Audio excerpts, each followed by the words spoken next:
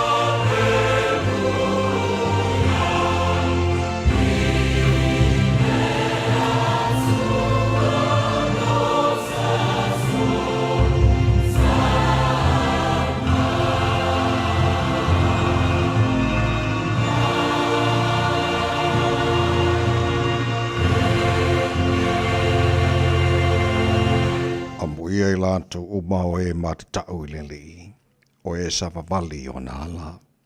A wae te ai me ngā lue ai o lima. E ia te oe le manuia i te oe fo i le lei. E whamuria mai le i te oe mai siona. Ona e lo atu le manuia o Yerusalema. Ia so uma o lo walanga. Vi ia lava oelo mātua tua. O le atua whaivavenga, o le atua o le wa mai e le asa fōu mo i mātau. Le rei Taeao, wa pese o vi inga ma le loto whawhetai. Ia ma mātou, le whale ma le loto Fiafia iau loto a, ma mātou wifo iu luma mwhape atu e pa ia. E pa ia. E pa ia lava oe le atua ma Malu. Le atua sirisili ese o le atua ma tautia. O le atua ma mana lava oe. O le tua e soifua ma le vavau e o lava i le whapavau. O le tua e la eile vi inga o Malu o le tua o e pulipulu le mātango fie. Ta maa whaaftai lau mea lofa. O le ola fau o mātou mau o le nei Taeao. Whaaftai lau o lofa o le fau a momoni mai le fau lau ngā le hatano. I le nei Taeao sengi. O e whaapopole nei asa fau lo lātou soifua mo le mātou ne yola. Mātou o liai o le nei asa ngafua.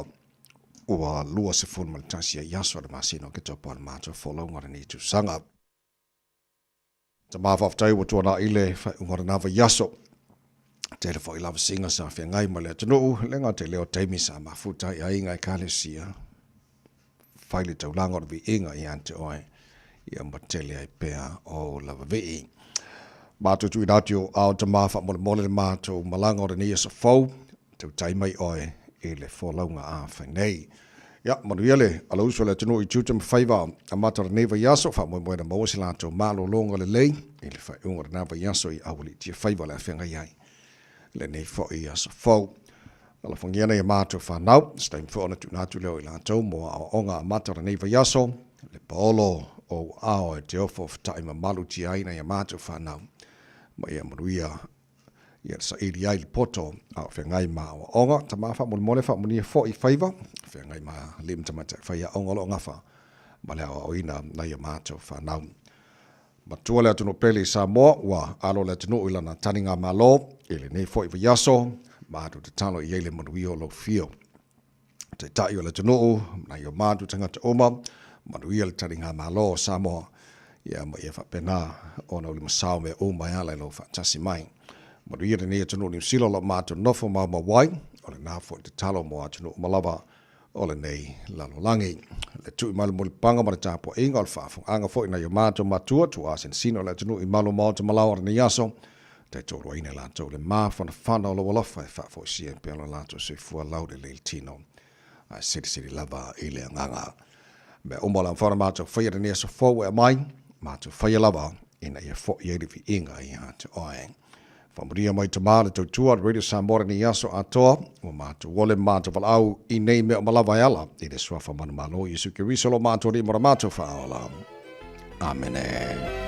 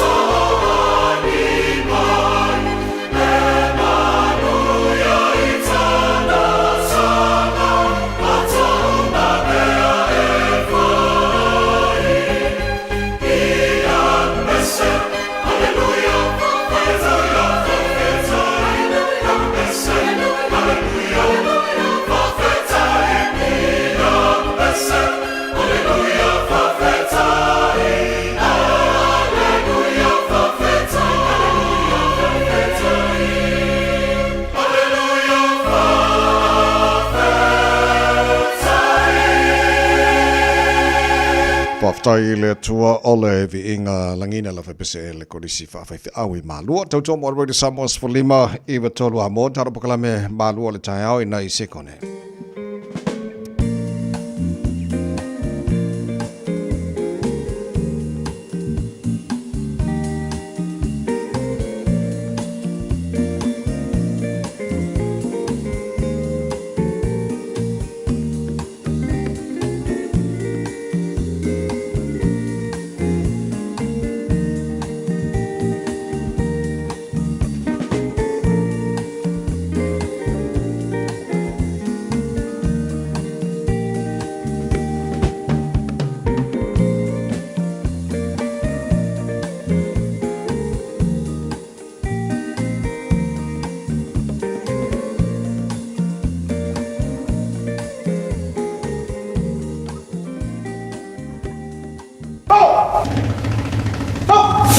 Radio Samoa, tasilima iwa tolu amo.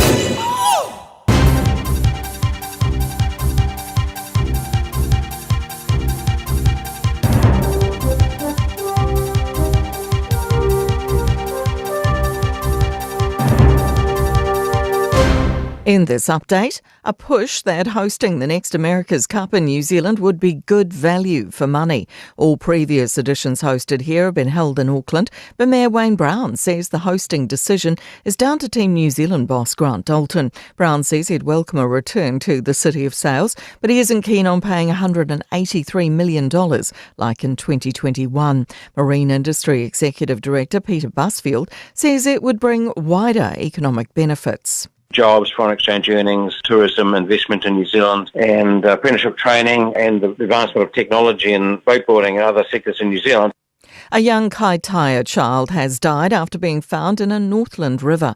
The child was reported missing from their home about 3:40 p.m. yesterday.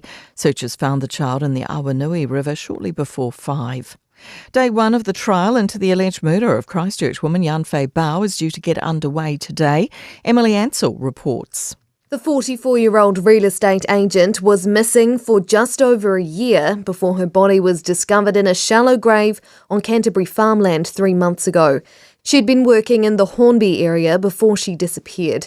Tingjun Chao has been charged over her death, with his trial at the High Court expected to take up to 6 weeks. Queenstown could be days away from being called a city. Estimates due out later this week are expected to show its population has exceeded 30,000 people.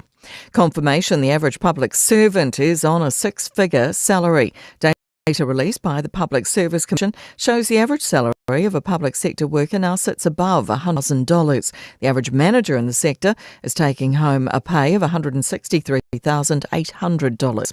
Activity in the wake of the sinking of the Malu off Samoa will be pared back this week as world leaders descend on the Pacific nation. Samoa is playing host to this year's Commonwealth Heads of Government meeting. That's news. In sport, the White Ferns are on the cusp of a maiden T20 World Cup cricket triumph at Dubai. They posted 158 for 5 against South Africa. The Proteas are 77 for 5 in the 13th over of their reply. A rare chapter in New Zealand's Test cricket history with an 8-wicket victory away against India at Bengaluru. They chased 107 to secure the win. The Tom Latham captain side have joined John Wright's 11 at Mumbai in 1988 and Graham Dowling's team at Nagpur in 1969 as victors in 37 fixtures across almost 69 years. Rachin Ravindra was man of the match for contributing 134 and 39 not out. A 64-50 opening triumph for the Silver Ferns over the Diamonds in netball's 4-match Constellation Cup. That's sport. I'm Jodie Gill. 24 hours a day, 7 days a week. Radio Samoa streaming live on www.radiosamoa.co.nz.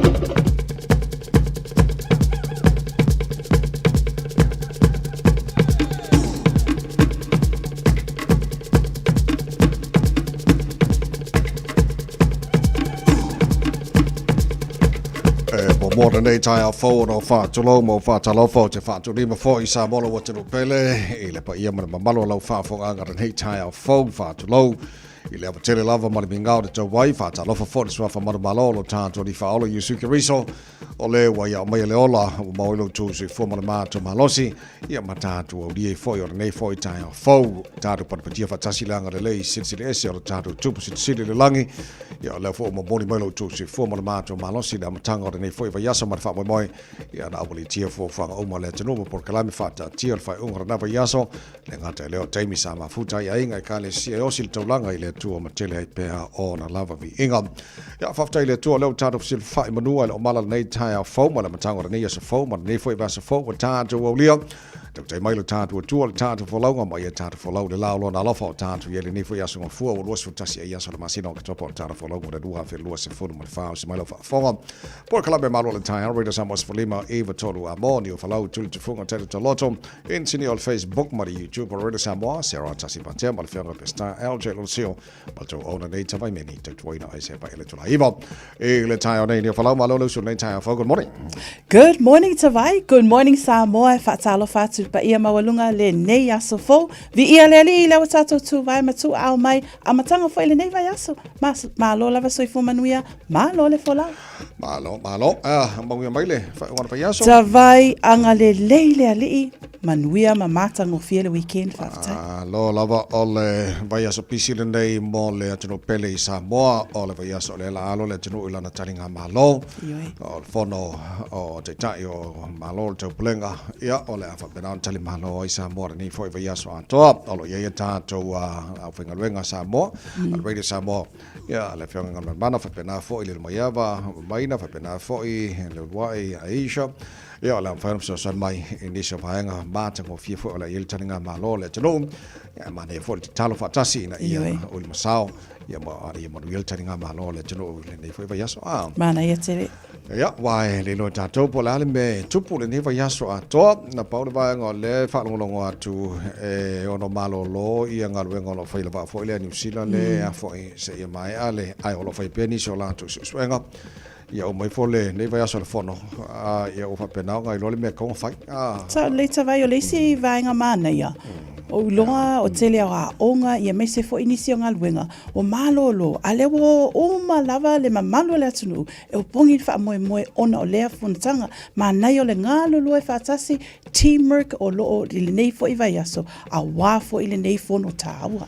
ia hala lei whamanatu le tano mana tuane sa moa lau te talo ina ia uli masao le taninga malo le tano le nei fo vai aso a toa nai mirote o le lui tau mo oil a matanga le nei fo vai aso o tātu iai toi kuata le fitu le Taeao nei o le tara pakalame a reto o le ola mai a pasta la whaere kopa e matai le nei fo vai aso today in history tara vavai po mena tupu le aso rosu tasio ke topa le tele to sanga vavai o le taina fitu le Taeao nei whaponga telefone ngar protania pe ta le fitu le Taeao nei nisi na o tara pakalame o le tula mo mo pakalame malo le Taeao le nei fo aso ngafua tātu li poti a mata malunga la wala le nei fo Taeao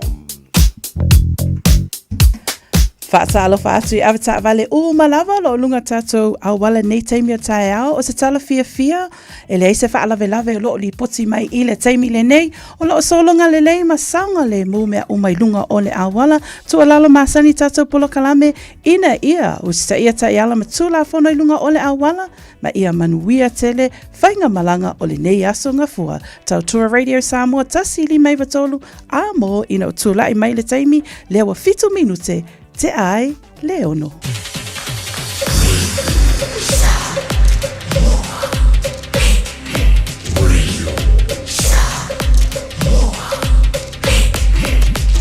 Tasi limoi vatu, amo. Ua mawhai ana au ina atu le tala o le tau I aso taitasi ona o le langolango mai a le Pacific Finance Limited. Telefoni o Valselau fitu whawha lua lua fitu.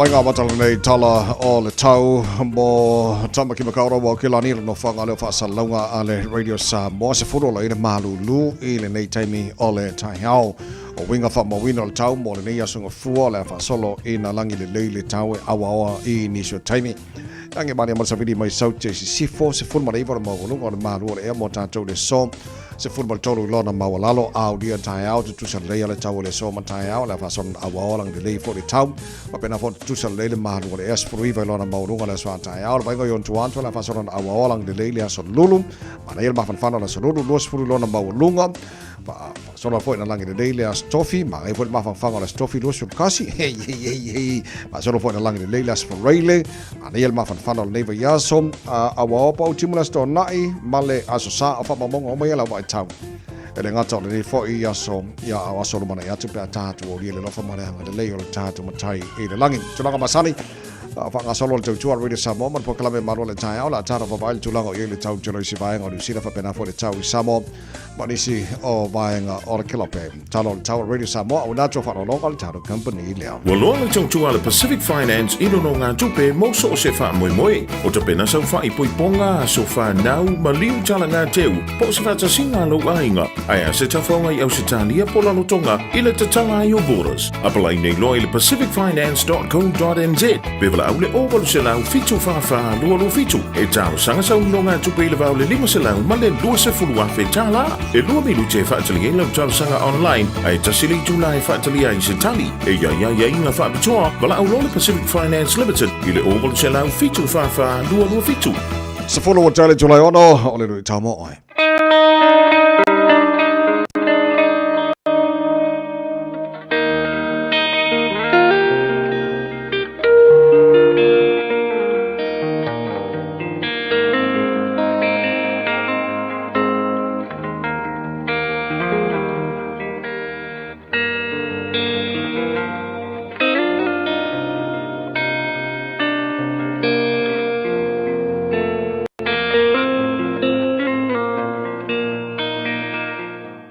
Ia, ele soa whamātango fie, ma le soa whasua molia o Yesu Kiriso e.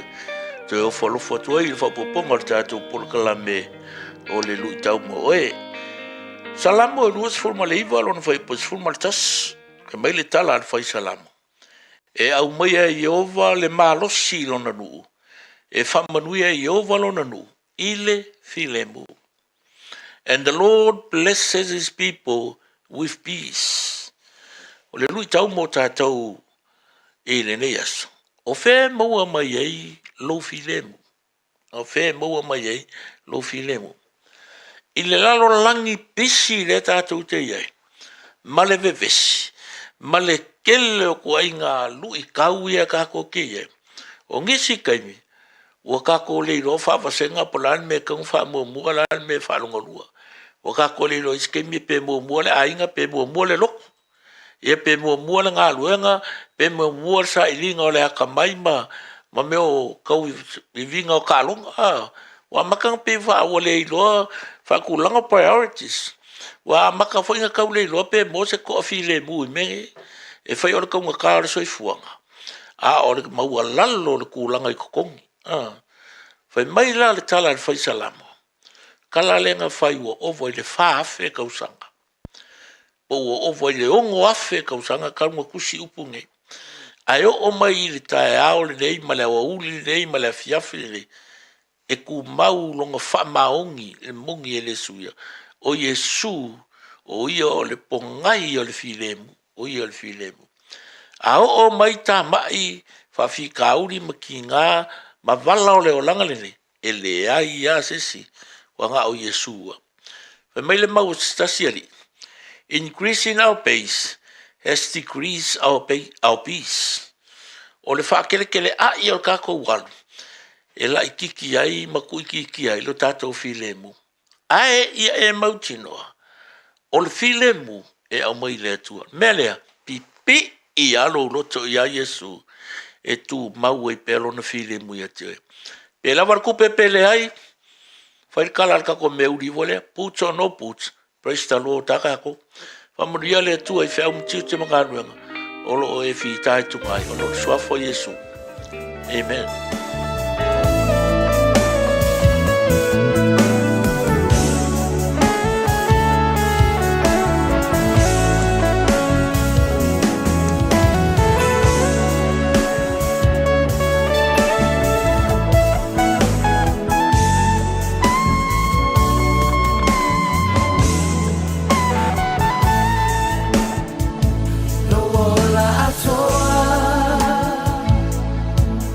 Ua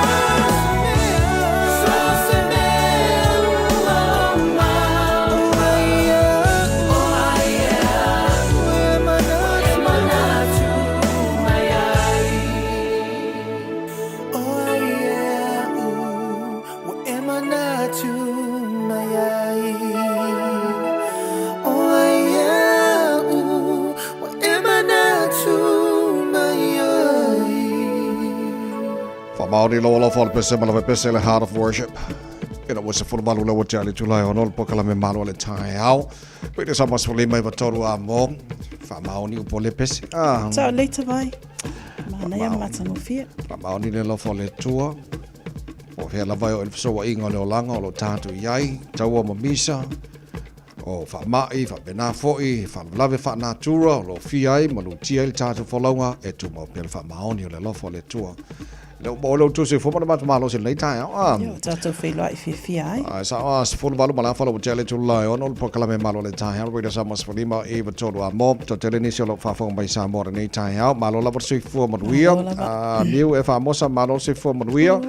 Fa tai motu sauter as Burton, to tele ni se fa fo mai fo le Taeao fo, malo la fa tai o ai fo Michael Schuster. Good morning, sir.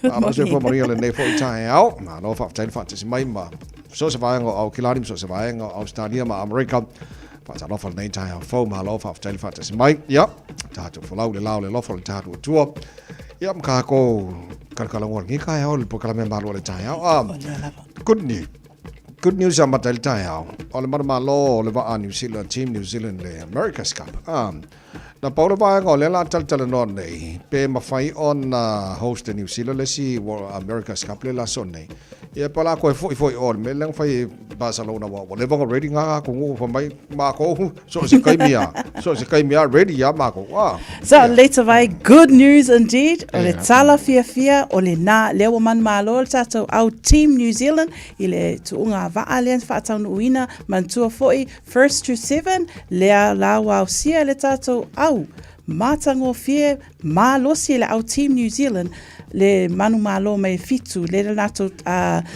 whaile lato tuunga ma le aulea mai Britannia po Britannia le sa lato whailea 7-2 le ala o se tala Fiafia manu malo le tato au e wha malo whaftai e tato team New Zealand le ala o sa uni mo le tuunga waalea will lava le sira fia malo le atu nuu America's Cup pe o se tauwanga le whaataunu uina le ala alo atu e tato au le atawai a e peona e ta ua fo ele nei Taeao I oe o loo tala noa ina le taimi le nei I to tono New Zealand mantua fo sa whaataunu uina le tuunga waalea I to tono New Zealand o se fiafianga tele pe a whai e whaataunu uina lea wha moe moe tawai mantua foi a whaataunu uina tauwanga wha apea o atu nuu mai whafo leo mai to tono New Zealand au ngā tele mole a ngā iluma tamau a inga New Zealand lea la o lo tala noa ina pe iai se awanoa le tala noa ina malipuru nuu au kilani taimi nei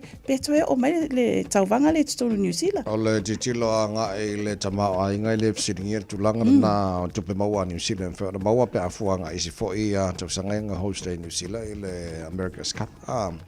Da paulo vai ngol titilo pe fiel tu pe faina faalu en faina hostai wow te loe e fatu stusana vai fa pena fo le o le tu pe spent o fe mo il tu pe spent mo le hosting on America's Cup I altu pe mawaia e shua ke le polo fiki mo fo le pe afu atu tu lango ina te sango papai la tata fa te tali le mo tino se tali New Zealand ono le fa mai al malo e titilo anga ele management al America team New Zealand pola se la tu tali fa mai le pole no au kilani Wayne Brown yeah o se mele lei but if at tali po fe mai mai ko pe source mai le funds e fa tu pe le America's Cup fa pe mana New Zealand mai tot o le si wo America's Cup le so nei in 2 years time ya lo winga la e kaunga wo kaung fa mo ku mai le plan New Zealand ya pe fai otherwise e ko fo ya ngai o Barcelona mai sia tunu la wa Saudi Arabia pensa o tato polo kala metal wild vai asana te nei ioe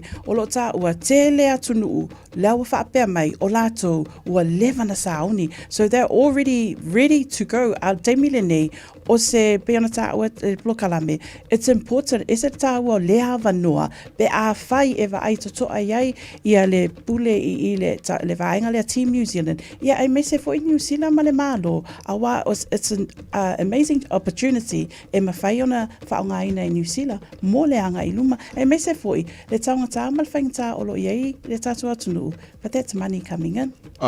Yeah, so tala Fiafia na matali tara bukalame ne fo I Taeao fo mene o scam. Na no te wham natu le atunu. E iei nei lapta inga misana tau o ngā lui tonu. O mene o postal, I mean, advice le postal union. Mo la tau o ngā lui tonu vaenga umai I tonu New Zealand. Be very careful and be aware. O mene o scam, o na pe na fia fo I tau sanga mawai, o whamanatu te loia o ngā tele a mo tātou, to tele tātou o ngā lui. Tono vaenga I o soka ingo meli, o kiriwa ingo meli, mo vaenga pena, but this is the warning from Postal Union ina ia mautinoa. Well, very be aware langa, le fuela ala tamari teimi e makua I kele ai mo na kau wha, se mana kau wha palea. Mai kamera kisimasi. E mai se ta ua le wanga I tātou mo aso Fiafia, aso le Krisimasi, lea la o se wha manatu, ma se whafangu, mo tātou umalava, lea la o ta ua mai le union postal workers, lea la o ta ua teimi le nei, olo o iai le scam lea po se tusi, mai le atunu lea o Malaysia, e whaapea, o totonu lava I le matanga luenga lea o le meli, e whaingo fia ia I lātou ona I loa masila fia, le toa inga meli le a mai tutonu, le whape o se scam, ai ui lea, o se whawhangu mo I tātou umalava, pe a whai e tātou te receivinga, le toa inga meli, ina ia wa ai le lei I ai, ona o toa inga meli le whape mai, mantua fai, o te iloa sila fia maro le atunu, le to o tele mea lea le chain letter, pe e whape nā se whautuanga le tu ina mai, o le mo le meli le tu ina mai whapea, o le tupe lea, o le a manu malo, o le prize mua, prize lona lua, e le ngata la le meli lo ta ua le nei Taeao, a o lunga lava o platforms o le social media, le e o se whamanatu ma se whangu, o le poloka lame I le nei Taeao, o lo ta ua, o le scam lea mai Malaysia, o lo o iei se lato tusi po se brochure, ma mea ia e ta ua o scratchies, o leala o le toa inga meli le nā, o lo o whaapea e receive e toa tele tangata, I le lato pusa meli, ina ia mata ala ai, I le teimi e receive ai. So ole mea tāua mara whamanatu tāua mō tātou I awan I se tia tātou le malu o le te Taeao langa mene I o scammers ole mkwai pupoko e whaasumalia I e whaapunga fo lele ne I a wawion tō sinai le loto ma le mawhawhau o le tangata. Ai ia se sila leile atinu ma ia mautinoa e leo ni vaenga tau whaase. Langa le mata watu ole mkwai ko kele o la kou na fia o lona wha ailea. Pole lona whalea ona a pia mai ko inga scammer whapea. Pea fwoi tau sanga o mawai. Lona winga tau na awea le ili tātou tu no. Ia, ma wana I whaasei nei tātou mai ma ko inga hiskupe. O vaenga tau wana na tau whapnatu na tino le nei fwoi Taeao. Fau tau tō mara wene Samoa Smalima I watoru a mo. E na waloa se furma le ono lo watai nei tula e ono. Tau tō mara wene Samoa Smalima I watoru a mo. Mar po klabe Malu le Taeao tātou I la matanga na neiva yaso. Sunga pepe le whapong mai Samoa. Malu la se furma nei Taeao. Malu le tino so se vai ngo Samoa no whapong mai ai.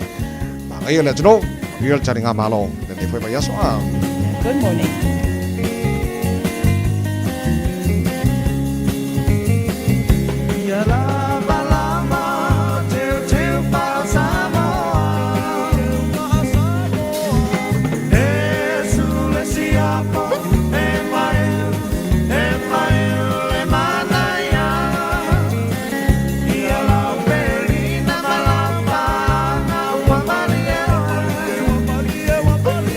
So we are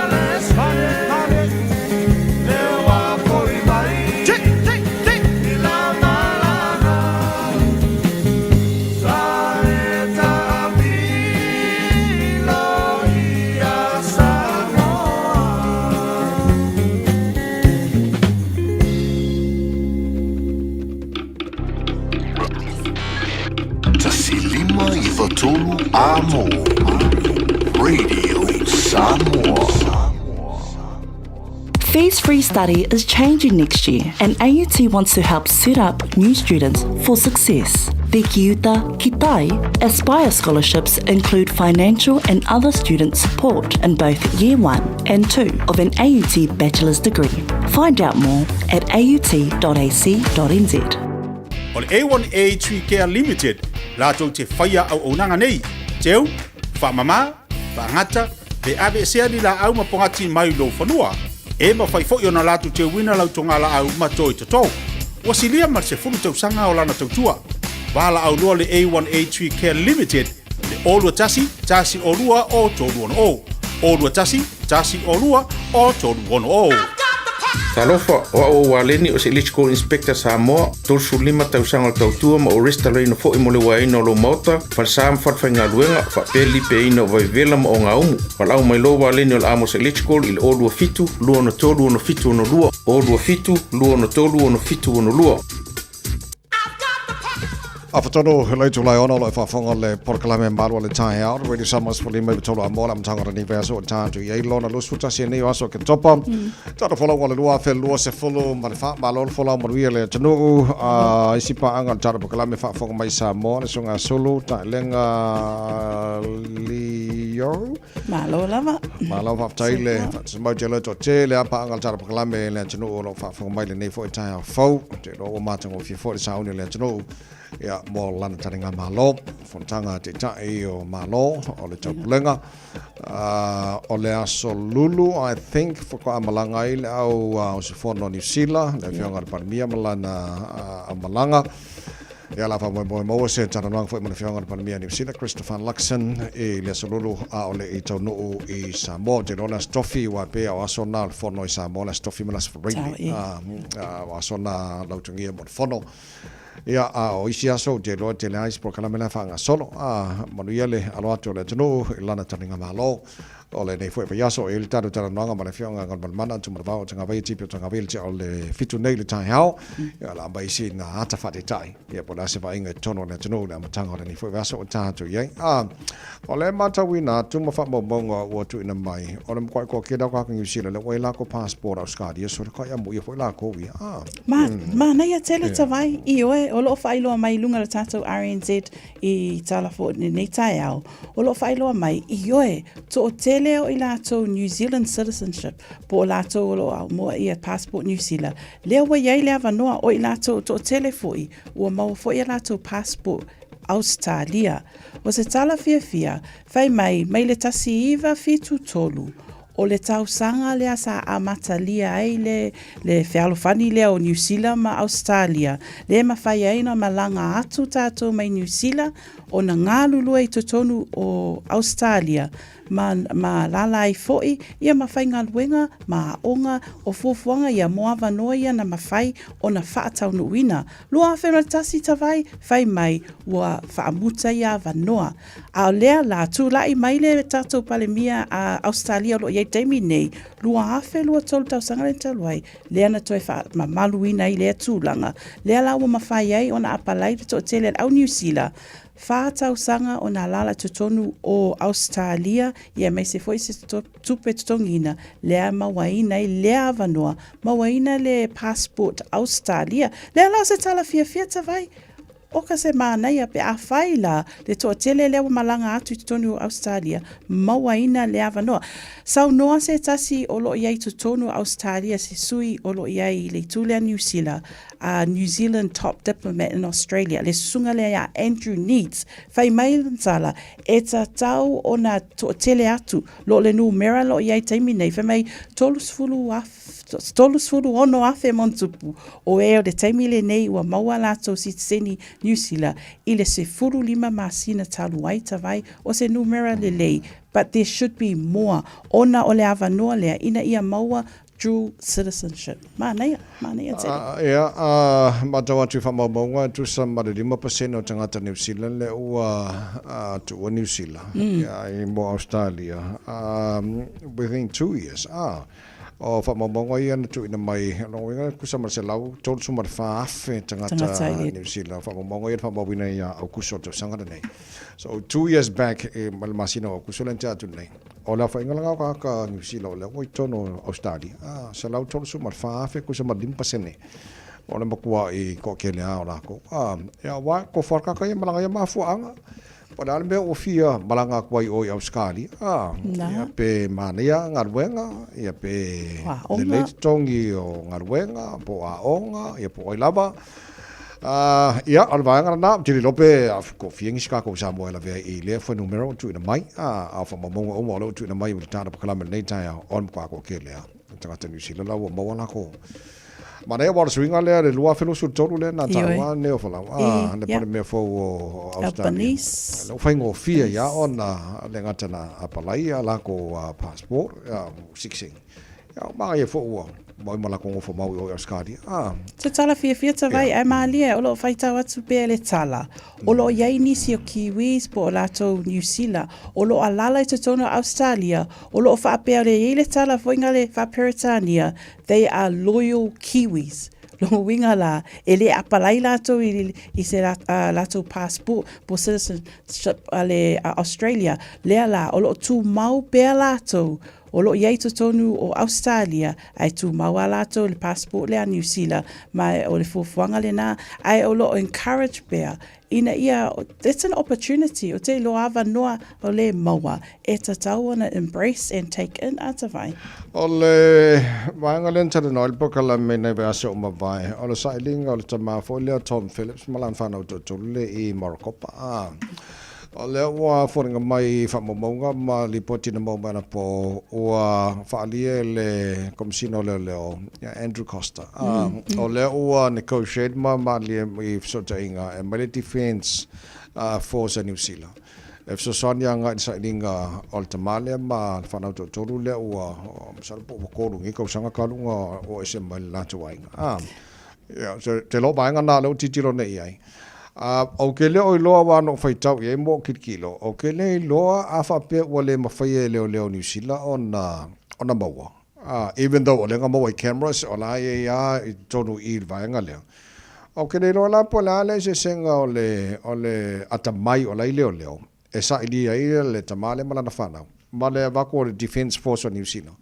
E ngā lue po le me mga mia le ko kero kangaka pe a e po oisi vai ngā umo le titilonga I New Zealand sa ilingo kwa le va mo ia so wa faisi umi tavai te sema lua o lua tasi le ha pe le sunga ya Tom Phillips ia ai mese foi o alo to tolu ia le ala o lo ta o temi nei pe ta o e sunga le awa ia tavai nei Taeao the Defence Force is ready access letter o Andrew Costa ona le tu langa le o loi loa I aita vai le whaitauina o le tātou tala le nei Taeao. I oe, ua whaisi lewa o ngā lulue li malo ia maritūlanga lea o taritonu, o lo iai nisi, o lo ngā lulu e whaatasi ma Phillips, ia matamaiti ia, lea la e whaisi whainga tā, po o te iloa foi, e iei foi le whaite tenga li malo, ona o alo to tolu ia. Ana whaapea po na o le tamā, ona o fuafuanga, ina ia o le whaisi to o tele o lo su e le taimi le nei, ai o le fuafuanga le nā, o lo o whaataunu upea le su sa ilinga, a li malo I le taimi le nei, al whaite tenga ona o alo ma whanau tawai. O te le o iloa I lau ai, o te loa o le mesili le nau I leo le whala Environment Defence Force New Zealand. E le taimi e whai ona lātou mawai nai, ia saonga le bui lātou umanei a mori poti, mori silfio le tanuu, o lo iei la au malo si lo whelua e ma Tom Phillips, ma lan whanau te tolu, o le pupolinga tele ala e fwene le puipuinga, o le saonga le mbu o ta moiti nei, pe ai loa il taimi e saidi e mamau, wa e ele maa salonga leo. E ono whai e Tom Phillips, o ngaka fwoi ua ieianga whamamau ngā soltula fono tuanai. O le polinga tele ala nei te ua whai sa ilinga ai loa Tom Phillips ala wala kalaka aku leo ma Defence Force il melai ona whai resa ngai o inga le manuia pawal mele na unau ia saunga le muta moiti ia ma Tom Phillips taimi ma wai leo so tarasia ia sausa ange lumai lunga le langi se musul kama o toma kama le o toma Filippo kama o toma Filippo what's tauna toma ia toma Filippo ia alofa mai mai lo mo ki wala banga ka fa o ko ile ko ka fa le ba so le ba mo ko ki yo fole le fi foi la sa fa ata vai ko ki wa o ko se ngaka nga ba mo ko ki ai ia o tulanga na so o le ba nga na le wa fa ideal komsino le lo Andrew Costa wa o mana negotiate with Defence Force in New Zealand let's move na le la so nei e sa linga Tom Phillips ia malan fa na to le lei fo o lo te pa tu la malo sin fa ngai na self Auckland le fa manu le mai se tasi wa ko ki le misi se mai aso o la malo sia ye o lo afiele community Pero tu langa le nata vai o lo o failo mai tato tala nei Taeao e iai ioe i tutonu lava pitonu le tato saute o wiri la le pitonu le ta ua mai e iai foi le vaenga le fa nga ina pena e ta ua le la au malosi ioe fa pea o le Taeao lava o lo failo mai sa fa nga ina sa vala awina ia tato ambulance i le Taeao le vaveao tusala o le po le astona i ale vaveao le asa i le tasi le vaveao le ala sa vala awina i leo ona o ai fai mai le tala e to tasi la to le na avel fale mai taimi le nei o lo sa ili po le atonu le mafua anga fa pe e lua vaenga sa envawi i ai to tasi tangata le avel fale mai ta vai ai pe o tulanga na ina ia mata ala se fafangu mas fa manatu mo le fafangu mo e mo tato uma lava ona le taimi le nei e ia fa ala lave taimi uma e mana tua te talo ina ia awa le tupu mea whaapea atawai o lo i le taimi le nei. Ai o le mea tāua o lo iei tangata lea i tutonu o whale mai taimi nei. Ia lo sa ili li malo. O lo o mana o mai leo a yesus e na zilfiani se whamtalanga winga le tulanga le tasi o lima le numero e mwhanamala au reference number 241020 lua fantasi o lua o / lima fitu fantasi pe ini se Fiafia ia ni se whamtalanga winga le foi whaalawe South Auckland pona yeil whai ngona aso no tōrere Samoa se whalema tola moe no to spuriva mino tolo talo le tula fitu o le se tātou li poti matunga la wala le aso ai ona batu e lolo tātou Malu o Taeao whananganga a reto leo la vai a pasta la whaile kopop le mai a whamiwhenga penino chief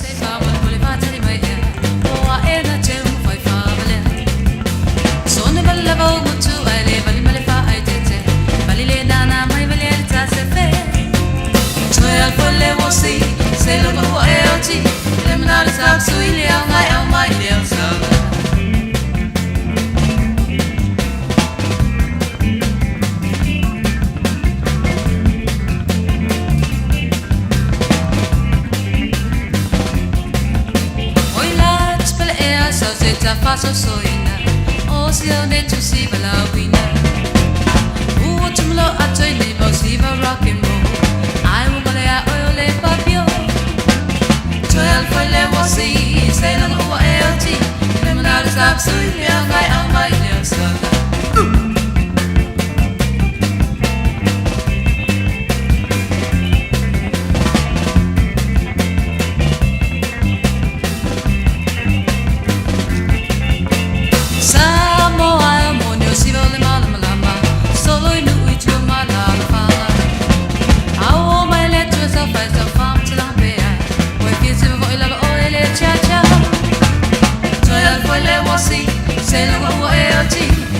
Stop so you ngai au mai le saga.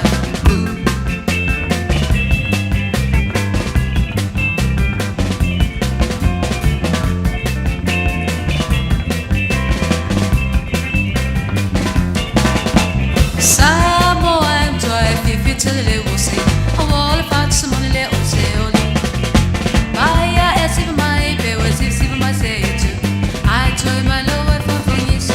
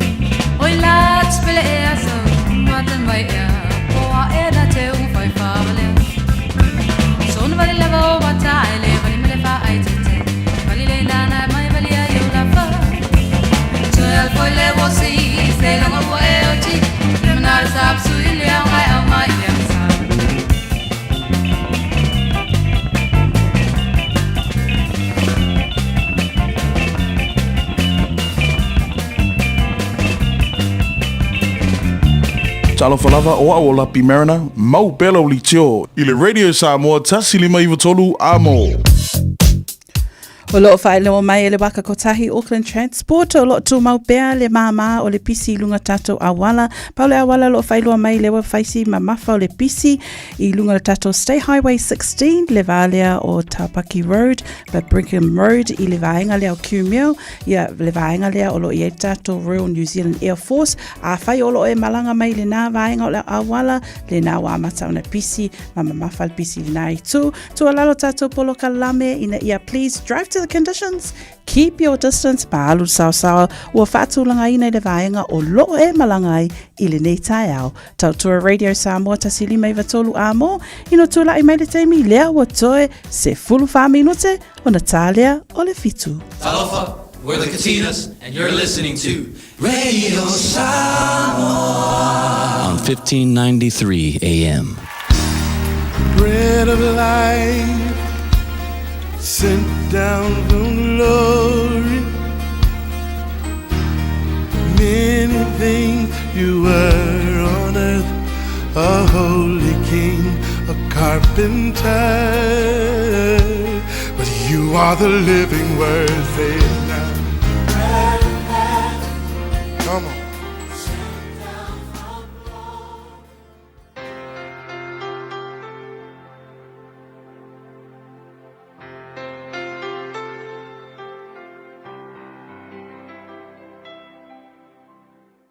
So for manuia le tatou atunu o mai le tatou polkalame o le areto le ola I le amatanga fo'i o le ne yaso le whaiunga le yaso o te fiafia e whawhiloa I tatou atunu o I le suafo Yesu lo tatou ali I whaola. O le tusia mata I o se fuluwalu whai upe se fuluiva o lo ia I whaupunga whapea a Yesu whai mai Yesu a whai e loto ngatasi se to alua o outou o I le lalolangi I se mea la te ole atuai e whaia lea mo I la ua e lo utama o I le langi. O le upu e wha autuina whampea o le mana ngai oio le tua I le loto ngatasi. Whai mai talanga Yesu a lua tangata e malilia whaatasi. I le whapertania malilia e agree. Mai a lua tangata e agree pe malilia whaatasi I se mea e tatalo maole atuai I lona tamau I le langi. Whai mai, e whaia lea e lo tamau I le langi. Pe a malilia tangata e to lua. Lona winga o le mana e ngā ioio le tua I le melea o le loto ngatasi. O agree pe malilia I ni loto tangata sidi akulikasi. To lua tangata. Al fesila o maho faufa pea. Ai whawhea la pe a o vatu ma le lua tangata. Pe se fulu tangata, lua se fulu tangata, tolu se fulu tangata, fa se fulu, lima se fulu, ona se fulu, se lau, afe. Whawhela pe a afe ni tangata e agree whatasi. Awhai e malosi ma power tele I a mene o le agreement o le mali lienga ni loto se lua. Ma o le lua e alanga o mai e Yesu le lua tau mai ai. O le tau ele o le numera la lua. Ai o le tau ua o ngi loko e ova ku le lua o le tasi ua tuu whatasi. Kalo whatasi, whatuatua whatasi, e paua la le melna. A whaila o kerisiano uma Samoa o e whatuatua I le tua, e tu whatasi o la kauloko, e agree se me tasi, matatalo I le mele tasi whataua nau I le tua. Winga, e makua paua la le melna, ma whafafonga mai le tua, ma sila mai le tua, I le agreement ala na whanau o lo tangi atu I te ia. E no ole mafua angole, whai tau le areto ona o le neiva I aso tāua ia o sa uni tatu atunu umo le whono tanga fo ia malo o lo whai mai. Wafau pēr, tātou te leo matua manino atoa I mata upu o lo o sa uni le whono tanga e tala noaina. Ai le mea tāua I tangata whatuatua, ai mai se oe tangata whatuatua, le atali I mana whawhine o le tua, tātou te tali tonuina le mananga ioi o le tua, le mele o le tatalo ma le agree whatasi o lana whanau, pe ese tātou ekalesia, a se ekalesia kerisiano o lo iai, e te whatuatua I le mana o le tatalo whai whatasi. A tātou mali lie whatasi, ma tātou tatalo whatasi I le tua, ina ia aua ne iai se mata upu nei whono tanga o le awhai mai e fete nai ma fionga le tua o lo tai ai tatou tunu ke loa e paua le mel ngā poangi mata upu e whasiasia i le finangalo le tua mo Samoa e a whaina i tatou tunu ma le whaavai o Samoa e whaavai i le tua le tama le alo ma le ngangapaia ke loa poangi maka upu e whasiasia i le talitanunga kerisiano Samoa ke loa ele ai se maka upu e lunga atu o le mana ngai oio le tua e pui ai Samoa mai ona whaavai ma ona talitanunga a wā mawhau whapea e leo tai uma se tulou e leo tangata maurunga uma o malo o mai ma malo uma o mai e talitonu i lātou i le tua soifua ma le mana tuto tasi o le upu o le tua e leo a mga ia isi tai ngā mea ka sia le mea e mawhau iei tai o le poto wha le lano langi nei o le mawhau ma meto tia e whau si ai ma tia e atunu ai le o ano tele i lātou o le a le fina ngalo le tua mo tangata soifua so le upu la mo tātou o se taimi tāua mo kerisiano uma Samoa e tutu whatasi ai ma mana tua le tātou atunu ui te talo e back up ai le whanotanga o le a whaia mai i Samoa. Ia umae o se whanotanga ina ia maualunga le vi inga o le tua ia ae le o le tuuina i lalo o a tātou talitanunga ma whaavae mau maututu e winga e le alo le tua soifua o Yesu, le tua le ngangpaia, le tua le tama o le tua lea na au maia tātou tua a i te tonu o Samoa. Le tua whawhitai te le lawa. Mātou te talo whatasi o i mātou wa lau whanau na e whetalai a lua ni tangata. Penga o le lua lava e mali lie whatasi. Au mātou tali tonu ele na o le toa lua i mātou. Toa tele au whanau i Samoa. Mātou te agree whatasi. Mātou watu o mātou atu nu i rau au alofa e te pui mai fesoaswani whanotanga o le a whaia mai i Samoa. Whaia o se whanotanga e vi i ai lau fio. Ai leo se whanotanga e solo i ai lo mātou talitonunga whātua tua i at o Yesu. Whawhitai Yesu. Amen.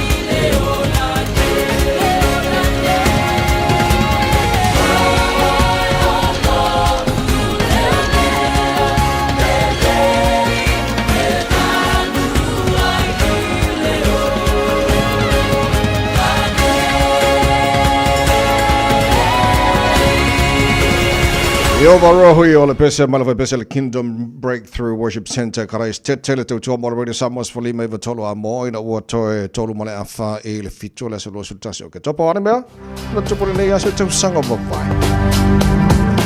I le tausanga tasi iwa ono wha o se tala Fiafia te tonu o New Zealand o i lato umalawa lo Fiafia le susunga ia Peter Snell.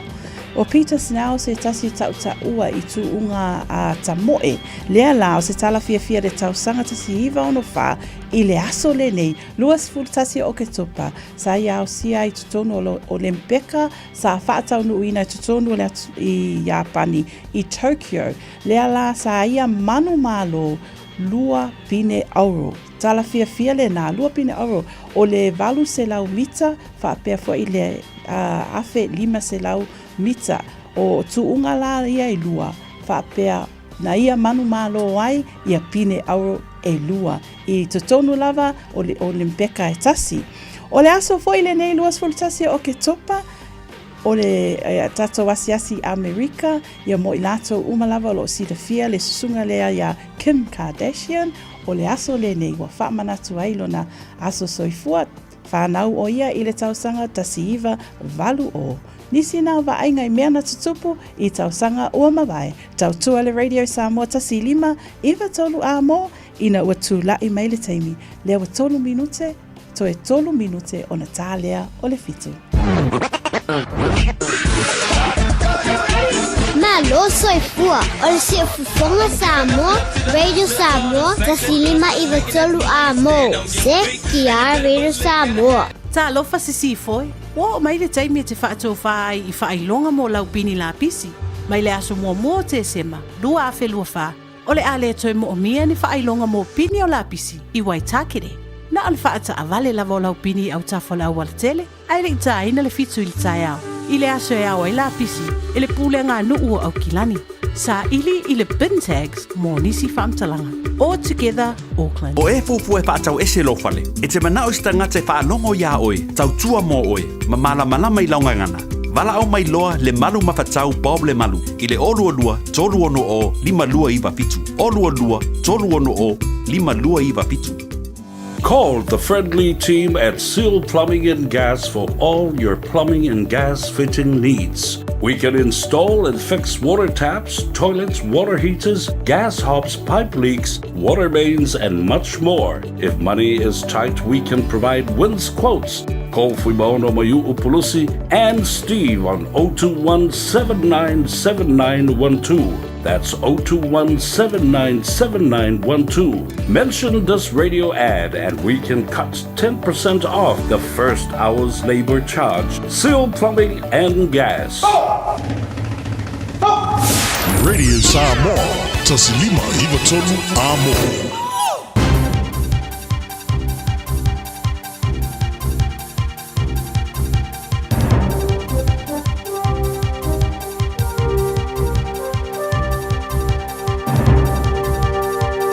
In this update, optimism from former Prime Minister Helen Clark over the social and financial benefits hosting the America's Cup could bring.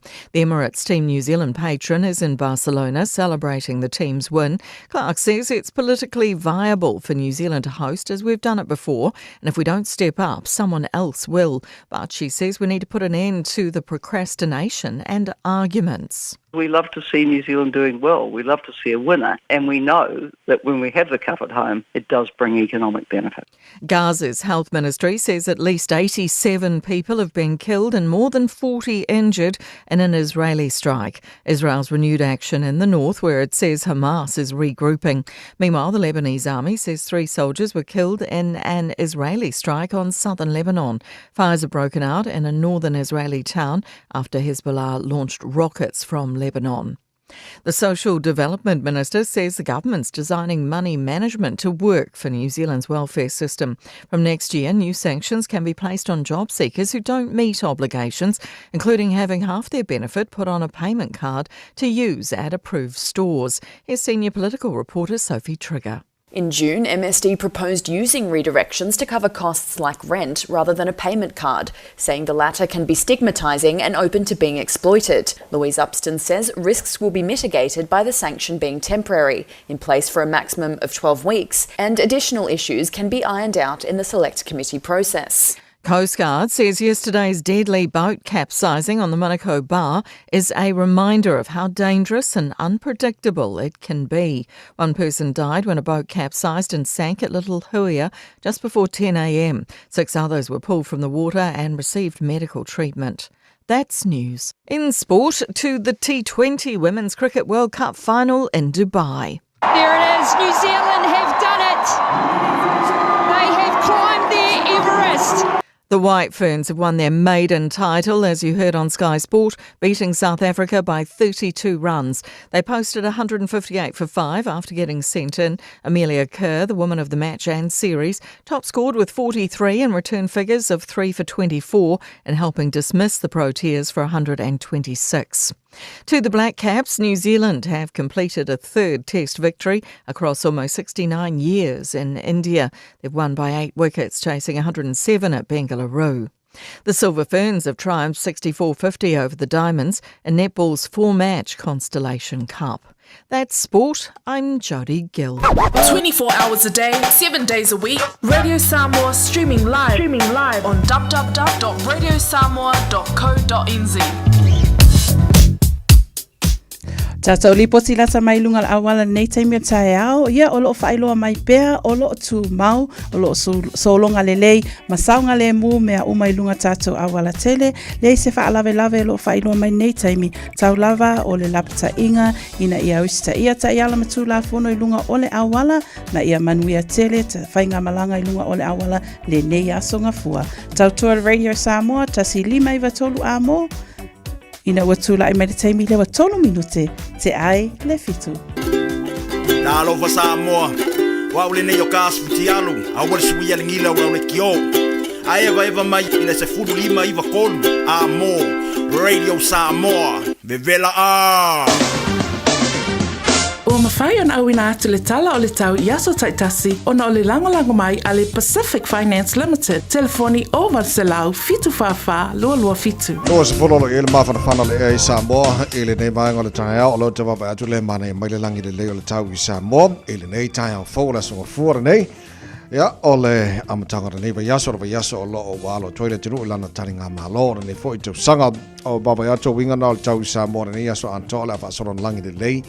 Awa ni so taimi tolu se furu mal tasir maurunga le vela le Samoa I le nei yaso los fa I lona mawalalo nei minota na tatu tala nofo I Samoa na fionga ngan mana ia na mai leo le antoanga tulanga ile tau baba ya tu fa mongo lo tu mai nei Taeao lai le mai tau I Samoa ia mo le amtanga nei fo yaso se mai le talo tau I New Zealand nei fa talo fa pa angal tana kalame so se vai ngol motu sauti lo fa fonga mai ai ile telo vai ngol motu sauti nei Taeao Nelson la fa sono awa le tau mo to le so for even mo ngol Malu le air timaro awa for le tau mo to pa una wanga ni so taimi la wa ulis for even mo ngol Malu le air wana ka la fa sono awa for pa timo ni so taimi los for mo ngol ma fana fa mo wina mo wana ka le so Queenstown la fa sono for awa le tau mo to le yasos for Malu mo ngol Malu le air ile telo vai ngol Dunedin so point awa pa timo ni so time sport fit mo lunga le Malu lu fa mawina mo Dunedin le so male ayo funga la aude ayo kariso kara stete good morning malo se fo mo rio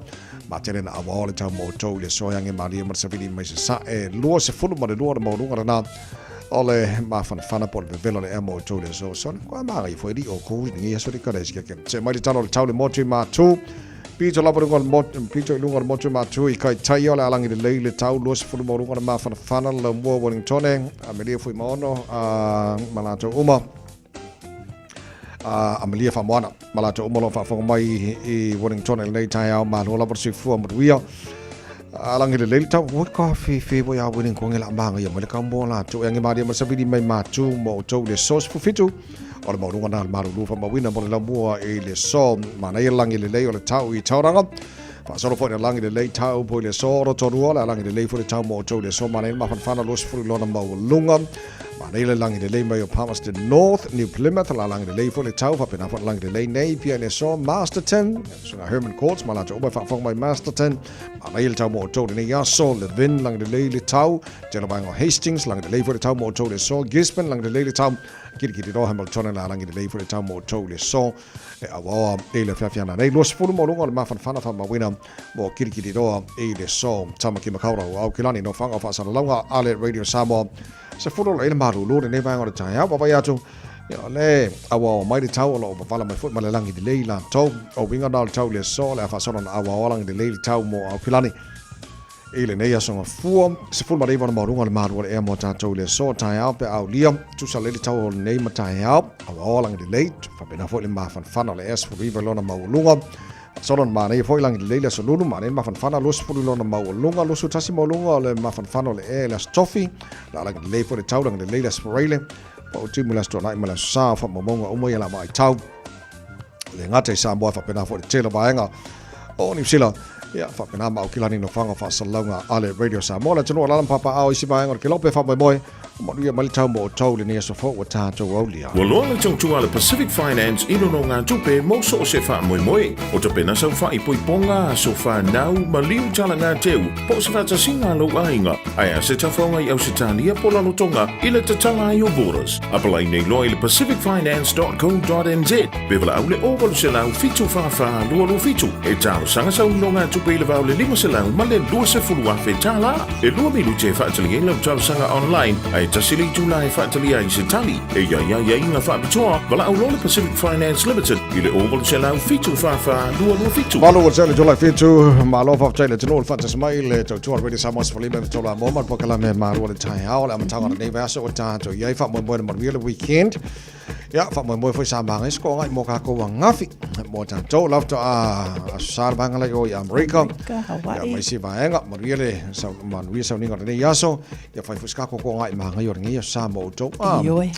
Ya ole tulanga na lo yai ole vayaso pisina nei Samoa le opo male le sirfia le tunu ole aso ole vayaso le taringa malo Samoa le chokam le fono te tai o atunu uma o le taupulenga ya ole o tani malo i Samoa ne foi tau sanga ya tau si mo le taringa malo le tunu i ole masame oma e ala fa se mai ole tantu tua na fa na tu foi le tunu fa mo man tuane Samoa e la e le talo na ia manuia le taringa malo le tino nei foi vaso tanto ia na mo ska ko ki manga yo ngia so fu ta leta mai pe na ta ua on nafi to nai lo winga ma nei pe a faise tatu polisi ana ia polisi a lo le aso fu ma nei tele a lo e tu e ma nei berries so se berry lava te fiafia ai ma nei ale na tu la polisi ile nei Taeao man to foi polisi ma nei ana fai ile ulo lunga le onga omu ale ai le o ma nei te ala luatu ale supermarketi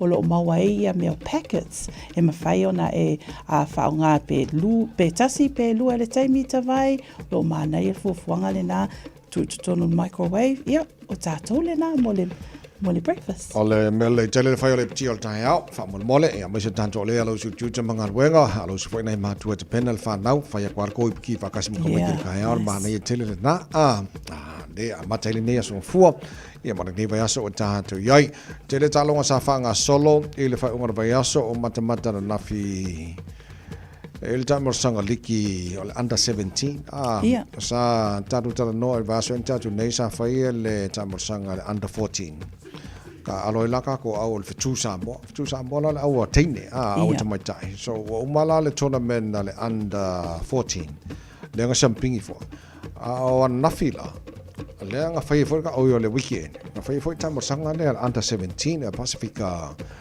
Youth Cup so le final for ile our for two Samoa ma under 17 mal our Maori New Zealand Maori so se ka longa fo nga mangai o kikiro ai o kikiro la lo for two Samoa le ngim kwa mangai ya ole la na man malor ka ko au le for two Samoa under 17 angafi le fo champing me la ko mana ya ale fo santa along ka ko for two Samoa ma le au tonga le fa ngor baso i o ya skadi o le maua kula pona fai unga kalo unga ngapi ma na ia tele talonga tawai na maua sia ta mai ava noa na mata mata ai ese le malosi ta alo fatasi ma na ia le vai atu i le tatou au le ale fitu Samoa le ala o le tala Fiafia manu malo tatou au le fitu Samoa tolu se fulu i le se fulu onu ale au le tonga malota o kilo ko mele lo ile au le tamata e tatou au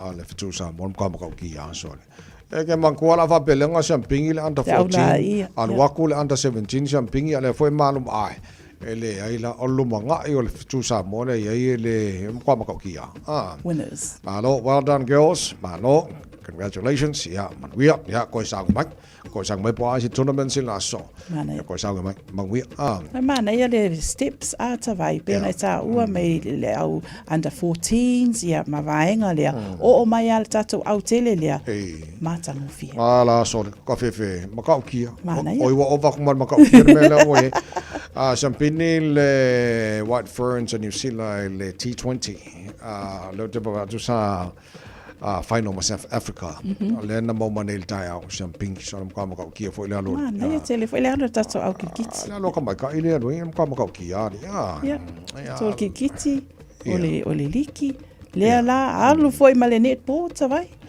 mana ia le au tatou le kiwi le na alu le ta alu Silver Ferns ma le au le Diamonds a Australia le foi se tala Fiafia o le lato Constellation Cup first of the tests le ta alu nafi le man malo tatou au le Silver Ferns onos fulu ma le fa I ai le Diamonds e 5-0 so le alu au le tupale ma tota vai ma na ia talonga le weekend so talonga ia na fai le Pacific Championship o le liki le fai ngora pai aso le vai ngo le ina ta alo I Australia matonga mate alo ma Australia man malo Australia ma ka longa ko ma ga ia ka longa ko ko va kul malo se tonga le im ka ma ka kia ya ele kiri ai os kadi ngamalo ma ga yalla ko o boy foi ngalo musingir le foi ngor kalo le ko kiki ka ngo mai ole mana ia mantu foi ole au le Australia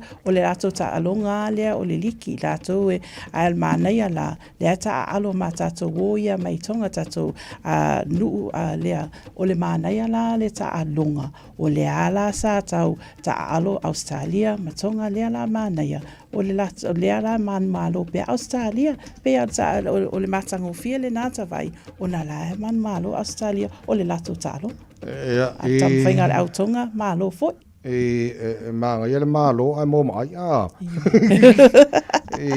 foi so kikilo se kopia kola kikilo I ole talonga tonga ma sfurbat Sforbaru le ia Australia ai le mata matonga sa so ai mata longa fiti ma ale au Papua New Guinea ke long mang malong Papua New Guinea le au fiti ele fa ngol talong engi ska long lo pikol o tato le na tato au ale to umanta au le tato tu nga va man malo ia team New Zealand ia le na tavai tato talonga na monita ya so nai talonga na mo le fa fong manage no pe on fa nga solo fa ngor ba yaso to radio Samoa Falima e wa toru amo ina o se full farm na fa le wate ai nei ia le to la e fitu ole anta to fa solo to le fa pong le tail bo kram ngam Portania pa mai fa nga mai le high school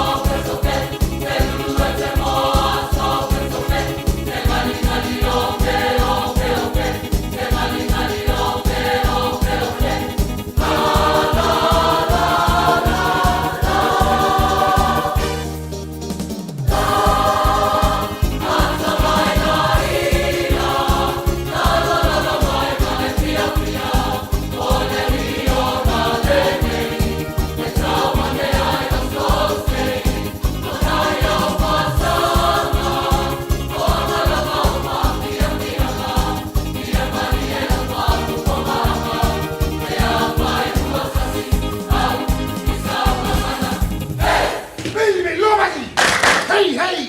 Just think a minute. It could change everything.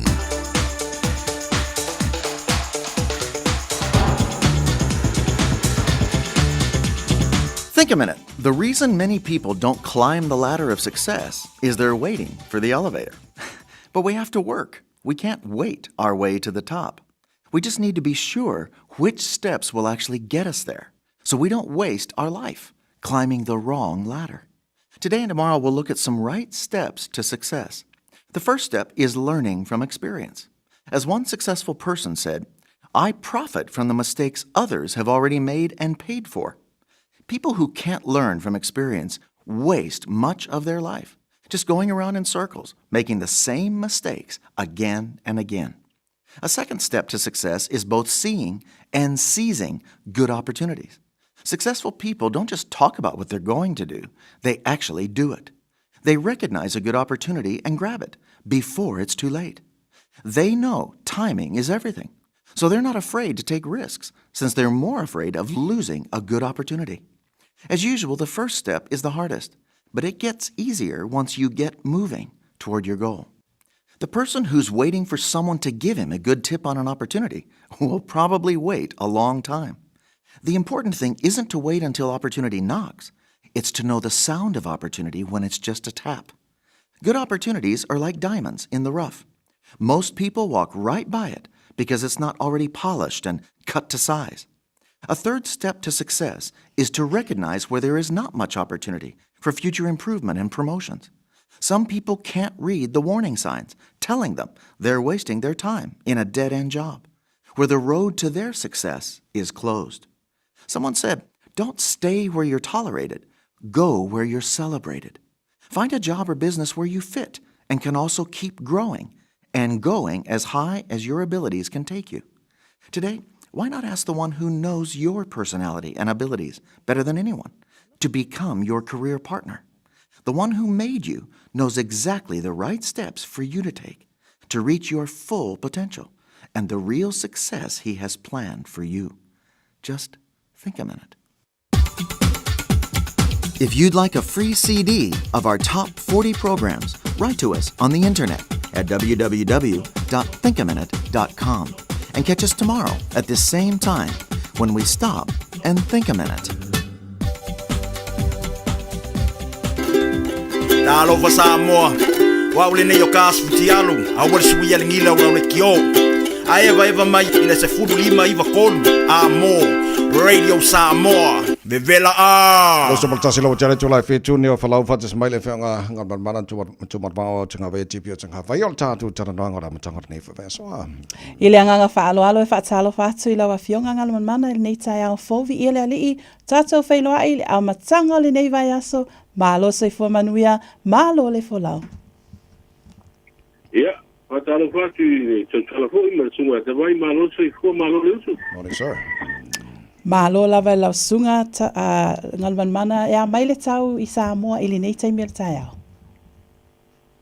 Wa e presidi mai le tau. Ya, wa o lesa ye ti mo ma pan pa marsia mai matala o le pa mo da sulen te nei ya. O mai ya le o la te no fo I ti mo ma pa malolo. Ya le o mai na wa pa le nga uma ya ti langa na. To ma le mai ku taro tau tu le mai am tanga ba ya so on tanga. O wingo le tau mo le songo fual nei o le fa pe mai le official tau. O au sa vidia ni mali o le to lau sa vidia mai matua nga I le la I to lau ya po sa vidia I matu sipo. O le official tau tunu mai au mai au ma timu I lungo le tunu wini so taimi. Mo por mo sa va I mo le am tanga nei ba so le songo fual e official se va ngol langi au. Ona I timu fa pe widam pai TV o no ia ia mai ma tele ia tu mama. Ia pe o tana na o le tau o le aso kua le tātu mutunu. Ia, le se me wha pole nei o mtua ma ngai au tau hui mara mtanga o le pono a malo o tāpurenga. Mana ia tele whaftai lava ngalo malmana. O tā ua lewa tatala le isi ngaluenga tele o le falele a mo malanga o vaalele la iti. Lua se 5 miliona le tau. Pe mawhaina e saunoa I le itu. Ia, o le baso le te nei. Nena te talai ne ngā e rea nei nga venga kasina nga venga ta ngotele e sa tara la stoker va so le umvaine e ta tu mla va le I wa malo ko lo wa osuya sa kasi mo ma I te vai me tau sala I de pa nga tu le pa e mamalanga uri o tu sina ma vai se tu na pa e nga malanga uri va le lai I no fanga le pa e va lai mo pasesi ia o le fa pe mai le te o le malo e o malanga ku ia va le lai tin pa e na malanga tu isi mo tu o le Pasifika tau le tamai ia ai mo fai hulana a va pe o tu tele I le no fanga au tu ia na vele va le tele huia na po o foi fitito fitu Barcelona e fai na tau no ko ina ile no fanga ko le wa mai on fusia ole tulanga le ko ile fa ilo mai te hermano asile nga nga tele le kulenga blaba le fa tu pela vela tu Samoa usu 5 miliona ia na fa tu ko ia ele kulenga le blaba le fa le mo ta tu malo te wolo pa do ria te mai mo la ese mere te no le VIP lounge ia asile nga nga tele lo bingo tele tu pel pulenga blaba le te vai te usana ia no winga kasi tu tele le walu ia ko nga le o nga nga tu ia mo ta tu tanga malanga ia ta tu di hibuni blanga me ta pa mai ta tu pe folinga mai ngon man wotele ala mar swingo el mala vale fa ka ko tala no nga va yaso fa umanga launch le VIP lounge to no mala vale ka ma mo ya mala vale lo ka ko ngo ye di Io, uva ia tu ia o te io ia wa ia tu ia am tua banga la le pa wele le wo ia le pa le mo malanga va le lai o ese banga pa le va le tu si va pe se si le banga me va le wo le tu sala ka tu ku na o va a le la ufa ma nei mteu o si e lo nga lo bi ko tu ma le ya la va inga le ka tu me va le si tu le o tu atu le papo le si o le mala va le ato na ho ye na pi si ni si da wa pa tu I ta po le wala de mo me o au na ho le ta va le fa u le po rental cars ya o na we na li si na ele ta tu pu le va le ta si na va inga ma te mo pi mo ye ta tu mala va le ko pa so pisina I Samoa lo fenga ngan man le tulanga ele fono te tai malo tau plenga o le ase ta penanga o ia le autostala wa pe fa mo le silfia o tunu I fafo ele ngalwenga lo to ngalwenga na o le ase tulanga o ta penanga le autostala I Samoa o te loa tu stala ko kele le media le va mai dinga o makwa o le fa ilo mai le mai te pa mi le sa lo ko na mai te le matu filo inga le ko ile le tende wo ba ku mengu mela sa fa pe o le mela na o itanga tu stala pa sa la o mala mai wo ba limits no winga o makwa ma te de amere so so ye tu stala o le fono ia male o mai I po le tala I va ane ngoto I ngata I atu nei tu maro sa paka masi ubu mai te le ai si vaenga le te noa le fatino le pulutanga le va so atu e te le tu langa le interest ko le lipo ti ai mo si le pia le lalavi ai mo ta penanga ia le tatou besenga I le Samoa ia e nuana ia so ia sa pai hui sa o ngal vaso le te nei te pena le lo te fa de ho ia o lu mana I le va ia so le fo pa tu pe mai ho ida ngal le o po kala me so spaniel mano stadia ta world pack ia wale le ko ia o to tele nei banga ho yo ali mutama te te bo le nga lo nga wa wa ia mama tu nei wa o tauna li kai ta ma tu ia ko ye e lango ma ina so ni ai tu lango ko in fact no nga wa to te le la to pe o fon tanga te le fa pe nei pe la tu te ni mo le ya ame ko tu nga ta pena le ya fai de le la tu la pa lo awole Fiafia fusunga nga riste wa te ro a o le siaba o e fa tinga uru I o vanga le security yo ku ia ta fiopi ya ai vai mana na le ya ge mo kwa sa I le vi se tu ta pu la na o e pia sitting ia se vale mia ko ila o se tasi o mista o vai pa pole malanga pa ila ia anoa ia le pala udo ino ko mata upo la pa pena o le to pie de kono amano ta pole le to sa tenta tu tari malo wa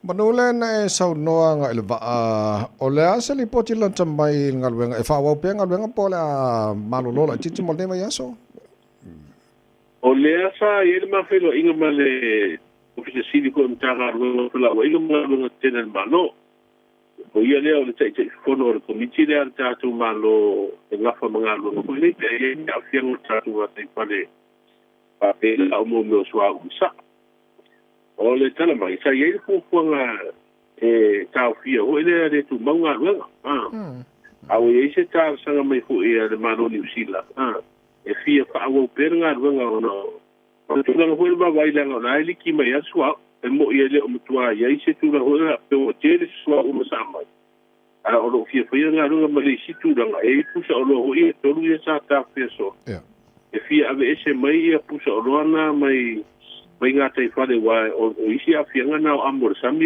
o na e iei e mo meo amo e sa o mai e mo meo pusa o roa nei ma pauri ai o le si ratu langa nā le lau whape mai le te whanor komiti o lau umana i la tu whiro ingo hui whai mor vaias ia maksini ni ai si whina ngalo hua komisino leo nei ia manua i oi mai e whaamo pera ngā ai e la te milianga o la iei wa ko nei o man wau i ngata i whare o i tumaro i oro a fia ni sio nuku ma fio anga i le whaabravele.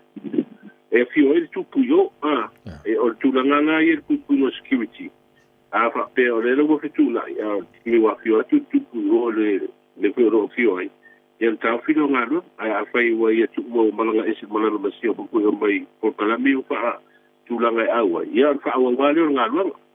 O longo winga ko nga me ho le off and on ya o tu langa na ai le wa sai pu fo me tu ata o fianga runga e diverso ator fono ya le lo to tu la le la fa wa no tu langa ya Malo lava whawhitainga lon mana tari tonu o se vai aso Taeao i le tato atunu pere Samoa ai mei se foi o le a whaamamau fo i tala wha solo pito o le tato atunu o le ala o lo o waldea wa matua sauni lava Samoa a wale fono a mahaloa tau pulenga me whaina e sauno e le tu whamulimole. Ia, alna wa tatu sauni wa le wa amate le so ia disi o for tanga lai tipo side events ko tele o side events e panga solo liva ya so o le usuia kono o tua ngai pa mo liva ya so o le sauni o Samoa ia tele tatu tapinanga ua Boto sanga o palolongo per pono nei ma amata tapinanga ia patino ho ia tapinanga umai le ngate le loto i pale ko le pulenga mano ia pulenga ko tonu ru ma fi anga tatu sunu o lo lango sua ko i pa mo ia mo telo o me o tabai ma tu sanga ke mai i sinu mo kwa pe o lo tatu o ki si masi ia ko to solo mori e mo oh, mo ka kia ri te unga hu ia nu ma fi anga le tanga malo nei a te no e moni ai o le tala pa so Peter tatu nu le ma tatu le tinu le tiki mo mo al pacifico le ua te malo le kono nei malo tatu le ia tasina tala ave ko tatu nu le la ia mo tau so ni fu i le atina al tatu te mau ai ngai i le atina ai no ta fa ai malanga mai ai ta fa tatu tu no ma fa ruela tu se le ai o le tulanga i e tatu telinga malo tali atu e fisi o le tatu sam ala le se mai ngala tele wale ma ua na ia fi anga fo ile le ia fa de ngala po ti ave no ma ni sili poti e fa la ko sorka va fo le ia ma fa to fo ia tunu wa pe o South Africa ele tali lato o no inga yo kwala ku o inu ia e fa fo nga ia la ko fa adinga mangai ia ave mangai so sang molato ngama ele o ese por kala me vole va pe e anga i usunga fono ele pelo ai inu ia o be malato au tu ia la tu tu mo ko yo ai me tanga malo le tu ele ese por kala me pa pena ai o le sa whaelo e le tamati pāmia koe na o siri ai ni sio dusta.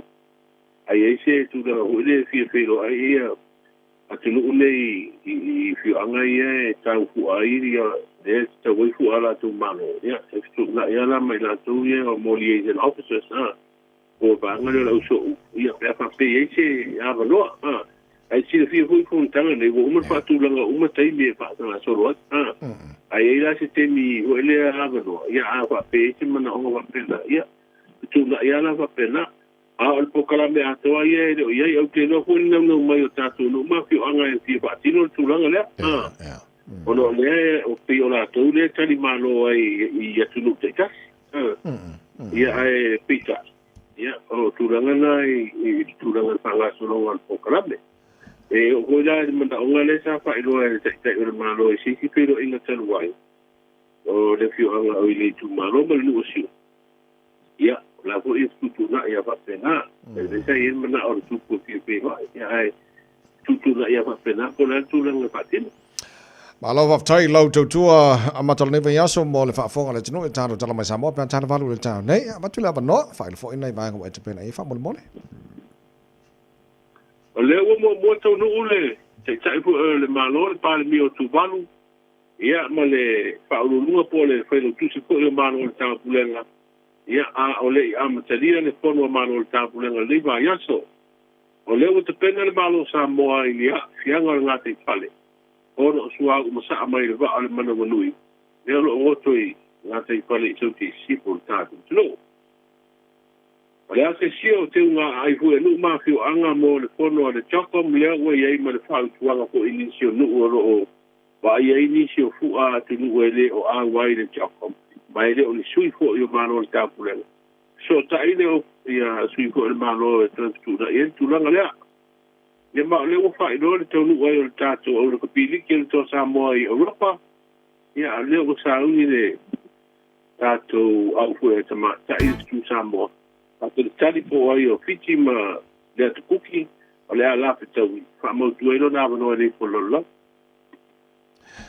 La fianga ngan man mana fa maro fa te tele mole nei Taeao I le to mai le nava nga le tato nga wenga ya mo yo fai va nei aso mo ia fo I se I whakarikari wa fere ka ngo ko kupu I ngai sam o le fa mo po le so lulu le va so nei le tonu mai ai ia o le ho au mai le te vai le po kana me ko yo o le va ngo o fa sa long tu stala e a wai I vai ngai se se por karabe ia o wa vai te le lisier po ia wa ko ia si me va valvale me le manga ia le la ele o me la per ma tu ko no Taeao I o do official le tanga lo vai fa como fa to ia se I ko tu nga ia va ngai wa lo ko ka ko pitola au nga kasi ale me le kaudia au isi me le tate mana oi.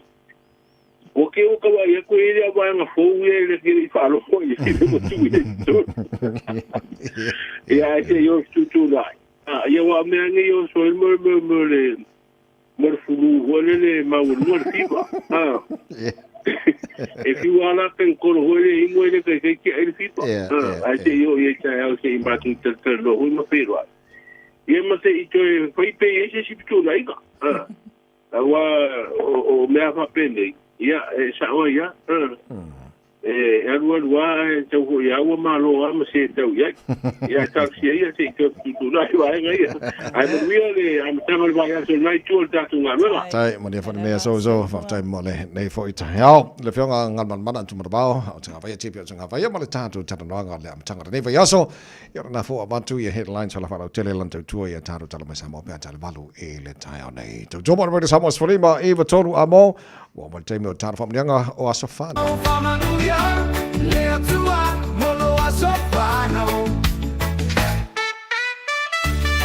Pomnanga swana wana songa fuara nei luas protasio ke topa ua matala le telefoni pe ama whana e whanga ina le telefoni tolu fitu tasi nima iwa tolu alo mo fuela manoi runga le tato I meli Ile on air at radiosamoa.co.nz Lo no fuela runga le tato Facebook mari YouTube Radio Samoa wala manai o mai lo pomnanga swana wana nei fo I Taeao Lalei amatama lo pito ni o Tawai e lea e lei tau nuu mai le vaa lea o mai asa whanau I le tu lea tawai. Sa ki whalau email I whamon mo le pēr I le whamlianga leanga rakurka ko email.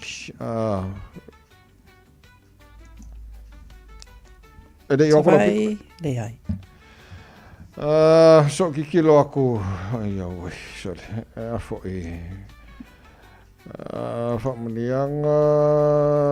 okay, here we are. Vivi whaia eo mātou loto, manganga ina uam whai isio mātou tina peleina. Ia mo onga lo keni o nauria mai malamanuia le fitu se fulma ne ono nei o tau sanga o lona soifua. Tina, o le mātou te talo I alofa le tua masanga tulu I atu pēa nisi aso se tele, whapopo nisi aso lo soifua. Ia yelan whamalolonga I le tino a siri le nganga o mātou lo whaanga I le mawai mo oile tina peleina. Mai a Naila, Whamanu, Isabella, and Antonio, Malu rewa. Maru ia tele lava lawa soifua tina, maru ia lawa soifua Naila lo moonga lo keni. Ala lei fo I oisisi whamanganga lopi ko New Fora. Tawai le aso luas fultasi o ke tupa. Ia, polo o tama whai mai bea. Ia, le lei, so koi kirikilo aku I kia ua ise maenga e misi aku e kia usore. E le aila e peia e fōringa mai o mal au whai asa whanga o le whongo le whaisa mo. Ok, le lei e a fo I... Ka so koi kirikilo kasi a kia ua ise maenga e misi. E le aila, ka konga. O ka konga, manui nei aso nea whala. Tai lava tawai, whaftai Samoa, ia, manui a lava le nei aso ngā fua, whailua I le aso a Taeao, mo le nei taimi alofa tele atu, soifua, ma ia manuia. Pese mo le punia lava a, whamania toi le pūrenga ma la whenga wenga, ale, rege Samoa, ma le pokalame Malu le Taeao, mani o tele la mo tau wasa whanau le nei aso, e no toi lua 10 minuto lo jora talo le tula walu, pokalame Malu le Taeao, rege Samoa sfalema, eva tolu, amo.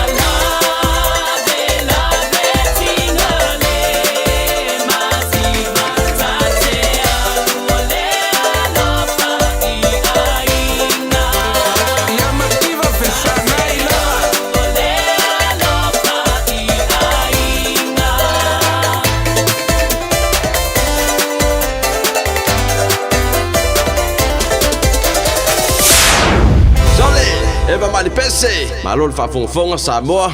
Malo fo ile eva ile musika. Radio Samoa #1 New Zealand akoa. Simpson.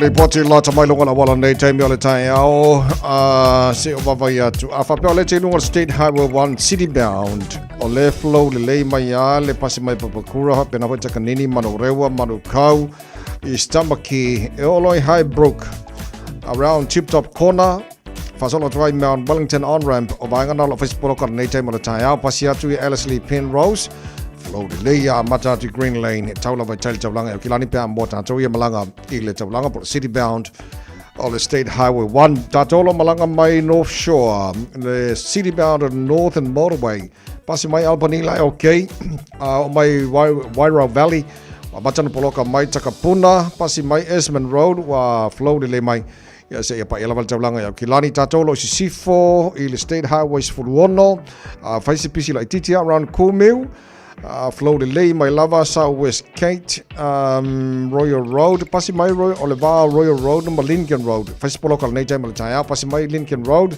pasi mai tara tu flow de lei ka koe ka pisi on State Highways fulono anga I tai I Western Springs anga taulanga ya kilani o isi vai ngomala wala tatolo malanga I airport luas fulu a fasi poloka vai poloka na wala nei tai mai Taeao isi vai ngomala wala Olo so longa le lei se vanganal pisi ole wa yai le anga fo le tunu juju mangarwenga le amatanga ole nei fo I vai aso Radio Samoa taslima ivatol amo Find your thing at Unitech. We'll give you all the support you need to succeed so you can find a career. Find a job with connections to industry. Build your skills in architecture, engineering, or social work. Get creative, learn a trade, teach our kids, or break into the business world. Choose from over 100 courses, whatever you're looking for, even if you don't know yet. Find your focus, find your future. Enroll now and find your thing at Unitech. Visit unitech.ac.nz.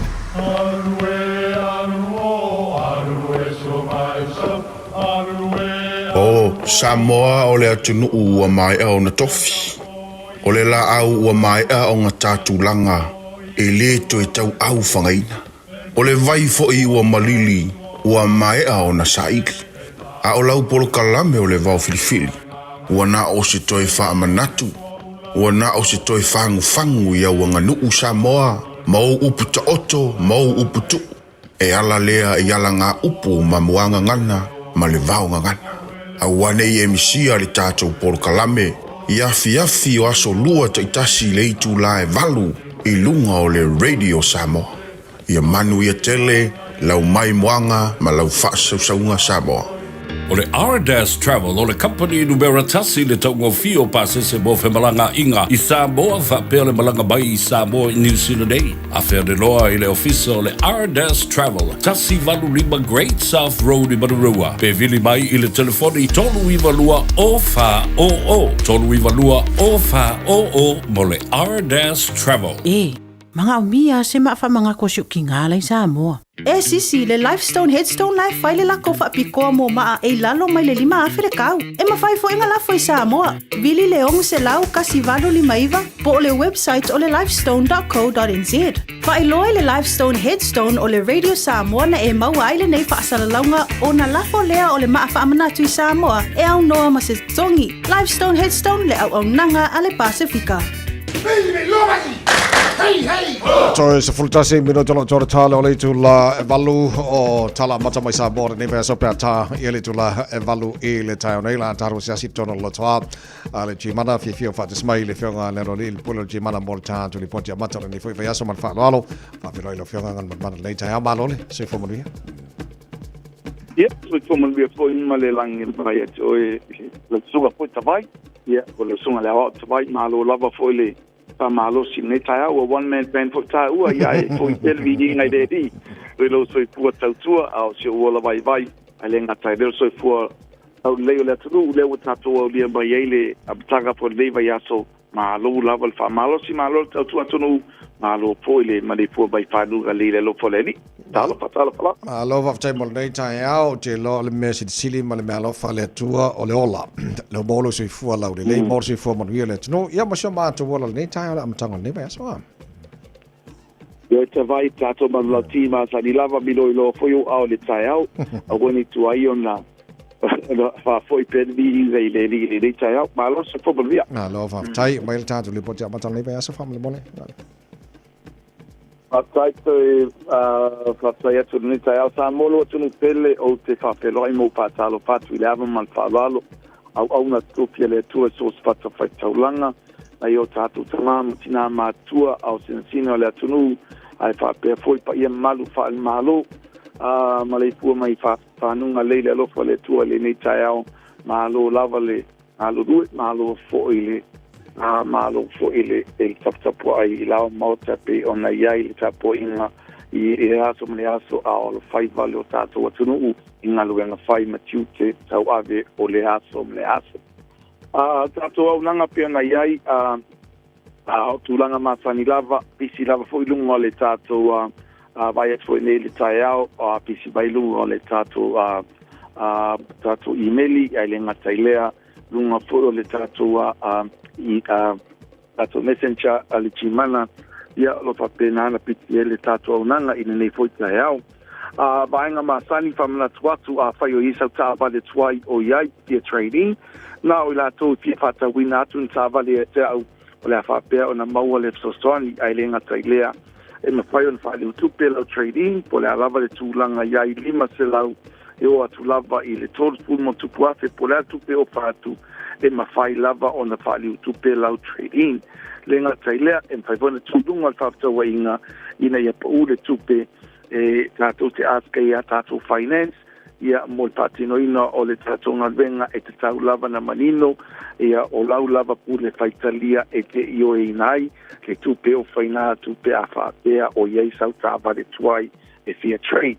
O la tau lo ila to tāwale lo fi whatau mai whamaruru atu o te leta riina tāwale whatau na o la tau e fia whatau ina tu tāwale mai atiau o te tariaina la tu trading nga I lea for promotions po le soswani o tātou ngata mana tua tāwale lea e le ingi pepa e o le tāwale ia po le tūlanga foi lea ai le ola fale tonu le afio le tāwale ia pere uma foi na tutongi le lei peo na tala normal offering albenga ia pere suma mariu mai I le tātou ofisa I le lua valu Atkinson Avenue leo tau mo ni isi whamtalanga tātou tāwale fo brand new Castle Mahindra peo na iele tātou XUV 700 pia na for Scorpio tātou piki up on Mahindra I le lua te lua wha o lo iele tātou ofa lai wha fe tāla whai ngā mea lofa na o mahito lo ile fa fe tala o fainga me alo fa pe fata wina le tato pikiapu ai le ngata ilea tato fainga me alo fa masani lava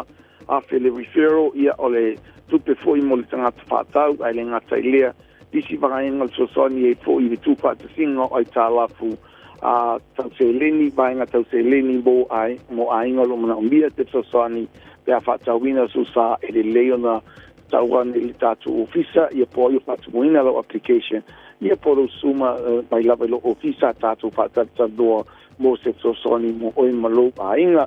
Palau mai le dua fitu o pa o dua fitu po le o val se lau chi manan mertasi o val se lau whao no dua ono dua tasi o val se lau whao no dua ono dua tasi tātou te poni valau fua watusi lua valu Atkinson Avenue deo tau mo iele tātou unanga whatau wa a chi mana mali whalalo tawai whawhaitele mo le wanoa le nei Taeao anga lele toe pofuanga matiute o la au lo toe le nei foiaso Samoa le tuno pele manuia le nei aso whawhai soi foia. Whawhai mo le bote le nei Taeao ma le mtanga le aso mo ni whaiwha o le nei aso ngā fua tau tō mara redi samas whanima e batau la moina wa toi ono mino tolo tōra tāle o le tu la valu taru tala mata mai Samoa le nei Taeao pēr tāle valu le Taeao nei whamalo whawhai mātua te pena ino nei whanau le nei whai Taeao whamalo si mai te pena nisi e kāle sia mo nado lo tamaiti le sa sau nei so le lei ma le Labour Weekend kai mga e fwoi le fuwanga Ia ai mo tātou matua ma te pena ino nei whanau wha malo si mai te pena whanau le Taeao wha mon mole au wane i tuai tamaiti la onga te pena lei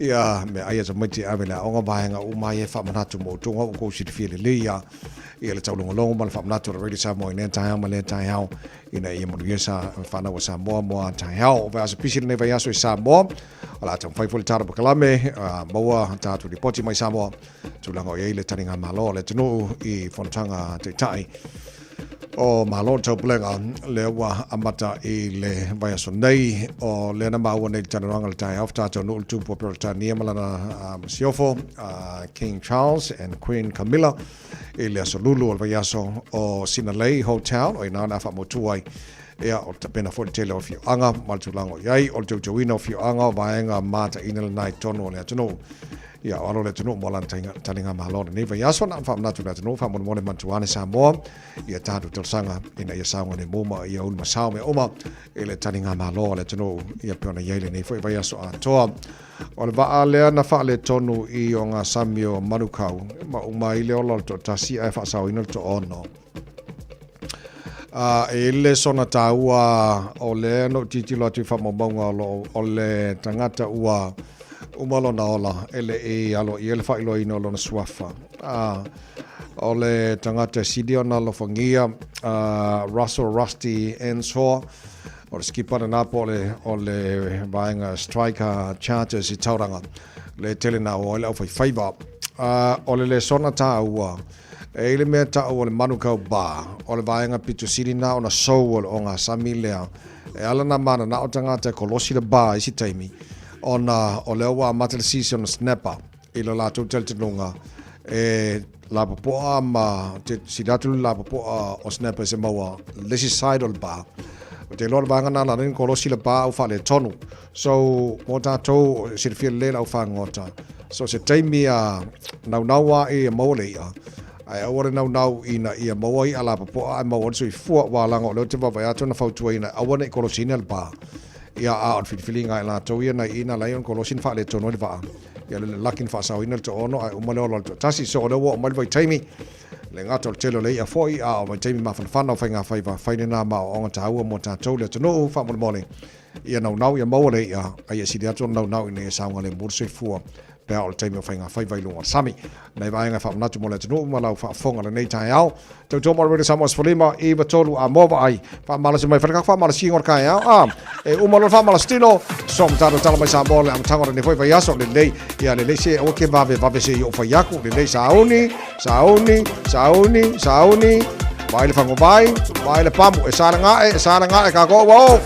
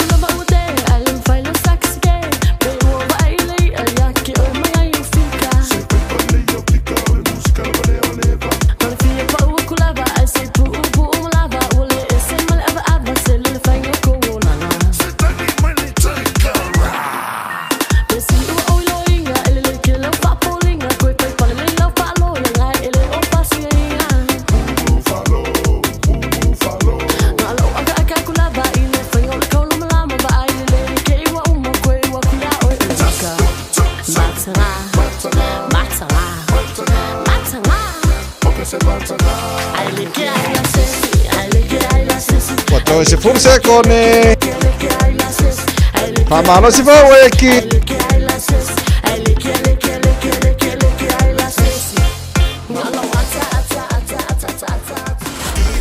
Radio Samoa. Taslima ivatolu amo. Usi mai alau whaafafonga. Telefon mai Samoa ya sa taitasi. Wa au mai mo oe ona o le langolango mai a le talofa voucher. A matanga ni vai aso o tātou mafuta ma wheloa I whātalo whāturo tātou o tino. Usi mai alau whaafonga. O le tai o le malo tu valu ma le whailau tusi o malo le tāu pulenga. Na mua tau nuu I Samoa I le so Samoa le awai tau unumanga o le fono malo le tāu pulenga. Leo le a wheloa I mua I tai o malo la iti o le Pasifika. I le a matanga le nei vai aso mo sa lātou fontanga. E wha mautu ai mata upu le a forasia. I le fono au tua tai o malo le tāu pulenga. O le tamai te pāle mia le fionga fia me Dr. Naomi mata afa. Na wha wheloa ia le tau nu o le pāle mia o tu varu ma le tamai te whailau tusi o malo le tāu pulenga. O le asunga fua le a matanga o le nei vai aso. O le a mata wha ngā solo ai nisi o wha ata singa. Wao fia le por kalame pe o le fono mo mata uputa utina mata mai tai. Le Women's Forum. Ma le fono I mata uputa utu pulanga televou Poliu Forum. Mo wha iloa le te tai o le tātu malo e wha whelua se lau wha se fulu. Tangata ua mai au na le stala e a wai le fono. Ma wao fia I mata tai o malo malato usunga fono mai atunu o Asia, Afrika, le atu kerepeane, Europa ma le Pasifika. O le tūlanga o apitanga, ua silia I le whaafe potu apitanga ua mai au na whaatonu mai, ma tutongia I o lato whalitai malo, I lunga o le meli la o pasese o le Pacific Explorer, le atau mai le stonai. Ia whaapea foi ma ota malawa o ainga, ua whaavanoa mo a tātou malo. Mo I latou ua whaatonuina apitanga I lunga o le meli, o le Pacific Explorer. E au fia umai ta umafa I le tutongi o le potu, ma mawhai foi o na whaau ngā isi au nanga o lo ia I le waa. E pei o potu whaapitoa mo e whaau ngā ina na fua whaataban vale, ona o a fianga tu mau. Ia ma no fuanga o whaafiafianga. Ua tutumu uma whalitani malo I pia, ai mai se no fuanga o lo o taulalata I no fuanga e whai ai whonutanga. Whaatulanga ina I le saulea mai mulinuu, se ia pā ia le whalitani malo le taunea sina. O lo ia I pea na I potu I maota malawa o ainga mo apitanga mo le whonutanga. Whaapea na I potu o le waa mo e ua tuwai o na whaatonu mai apitanga. Mai o lea e momoli atuai le whamalo, ma le whaafitai. Io tātou nuu malala whanga uma, ona o le whaalia o loutou wanganga tali malo, ma le mitamitanga e whaalia le matango fie, o tātou ai ma lau whanua. Mai whapea foi o na whaafitai le au whaipisi nisi, I loutou langolango sua, I le whaamatango fia ina wa o tau pisinisi. O se vaenga o le saunanga whala o I tele mai le tamai te ipale mia, I se whelo inga matu stala I le as freile uma mai. O le ua whainoa le te tai o le tātu malo o le mata I tua I neo ni a fianga o le ngātai whale o nuu mafio anga, o lo ngoto ai le vaasu e su e o le fitafita o le sambi o le malo New Zealand. E peo na whanga solo I ngā ruenga mo le pui o whingota mai o le ngātai whale, ai maise o amu. Na whasiringia le pāle mia I se sila le malo I ni taui, e ona maua e nu wa fia o lātu ngātai whale. O nei mea o taui, e fua I lunga o whamaumaunga ma whamatalanga e au mai. O te manatu, ia atonu o se tūlanga e ono o iai. Au ne me moni lava ia. E mea tauna whai mua mua. Ia o na o aile ile nā fuafuanga, ile tūlanga I lona tala whea ngai, o le tala whea ngai fo. Ile tūlanga le o le whai o le sā. Ia o le angangai o le pui pui. A wā o le taimi nei. e le o ye se mo li mau va aia I matafanga fa pe o pa o dia tuai se swau ia mala e vai foi le I fingota matulanga fa pena ni afianga lo ia o fa mtalanga fa mau me e tua ia nisi fai unga I le lumana ia tu o le tatu mta o kunni na fai do fo I le pale mia le fionga fia me Dr. Naomi Matafa o le fai o se suenga tu ma o tia se idi ai le mafu anga le mea na tubu I le vaa o le Matafa yoi lea le malo ni sila a wā le lato mea totino ai o Samoa le vai o lo mate I tu pēn ia fianga o le tatu ngā te whane o ngā ruenga lo whenga I nei ma se vaenga le au mauru mai New Zealand o lo wha au pēa ma Samoa ai se awa noa e whesiringia le te whono le komite le malo Samoa e ngafa tonu ma ngā ruenga I ni a fianga o le tatu ngā te whale ni sua u masaa whalia le te whono o i o le ofisa sida o le mta ngā ruenga o ngā ruenga te tele ma whela ua inga le fio ngā fui tu pai mau si manu o lo i eil fo whanga le o ngā tutonu le masina 4 November e taunu o I sui o le kompani o le alato whaia le ngā ruenga o le ave sea leo sua u uma o lo I tane te tele o le waa. E o mai le kompani na e o amatau na whanga solole na le senga o le sua u. Ia lo I whama mo pea ma se luas fu waso e whanga solole ngā ruenga lea. Ia mai elo ngā ruenga na i o le siro ngā ruenga I tala tuatu. Ia o le whainga o le pala se whainga I whaile ba. O le pea ese o le ale o ngā ruenga la nai whesi uni. Salo le whama sina I whaatino. Ale ae tamu whai taunga o atu le o ngā tono November.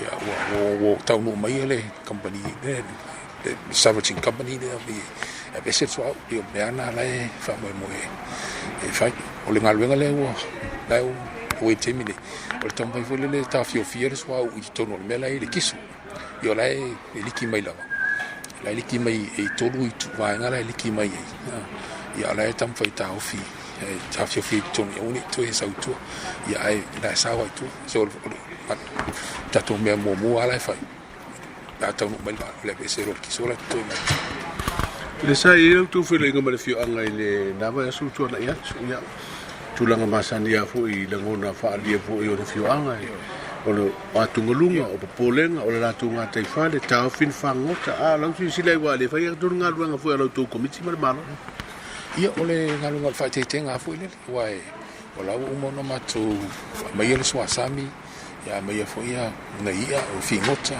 ia la wa o le tatu sros ia la ta ia I ngo so se nga fo le na ia mi lo ai pa la tu langa se fa la ngai na ro I fingota le tunu alte mi le ia la wa sa ave fo ile tatu la pata inga fo le ia wana I fa ta fit fa ngota ina se I fa mai a mai so nga ia ona I lo ai la ile tu langa o ia I tu le fingota sa mi la mi so le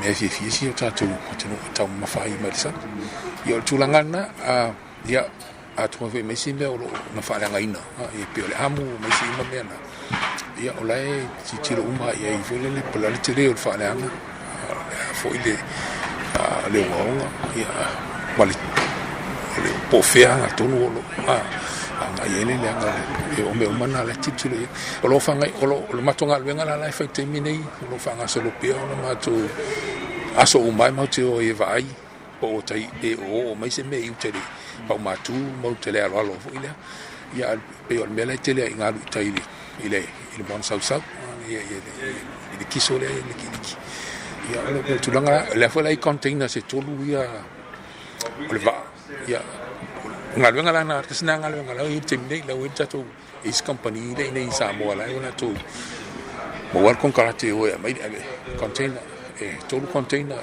isi container lua o le ni me to ia lis container me ai ia la uto fai fu ia me container na to tala le ia lo ke la ngo le to le me ai sai to la fo la so ta ia tu ka ko tanga lengo fatoanga ia pena fa ko e mana I se fainga fa ia me ai ne ia wani te fa langa ina ta to se suma me fa fena ti ai ma la fo ai o whalia te whono sai e le fuafuanga e tau fia ngā ruenga lo whaia nei re o ngā sami.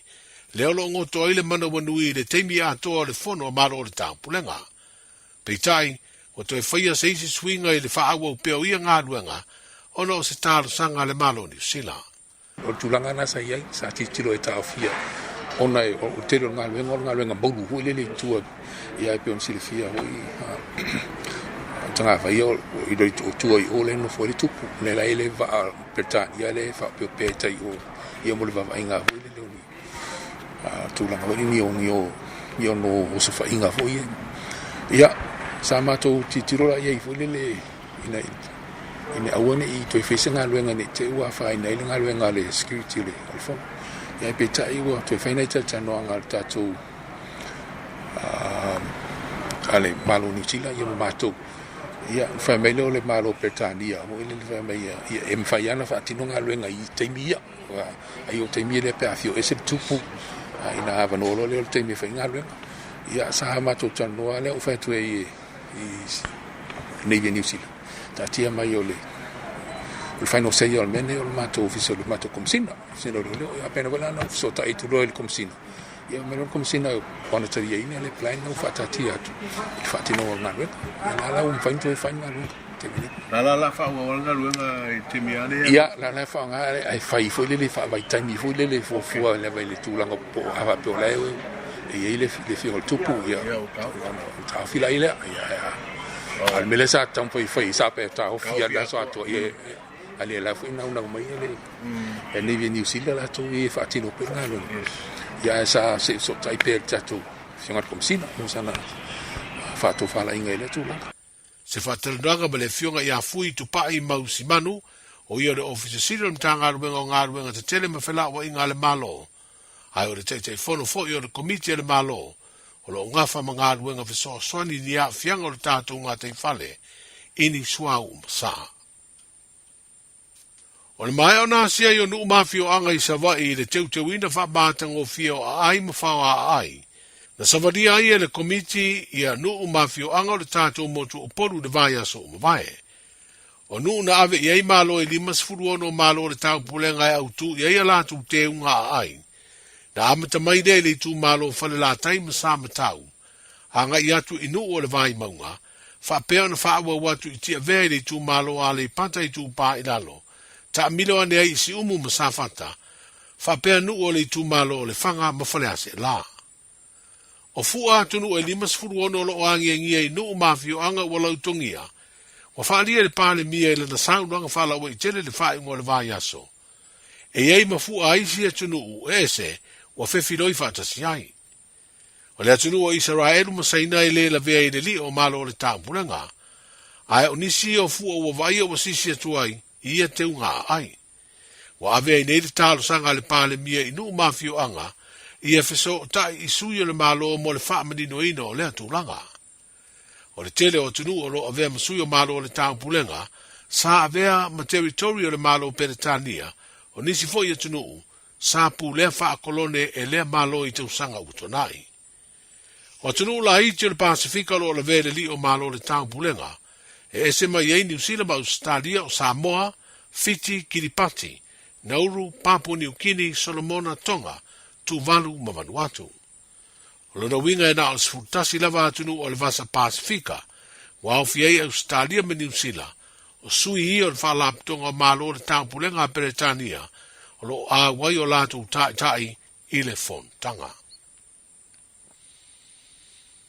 O le whai umar nama i aso na taunu umanuia i Peretania le au laka piliki o lo tātou utunu o le toa Samoa.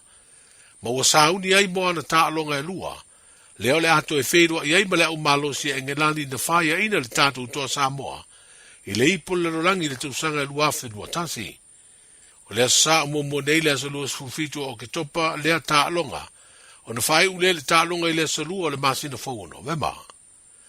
Ai tau mwhainga le tātou au loka pia ta mai tai le liki lava le whetua Samoa. O le manu malo ai o le tātou au le nei le sto na i na te nei. I le tālonga ma ta mai te itonga i le tā musanga sa ili avanoa. A wale ipo le rolangi o le tausanga e lua oruono. Wa whaatali ai nei i lana tālonga e tasi o lo tutoe. E i loa ai le sawatu i le ipo le rolangi. O le tālonga au like te mai tai i fiti fa pele atu kuki i vaso nei. O le ai lo ai se au e tā alo ma le tātou fitu Samoa. Alo na winga, o le a whaatalitari po ai o fiti ma le tukuki e manu malo. Ai le tālonga la kapiuni o le au tama i le manusina, ma le tālonga ua mai anei na sa idi eiso na avanoa, i le ipo le rolangi le vaengo tama i whaia lei e ngelani le tausanga fōu. O le au wha mautu le sao atu o le tātou manusina, i le ipo le rolangi mo le teimi mua, tanu mai le tausanga e lua afes ful marwha.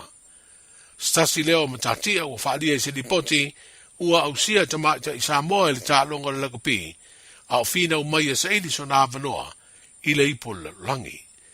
O le tālonga i tūpai le manusina ma le aua Madagaskar, na manu malo ai i ai e fas furuono e sfuru lima, ma wha mautu wai lona avanoa, i le ipo le rolangi.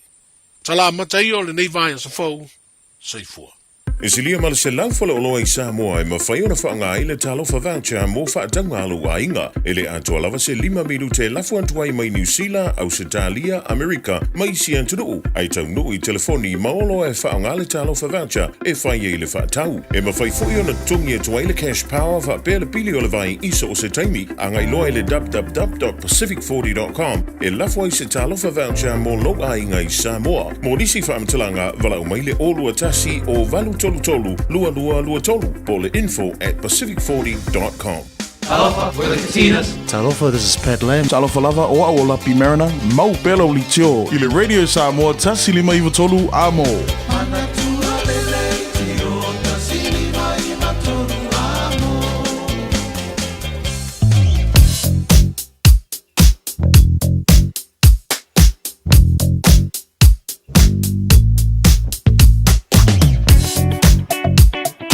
Ngala tapai lunga la wala nei taimi o le Taeao Fou, tātolo lunga le State Highway 20, southbound, o la flow le mai o le tano I Point Chevalier. Tau poloka la Titi Mayoro Road, flow le mai Dominion Road, here's Barra. Papena fo in fasoro mai o ne hanga, ka koe kau poloka I le southbound o le State Highway 20. E le pasi mai o Lamby Drive solo anga le link o le State Highway 20 anga o le State Highway 1 le mamau ma le Rainbow's End e pauna vaenga o le te vavatu o poloka nei taimi o le Taeao le overflow le mai le malanga le malava le nei taimi o le Taeao Fou tātolo lunga o le State Highways furuono le malanga mai sifo le flow le mai poloka le titi le va Lincoln Road anga I Tiara 2 flow le va Tiara 2 anga Rose Bank poloka mai Point Chevalier anga Western Springs se e pa I lava tele tau langa State Highway 1, flow the layer to lava to PC lava on Mount Wellington around Tip Top Corner, Mount Wellington on ramp. Paset Law Ellis Lee, flow the later to Tolanga Kilani, Lawa flow the May Albany, Fapena 40 Wairau Valley, now around Takapuna, Esmond Road, Poloka and Natam Tamo Tantolo, Malanga City bound, all northern motorway. Around North Shore, o lunga la wala I le nei taimo le Taeao, malo on sai, malo le whātua toa, malo foi le whapapale, ia malo ia le on sai mo tātou o lo I lunga o le awala, toa le tai, ia ma ia usta I le tu la whono lunga la wala nei foi Taeao.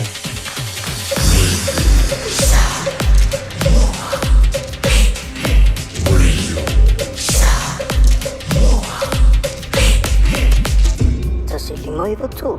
Amo.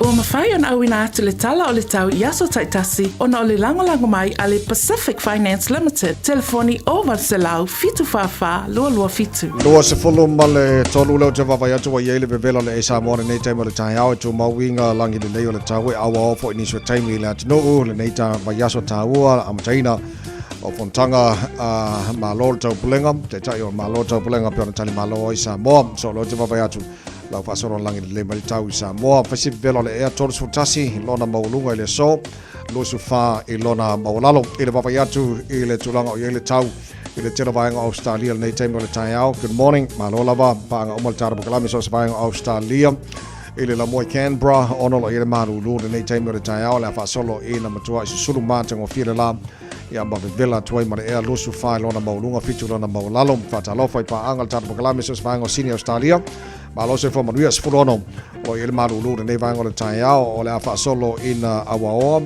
e ma lo se savili ni so taimi pa o foi timu ni so taimi lo so tasi maulunga le mafanfana fa mawina mo Sydney Australia le sos fuli me lona maulalo me pone ma lo se forma nuia nei Taeao se furo lo ile maru lu le taimi o le Taeao fou o le whaasoro an langi le leile taue awa awa nisi o taimi losi fu lima o le maurunga nā le vevela le ea mo me pone le sosu tasi lona maua lalo.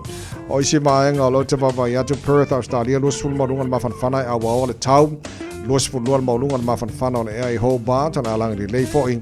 O isi maenga whaisi vevela tele Brisbane, ma lo se whamaria nei Taeao awa awa langi le leile tau mo tau le so, luas fulu vanu marunga le vevela whamawina mo le amatanga le vaso o tātou iai. Tolu se fulu marunga le vevela o le ea i Adelaide, o le alangi le lei fo le tau, o le whasono pa o timu malosi le Savili i Darwin, tolu se wha marunga le vevela whamawina mo le so o vaenga umana o Australia ma tulango i le tau. Amatanga le neva yaso se mai le talo le tau le lo mua ia po le nofanga whasalonga Radio Samoa tama kia makaurau se fulu lua o ele Malu lu wa vai atu o lo tu mau lava winga awa o le tau e langi le lei fo i le neva o le Taeao o winga na le tau le aso atoa se fulu ma le iwa le maulunga o le Malu o le ea mo au kirani le so se fulu tau lona ma walalo Taeao pe au lia tu sa le lea le tau o le so ma Taeao ma se fo ina awa o langi le lei tu sa fo ina Malu o le ea se fulu iwa lona maulunga le so Taeao ma fanfana le aso lulu lua se fulu lona maulunga wala wau foi lang de lei fa so ratu na o wakul ma fanga la stofi ko de lei kele lo sutasi lo na maulunga la wau foi lang de lei ma ne foi ma fanga la sforele fa so no pa utimo e le aso tona e male aso sa o fa mabonga o manala vai tau ile nei taimi o le Taeao. Waloa le tautua le Pacific Finance ino no ngā tupe moso o se wha moe moe. O te pena sau wha i poiponga so wha nau ma liu tala ngā teu po se whata singa lo ainga. Aia se tawhaunga i au se tānia pola no tonga i le tatanga i o borders. Apalai nei loa i le pacificfinance.co.nz. Bevala au le ovalu se lau fitu wha lua lo fitu. E tālo sanga sau no ngā tupe i le vau le lima se lau ma le lua se fulua fe tāla. E lua milu te whaatali e lau tālo sanga online. Ai tasili Julai whaatalia i se tali. E ia inga whaapitoa, wala au le Pacific Finance Limited, i le ovalu se lau fitu wha lua fitu. Taro tala mai Samoa pia na whafonga i le tunu o le nei Taeao, ma le matanga nei vai so te whaasala wina bo e pia tali tula se fulu ma le lua le olu le so, ia ma le fitu le po ana nei, o le nau whafonga le tunu, wa whalonga fo, wa isi le fia wa ulo, o mena sa te tupu, o mea lo tupu, mea le ana tupu, whamuri mai o le tunu, e tātu lofu no pele i Samoa, ia o iei le tunu le nei vai yaso tāua o lana tani ngā malo, ia, na wa whafola mai le tele o nei vaenga, le ngatu tā penanga fia anga te tasi, o nisi o malo, lau o mua mua tau nu i Samoa, ia o le aso lulu leo o mau afutata no ai le tupu King Charles malan masiofo ia Camila ia ona fa motua i le Sinalei Hotel o le tulango i le ba le fo manina mai nei baenga o le tulango i le ba fo i le New Zealand le sa mu ma ngoto unga i fo i talafatai o polu ia sa i fa mo Fiafia ia ngaluenga na o mai le atoanga e Taeao ngaluenga nisho taimi wala fa o pelanga tawona baveona fa strong fiti i swa ule i awane i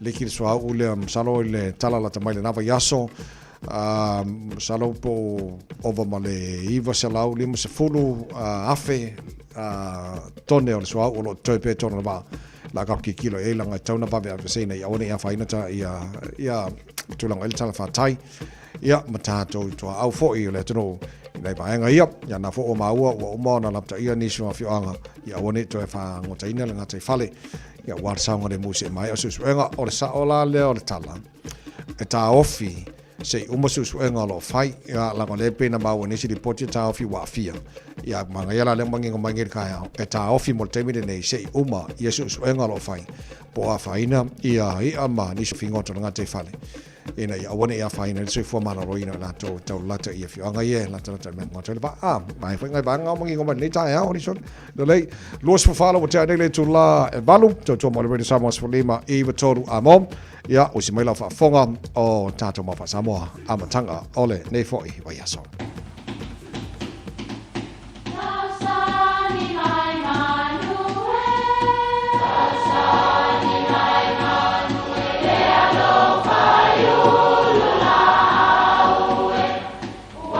E o whanga manu I ululu o la au, awa e whawhanga I funga o la au. A o le tangata, e whawhanga I upu matala. O le mawhileo o alanga upu mamuanga ngana Samoa maona whaapongai, e a fua I lona si o mianga. O lona lea sao I le whaatufunganga o le iloa whaale aso, mai le tautua se ia o ina pule. O alanga upu mamuanga ngana, ua lanto mamanuina le tō whamanino a Samoa, mana tua fo'i. e tau fitau muli le atunu. Na talu fo'i o tai lelei, ai panga wa tasau wa tai pupu. O le tangi tala dala lea le tamaitai o tufu ngā tai vai e ngoa i a maupe nei. O ia lea na soifua i le nuu lea, sa matua mātango fie lo na ngā tai fale i le alo alo, o amu felanu lanua i ma le fanga o neone. O na usu mai lea o le tuitonga i a maupe nei, nā lai o na malanga i tonga, ma no nofo ai malana tāne tuitonga. Na iai se taimi pongi sa i tufu, ina ua pāse maunga mō, ma tanu mia ai, e le lava le nuu lea e o lava i ona matawhanga o neone, ua tanu mia e le lava. Na toe taliu mai lea o maupe nei asi mailo na nuu mailo ai, ua le toi ai le mātango fie o tufu ngā taiwai. Ona ua tanu mia e le maunga mū. Foi mai le toi ina o tia i anteau. E o lava i le papa o le whaatolotolo ngā tama, ua le toi loa le lei. O na tangi ai lea o le teine i upu nei, pa ngā lea na o walu o tai le lei. Ai ua tasau, ua tai pupu. O le winga lava leo leo langa, e iai mea e a mata o le lei, ai whaai wane ua masei. Sole, se o le tātou whaife au fo eli ngā maka le tātou mafukanga ri o māngaia ngala unga mamamalu ang sauni. Ia o lea li ia ua pe ua make lea fo o ke soo. Ia a le ngao ai fo ila malfalsa. Ia pe wha pe fo. Tautua nā ma le tātou a inga li le tātou lotu tausi o le tausanga. A mana tuatu le amatanga na le ofi le hall sa whai ai. Ona o le lolofi mai ma le taupati o le tātou a inga ato. Ia ua mai tauina i le tolu tausanga talua i nei. Ua matua ngao lava ma le toe a wai mai le to tele pe aisha. Na tālu o tai le lei, ai ua tasau ua tai pupu. Ia, manuia lau whasonga le nei aso. Mau whasamona, matanga ra yaso o tātou i heile tautua mori wene Samoa's Falima, Eva Tolu a mo, Fisher o Chris. Chris, o mai o ne Taeao, Taeao manuia. Taeao manuia re rofo re tūra uo, wa mi au tau ni Taeao, a vi i re rofo mananga leo le tū, ne Taeao matangu Taeao lei le rofo re tūa, a le lafe mele le maura mo tātou ni Taeao, a whai mai. Se whatua tua, ya Taeao. E whapei o na whai mai o le tusi. E tafe mai o vai tafe mai to tonu ia te ia. O le vai yola lava arifina. Amen. Laso foi ni ya, le tato atu foi ya I tato tiute foi o tato fe au ma tato anga wenga foi ne yeso te tere yola ne yeso ne fai mi fa malo si mo tato friend Taeao ni ya foi me o se fa tu ye te o re tu yo no ya ali foi me o se fa tu ye te e fa pay ona whai mai o le tusi. E tafe mai o vai tafe mai to tonu ia te ia. O le vai ola lava a different. No winga different. Tato o le aso ni. Tato wa. Tato fatu tua I ha. Tato fatu tua I de tua. Tato sava valid fatu tua I de aso mene aso a different. Mai da. Me tato fatu tua. E whape ona. Ona whai mai o le tusi whai mai. E tafe mai o vai tafe mai to tonu ia te ia. O le vai ola lava a different. Mai tato fatu tua I de tua. Mai tato sa valid fatu tua. Fa me whape ona. Tafe mai o a different whape ona. Ona tafe mai o vai tafe mai to tonu tatu. O le vai ola lava a different. Tato ola le aso nei. Tato mautino so le aso nei a different. Tato tite nei aso. Tato ola tato mautino ia tato wa. Tato fatu tua I desu a different. I desu e tafe mai e tafe mai vai tafe tonu te tatu Tony a te tatu o le vai ola lava a different. Friend tato mauna mo tato ni Taeao famani tele tole to moto kaples live friend ni aso fa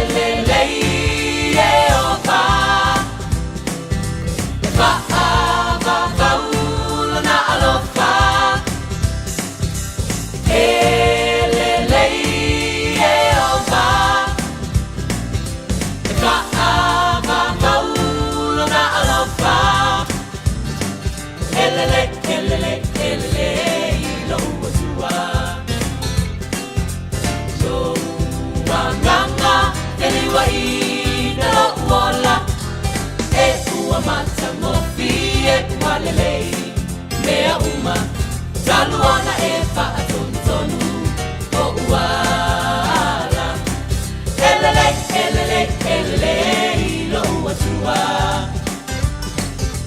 lo uanganga peliwa ina lo uola e ua matangofi e ualelei mea uma taluana e whaatonu o uala elelei e opa e whaavavaulona alofa elelei e opa e whaavavaulona alofa elelei e opa e whaavavaulona alofa elelei e opa e whaavavaulona alofa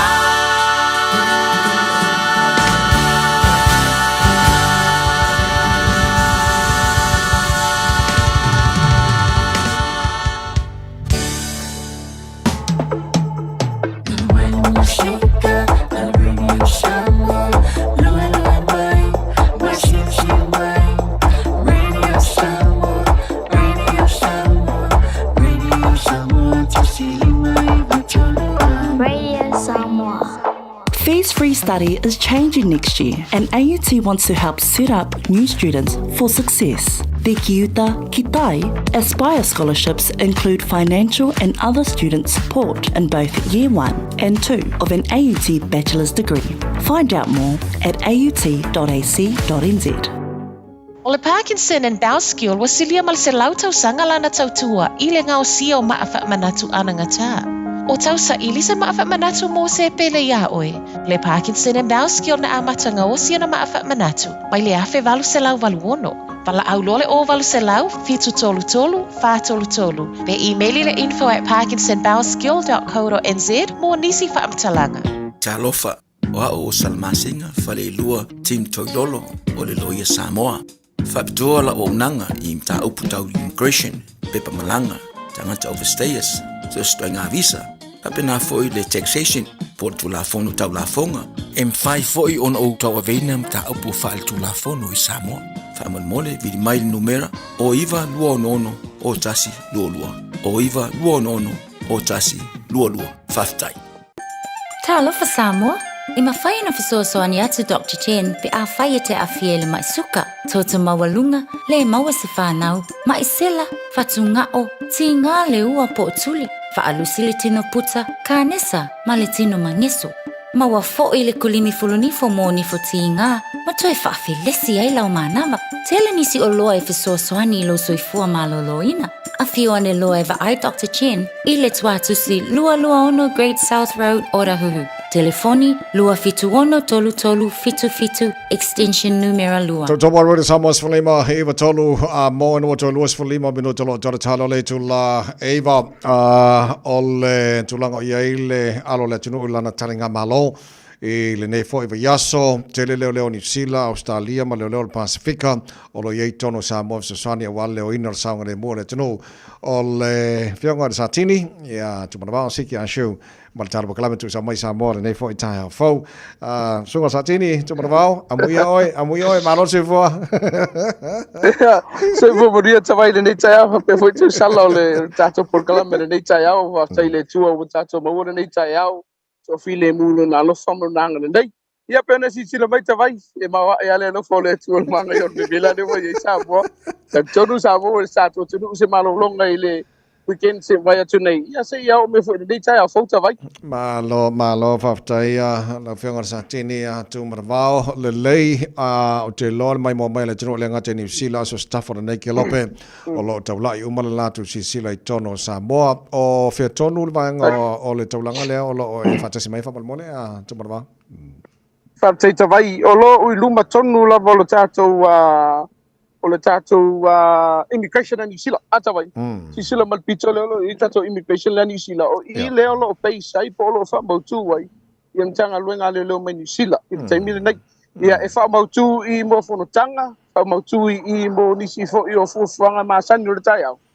ia nga ka apelo la ia lo fa mo sina tava ia wa fo ia tulanga o le lo inga o tatu wa fa mo lo tatu a mataina nei ni vai aso tavai ma lo fa tai la se vai nga tono la tru le nei tai o te lo le tai o le la mataini se fon tanga fo ia a vai nga to mai tai fa pena fo o te vo la se vai nga tono le taulanga i pi ni tai tavai ele loa se jogo po se fono e fai i ta pena penanga la vai a matanga luenga o malo ai ma e ta penanga a nu ma la fanga tavai le pe ona ia e pena sisila mai tavai o le kam fai ka su ya kurka le ankol ka camera le ia sisila mai tavai i wow ia te lopet sila fir ka mai fa le pe se fa piliki le luma mai le official New Zealand yes o le sia ta penanga lo ia i foi le ma ia o te mire nei tavai o le wera tato meri le wa te mire nei wow o tu ato le meri le pe se vai ngo sfuma le 5 minuti le ma ko ke mo e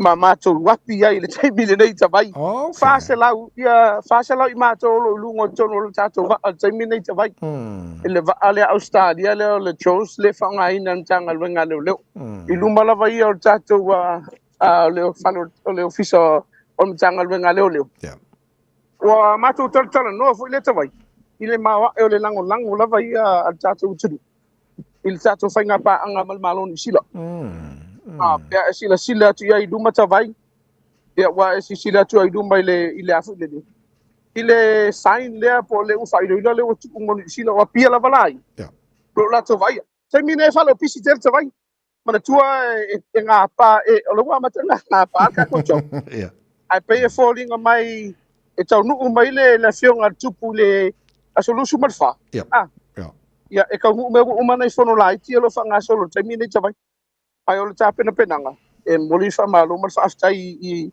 fio anga te tas ia ona o le ngaluenga fita sa fere ma fio e o ata vai i wo o le fiafi fo le la sa o la sona e o la sa la e fai anga luenga te lo fanga te mine to titi policy yaso po le lua so ona tapunia lo la ia lo tatu wawal ia ai fa nga so lo te lo tatu fono tabai se fa sa longa le tulanga ye le tau no atu to malanga le matango fifo yo fio anga i le malavalele anga ye pia se fa sa longa le tulanga ye le mata ina fo to no atu i Samoa fa sai tabai e fai si mo fo le au malanga sila se lau to sfulu ana malanga a tabai operational ia po la to lo nga duas lau suma to e au fia ai sa tini sinia ia masa tini mai la to no mato malanga mai pa man tuana mato o fanua pai le malava le malo e na mato malanga mai e ke ipa langi fo i titilo i le ke unga ka nga o fanua tava i pa mala fanga o te pasi mai fatu ata tala le tato vai le i tu funeli ile fia anga tu funeli e se le matango fia vai nga dia o le mato wa fo le tala noanga talo sia ai ave pele matango fia va pe o le fia anga fo ia manu o le mele ai sa arka la vole le mo kwade fia ko ilalo ale si du ile te unga vole le e ser matango fia ina mato tau mai le sa fia le mato avar felo inga ia male afo le mal tato mtanga luenga le sa fia le tato kolisi o i le vaenga de sei ta fa ngata il tato fa pui e ma fo i mai e tolo pulo i le tato tunu u le nato fa lango tanga luenga le ni sila mana tua tavai anga fia fa ma oki al vaenga le o le jogam lua felo sumalfa o Samoa e ona ina ele pure pawan nga luenga ni sila le o me fa temi nei e lango le fa mo fa mau tinoa o iai se tau au e watu tato o tunu ui Samoa tato malo i Samoa tato te ngā lulu fata si whawhai ngofia me uma o le si vaenga o le ua uma na fata uto ia wa whai vaenga fo le kusolo uma kore lo Samoa tawai mo silsila tato o tunu wa silsila mai tawai chakam lua felu sumarfa Samoan police o longa winga ere koe fo yakulau kama tawai o iai malo si anga fatula fono iai mātou i Samoa nei ma whai ona mātou loka ina i nisi pe a i nisi o whawhitau o le si vaenga tā ua o leo umani sila lava leo lo whainga luenga tawai o le o tu ia le ava no e whainga luenga whaatase ma leo Samoa. Yeah. Tailo ia tawai, o la ua whautuanga le na whaina iso mtu whawhine Samoa le na mato i lunga rwa. Yeah. Ava no le leile te tala noa i le leongi sila lea, pe a le ngā luenga. Yeah. O ani au ala me whai ona o Yesu so o tanga i mwhaina Fiafia palai, o ani sio vaenga te tau wana wha mali ina tawai. Ai se le mata ngofi e fo lele o le ava no le o mai mato te ngā lulu whaatasi ai. Ia wai mo ia fa mai ma ko mai mi sila Samoa o kanga ka Samoa to je do alum fa na yo le ya o se yo ya fo ya tirtilo sa fa la tala te mo mato avata vai ua sa ai upola turu e le ale tolo ai mau vai o fe ane ngoi ina no e sai di malu ya alu to foi mai o le vai nga mato mo fiena o le mato malanga te mine ta vai i tato malu o ta penanga ya wa ia mala tiru tawai wala mata pena la tinu. Okay, malo tu marwa to tele ni si o alo Samoa to malang fatasi atu vanga leo New Zealand. To tele man tu o mato operational staff le ia fule le constable le balu suma lima. Okay. Mai le balu suma lima na fast suma tu pule lo Samoa. Pe lima sfo to tele ona ila to yana fi filieta vai. Ia sa fili fo ino fuanga tal fata ita ipo Hamilton. Pe ngar ko ruang isa mo le nai lola Hamilton.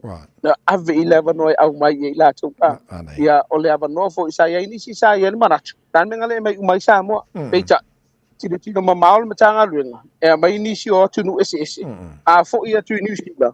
Ia i loa le au wala e ti o lai ma ngā lulu e mana i o tātu tangata. Pe a wala wine nā tau i ngā luenga o lo tupu i sila e amese lava pe a i o tātu tangata o lo awhia tu la whanu tabai. Okay, o le ale tau plan o le aso o whele anga i le tau schedule mo nia tangata benso. Ba, tai.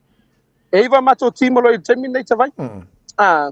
O sa tini mana staff e to ono lo yai pe to lima fo e fufu lava yai pa tau me sina lo mato o lo yai Sheraton Hotel ya tato fong e fufu i nei o nei lo i malu fo o le faka sa o le tato falo na malo to vai e yai la ma le fale le o le Tate House le tu o i fo i le pe ya tu po tam se po tu po la e fi le tato fale tele voilia le o lo yai o lo fanga solo la o la uyanga luenga lo ia to vai temi nei la unga luenga ke float ya tau se fa fengo fiat o ke ferwa o te ferwa e siaki ma ko venues ma siaki ma to star ko okay pe ye se vai nga lo mana mi ai la to ai o vai nga la valo fa ye fono wa ss ka ya foi la ese fono ese no fonga la fa ye o ina foi o la tu o staff yo ma ko staff ya e ta i luo team ile no fonga ta si ta vai ai a o lo ina tele no fonga ia kofu le tima le no fanga lo yai tawai ia e peno taua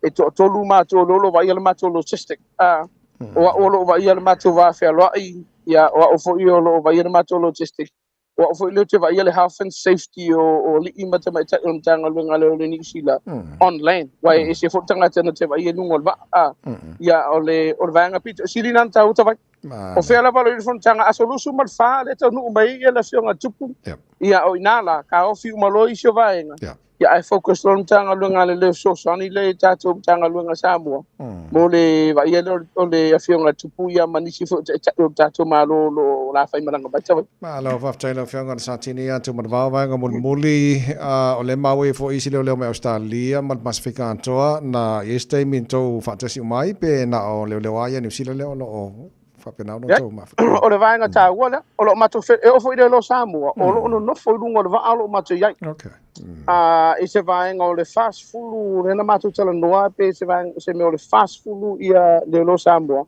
le lo mato no fatasi o lo yai Papua New Guinea o lo yai Solomona o lo yai Australia le to tele ta vai e la tipe a to se to se furu pe su foi Australia o mai le se vaenga ta wala ya ula vai la tilo ta vai o i no ai le baba la ta telo le mafutanga ma so tanga luenga o ya le malo ni sila mal malo Samoa mana tua Australia la vai wa leva ni Australia pa te le sa Australia ta tu no ia peta a si sila ia numera Australia ya New Zealand ia e ta watu ai o lo to tele alo ma fana o lo to no New Zealand o lea o wa mawhai ei ona mawursa o tanga le au mai o resources lava ia manpower o tele New Zealand ai ese foi le mau fo i o la uti tilo i le ngalu nga tele a si malo o stadia o lo fai o ia lava ia after ile tu ia vanua ma fa mandianga o lo mau se tato malo Samoa mai o stadia ma New Zealand le ngata lava i tausanga taitas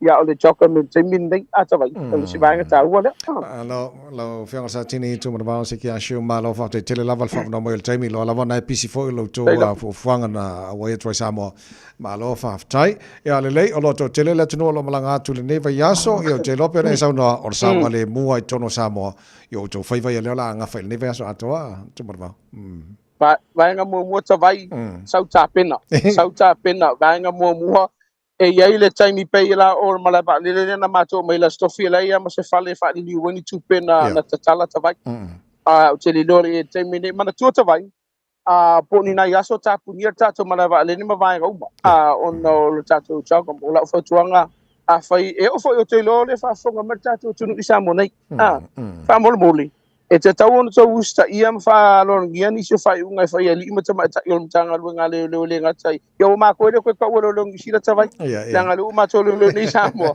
al tato matanga lu nga le lo Samoa fa mo moli e ye ni se la to lo e fa le ke le skemi tawai tinan fa tu fo le o le o mai to no tato veni lo fa ye fono mana tua ale ai sau ai ti fo le fa mo mole Samoa ele ma fai ona e u tu to no fa le nei matato veni sia o la fautuanga morsa ngale muole lau tele paka lau cha vale se vaenga I'm fine e se vale fatino ina tu te fai vo lele pe afa e se vaenga tu fatino ina tono tato taulanga o le se vaenga fai asi bebela vo lele mo ina to le masani tavai sa malanga sa uni mai ia i vaenga fa pe o le se vaenga lo vai te mine tavai ia if wole to challenge ni falo lo la makan ko makala ina la tala mai disi dua le tolu aso o tapunia tato falolo ai mo temile tawai la o le tas numero te wala wina pe fa e se fala fa fose tasi o lima a fa e se va nga te fieta la no ai le se fala fa fose o lo tasi o valu fa i tato numero te o le ai o la ngai ele mo singi o maruru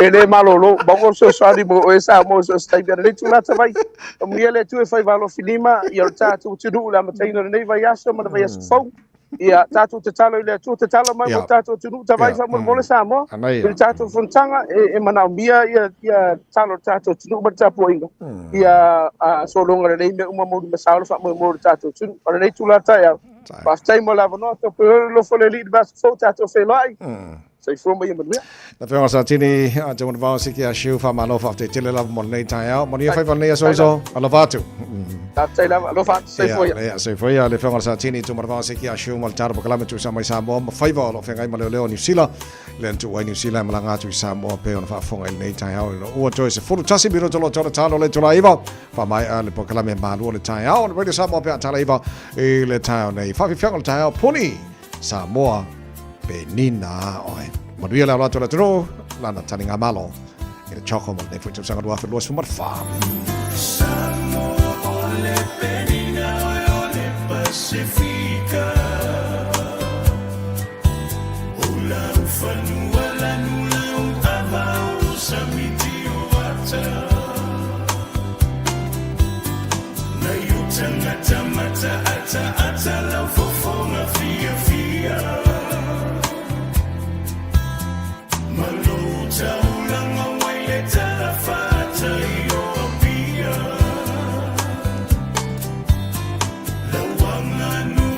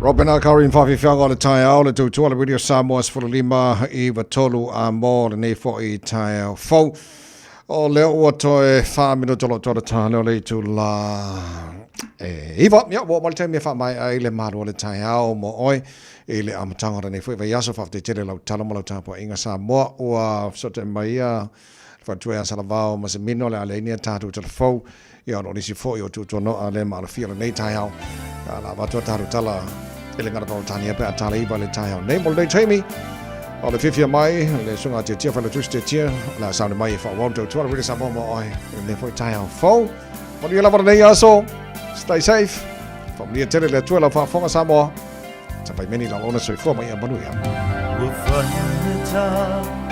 le alofa ya te oe mo vai vai a hilo tina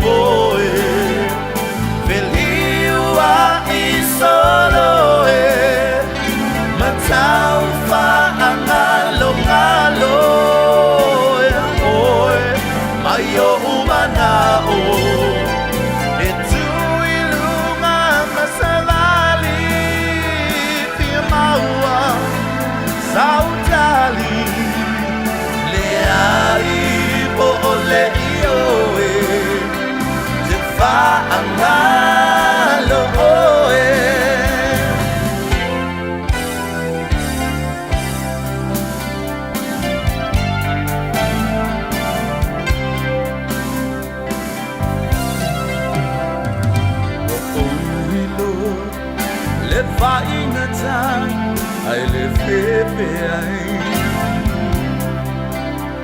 o langona na o lo o musu musu mai a oae na te tau mai sona tau nunga e sa vali ai e o i le unga wa le mawhai se moe me liua i solo e matau whaanga longalo oi mai o umana o tui lunga masalali pia maua sautali le ai po le ioe te whaanga lo oe mawhai se moe me liua i solo e matau whaanga longalo ia oe mai o umana o e tui lunga masavali pia maua sautali e ai le ioe te whaanga lo oe le ai mo o le ioe te whaanga lo oe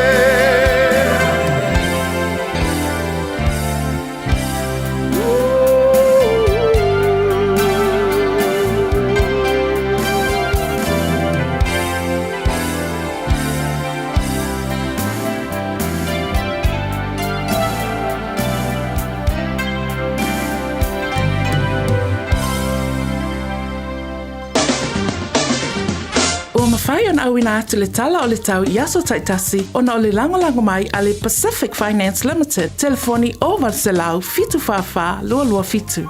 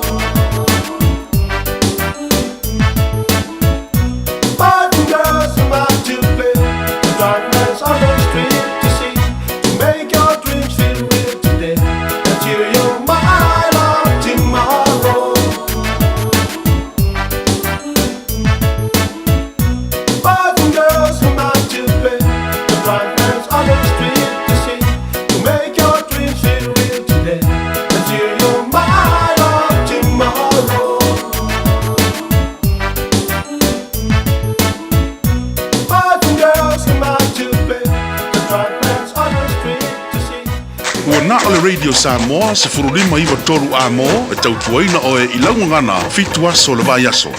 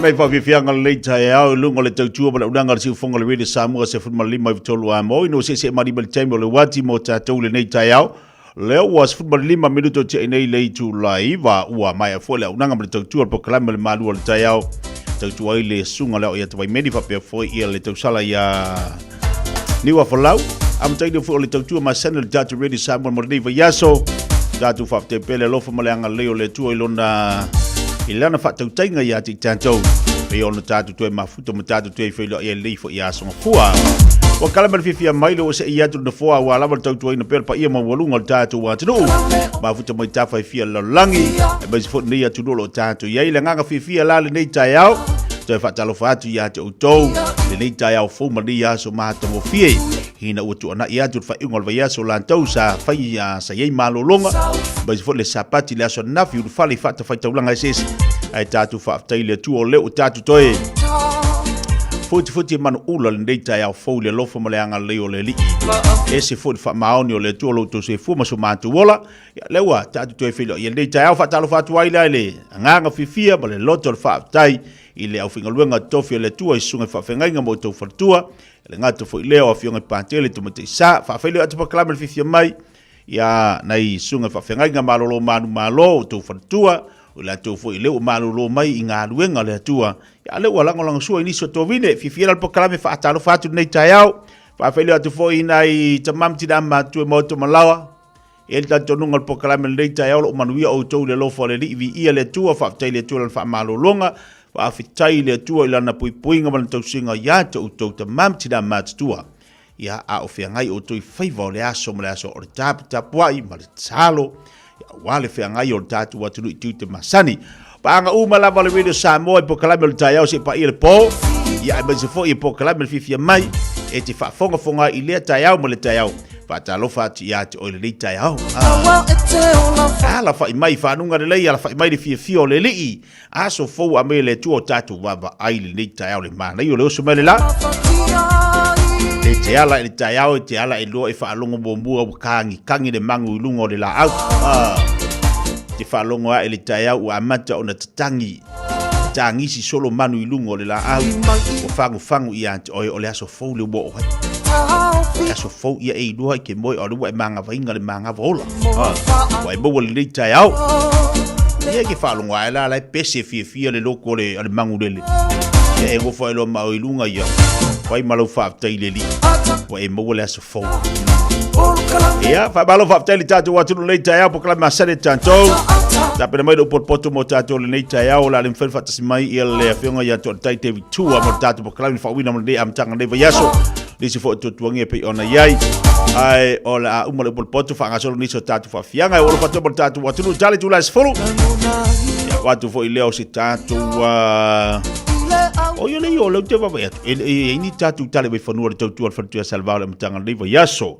la fa into tu ina tu la to fet statu tala fo le ngana pretani pe tali tu la sfolo ta pe fo ileo tatu fa malastino talo fa ya bode fa malu watu le statu fa malastino fa ngol vai yaso vai atu onisi fo tu tuangi sa yel tatu proclame ya ai o te polelela ai yel tatu fa malastino Taeao nei fa le tatu fa malastino nei Taeao fa wa fo ileo le tatu wa proclame ya bole le fa yaso fua ya ai tonu alo manuia me uma le lo fo le li fa talo fa ti so tatu paanga o la to lelo mafuta mai nisi fo tunu pe ona ila to da sale nei ye ya tunu o lewa ye la to le nei asa ya ba o ye fo swing o taimi la to ese a taimi ese aso ale meta o le lo fo le ya titato o lo tu sa tato le lo fo le e ki o fo ka fa longo i ka kalo ko inga mo uma ko ila aso i Samoa fia lava ma to te yai ese o ma to no fuanga ma to te no fuai ai ai alo matu taltonunga le tua o lo matu filo i o luma ala ia matu tarsanga ese le mamana upu ia nei to ina mana i lo matu e laso ngofo le si Australia ngofo le si Amerika ngofo le si New Zealand ngofo le si Samoa ese no fuanga ai ai ali taltonunga o lo matu filo i o luma ala ia matu tarsanga vai o ese le kaua i o saungoanga ia o taua yo langono na tamama na tina ta falongolongo ilaso vai dai ese al me ke uma wai au le taua te talo Suluiva milita chale tulaiva mal tatu pesile tape na malu polpoto o tatu nei Taeao. Pe fatalo fatu tatu wa tunu valor sei fomoria. Taeao le sanga fua.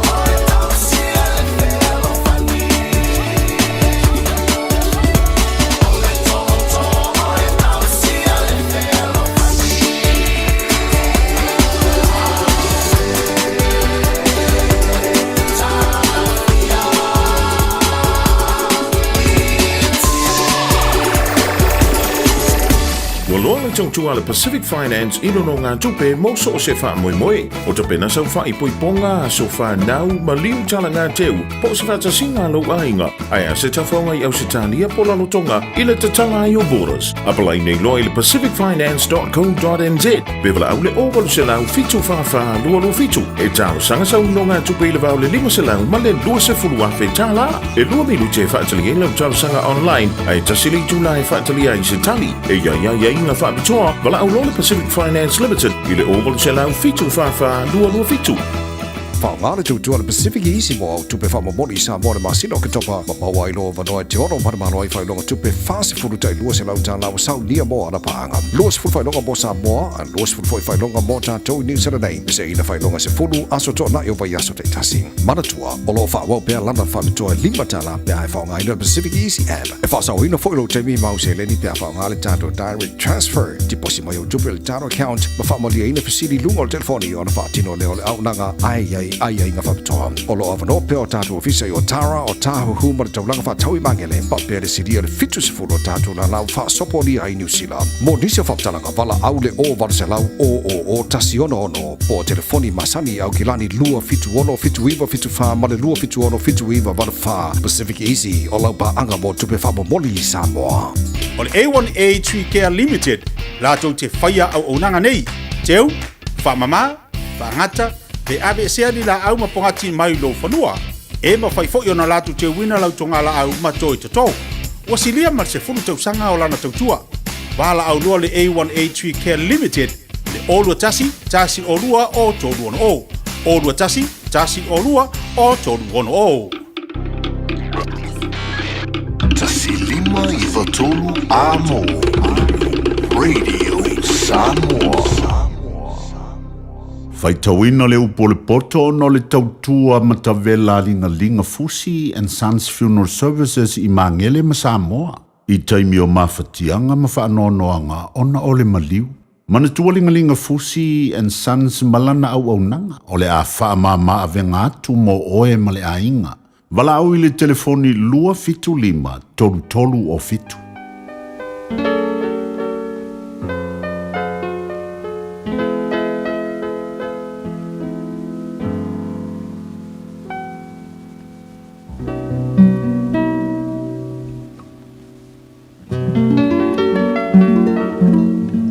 Faitawina o leu pole poto le ni Taeao.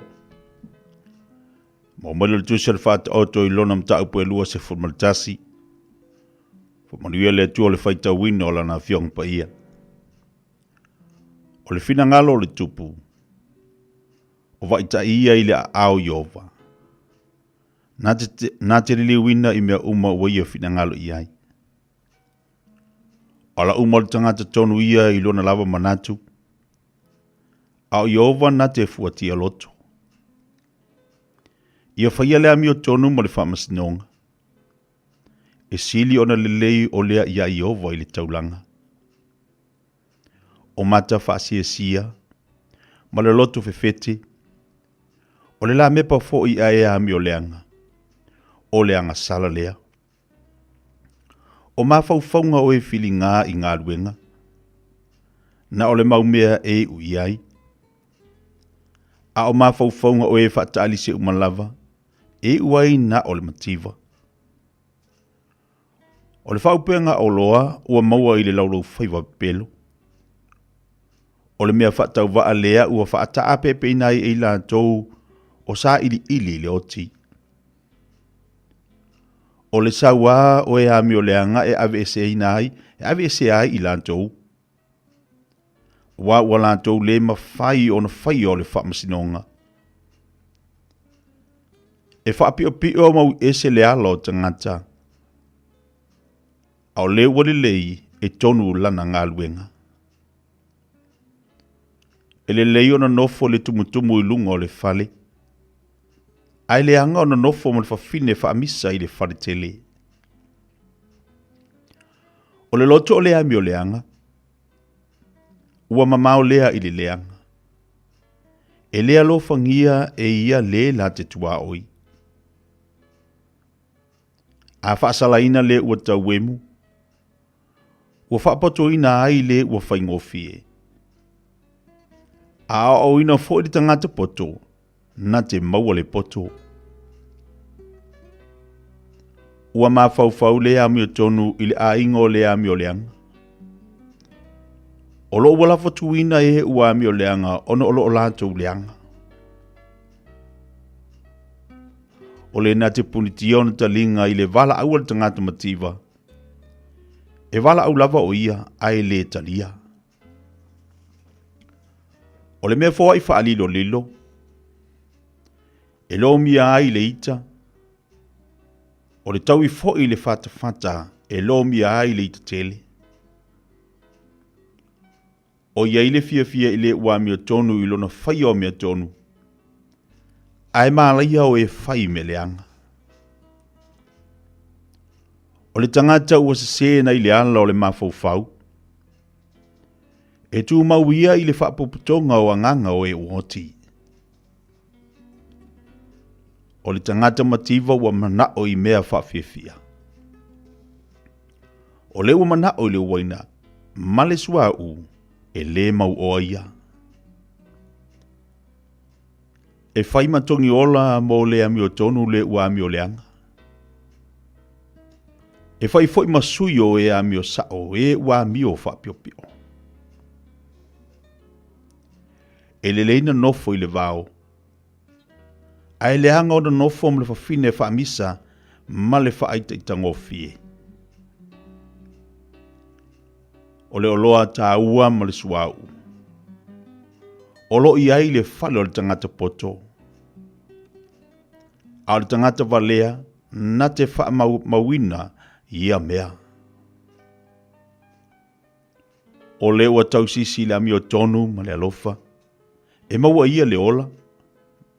Ma le ami o tonu ma le viinga. E haea le tangata poto le a ai a e tutoa. Na te lafo tuina fo i le malosi la tau te whaatua tua iai. O leo leo ilo na ngotu ma lona laulau whaiva. E tauso o ia te ia ai puapuanga. O le whaatau wemu ma le whaamawalunga ma le whaafeteina. O le ingoa lea o le ua whailo na ita ma le whaamawalunga. O le mana o le paie o tiai o ia. Awai le ma whaio na lima o na ngaru lue. Ua tuina nau lava o ia i aso oma. A o le ua mi o tonu. E foa i lava e ia. Na te le tau fia foi se mea. O le taulanga e ame o leanga. E ino sia lea. Ai atili ai pe a au maia male manatu leanga. O le mori mau pepelo e whano lava ia.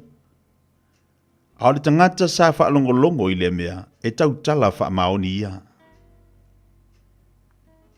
O le tangata mi o leanga ua whaata ua mata whale ma.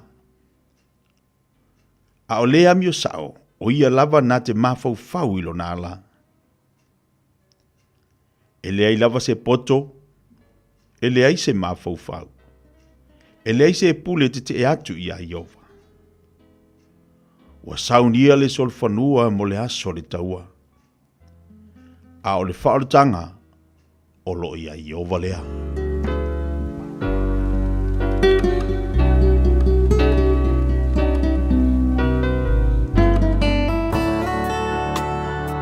Ua awina atu le upu o le poto i le nei aso o no le langolango mai a linga Fusi and Sons Funeral Services. Ua mawhai o na tu whatasia o nanga tala whea ngai i ni tau ngofia tele. E fsosoni atu ai a o whea ngai oe ma le popole ma le whememea. E mori whatasia atu ai ma wha mai senga, ma wha mawhana whananga mai a linga Fusi and Sons mo a inga uma o Samoa ua whea le maliu ma le oti. Malau mai loa ia lingalinga Philip Fusi lingalinga. To ia whaapō lingalinga, to ngia si ulavea, pesusu mai i le luas fulvalu Canning Crescent i Mangele.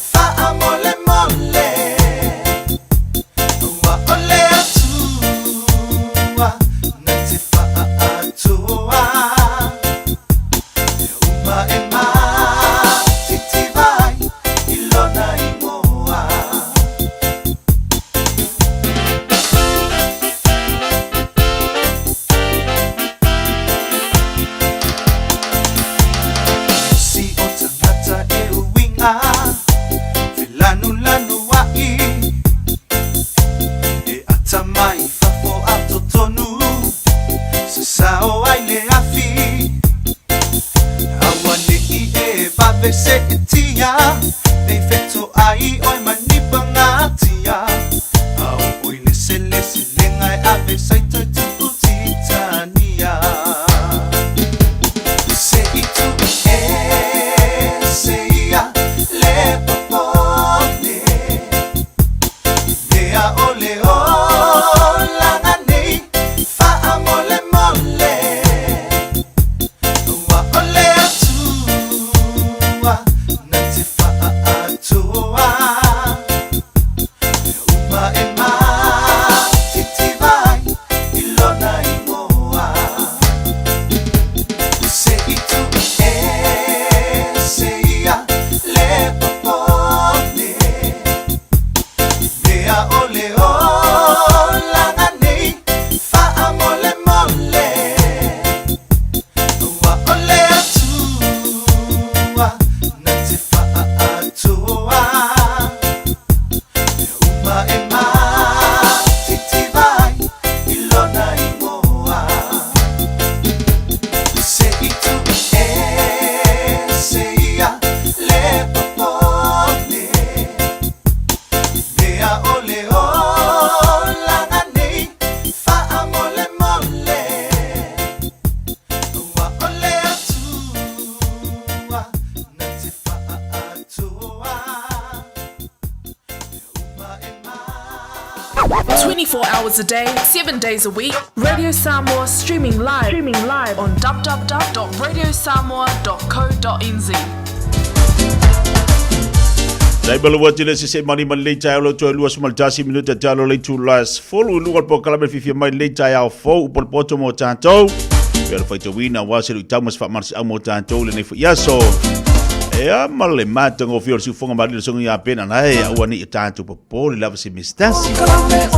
Matanga lo yaso lama fa ifu mal ni masino lo tanto yai. Oi to lua fo ilo masino nei to sanga wa le tanto yai o kito pala so dus mal tasi nei. Lono wingal vaya sol nei ol vaya so fo umalo vaya so fo umale masina la to okitopa malol folau malol sa tele lu tawor sa valinga nei to sanga sa tatu yai ai te tono lo solonga le leia manuia me umale lo fo le tatu falangolango ile tu ai me umalava sa tatu yai le folanga mai la matanga le to sanga yai en wali pa ia mai le nei Taeao te loa linta mai lu tau sa lu fe ngai ai tatu fa tai ai le li o le lava yanga le mai le tua ya be se foi i te miti va ia tua i lau fa soa ia o le paketino lau tupe i le aso ma le va yaso i vai aku kau mang ngumbi e malo ma fa fa ia mai ka lo fa pe me e o kau au anga le ia kwa ma se lengi ia pe wa bo kau il me fa ngali wa po kau musu mo i male nganga funga le kau de fi awai ia fa penga le langa tatu te baba ai ia kai mi ke baba ia ile telo me lo fale te baba i telo me yo lima ai foi ke mi ke va kwa se mea ke baba ia kwa o se mea ia ngai ile marka ba foi por fa kai ka or fa ku misa o os ka mai me fanga le ia me por kau de ile vai wala fa ia nga wala fa ia nga me por kau de ile wala da wa kai e fa pena lo langa mer se fuanga le tatu te ye le vai te bil nei tonga tau so fuanga o lu tau na le tatu fo lo ai tatu te lo fo le tatu fa so ma tatu ti lo me tau ona fai ina ia ma fai ona fa so solo manu ia i pe au fo fuanga la to lo na winga ai manu malo la lu tau ma tof to fonga le aso na i lo le o tatu manu malo fa talo fa ti so tatu pa anga dunga tatu Facebook e seta fiti fa talo fa tu nei va anga le Taeao e seta tanga bo malo se fo manuia Maria le sina tava e fatalo fatu mai sina Australia e seta tango moa fatalo fatu tasi sei peli malo se fu Maria le ngata foi le fa maloti ava yola tunu fai fatalo fatu e penina timu fa putunga setu malo se fu Maria le Taeao malo se fu Maria ia Edward Tuna Lominga mata feo Wat si madunga tatu po kalame lina ngafo fa vela malo se fu Maria Patalo watu ni so la tau ya na usua inga ruenga le Taeao. O ila tau sa fenga manga ruenga le sifipo. Ya na ave tawale pona ave lori, ave pasi, ave taxi, ave upa. Le alaba tawale na te mafuta mai ya yo na fuite ya le fai ngwa ruenga. Wabalo atu whatalo whatu pokala me le Taeao. Whawhelua te niso paanga umala wanu tato YouTube le Taeao phone.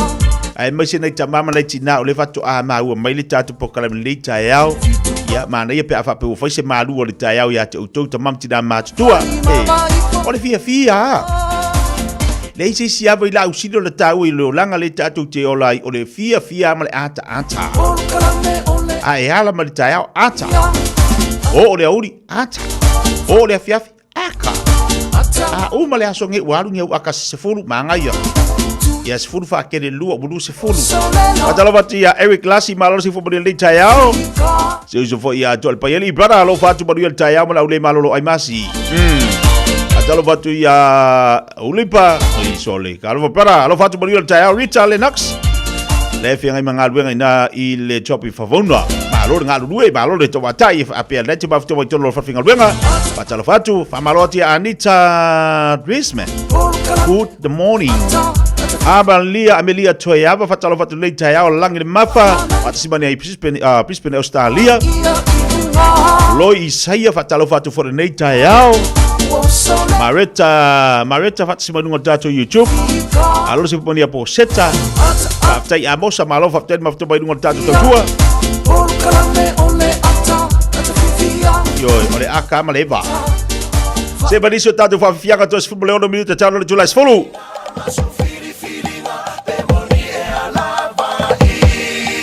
Ya pa baloti la unga se bala kuka. Pala inga uma la tato wa tunu of lava na tiba futu bayai. Malo lava le usupoli Taeao le songa fua.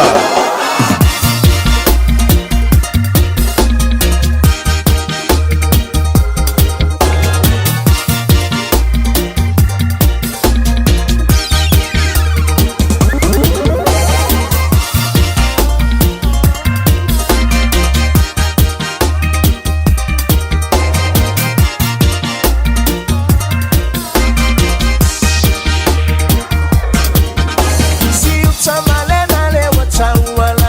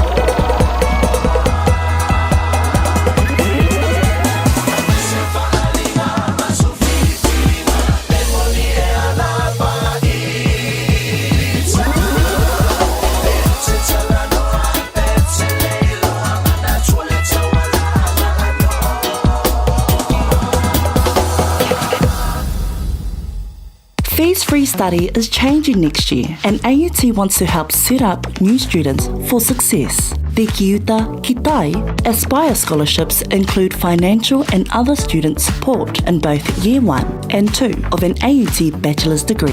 Find out more at aut.ac.nz.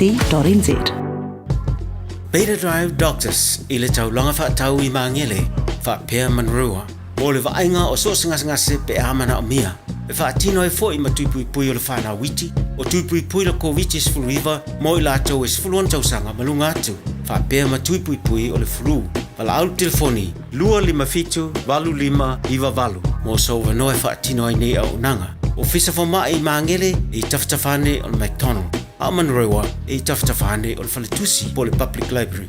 Peter Drive Doctors Clinics. O e fufu e whaatau ese lo fale. E te manao sta ngate whaanongo ia oe, tau tua mo oe, mamala malama i laungangana.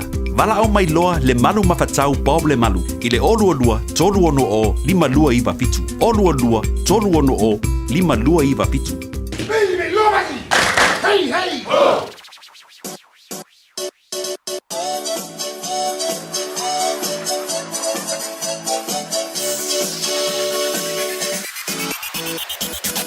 Ia e whātutu atu so o manatu.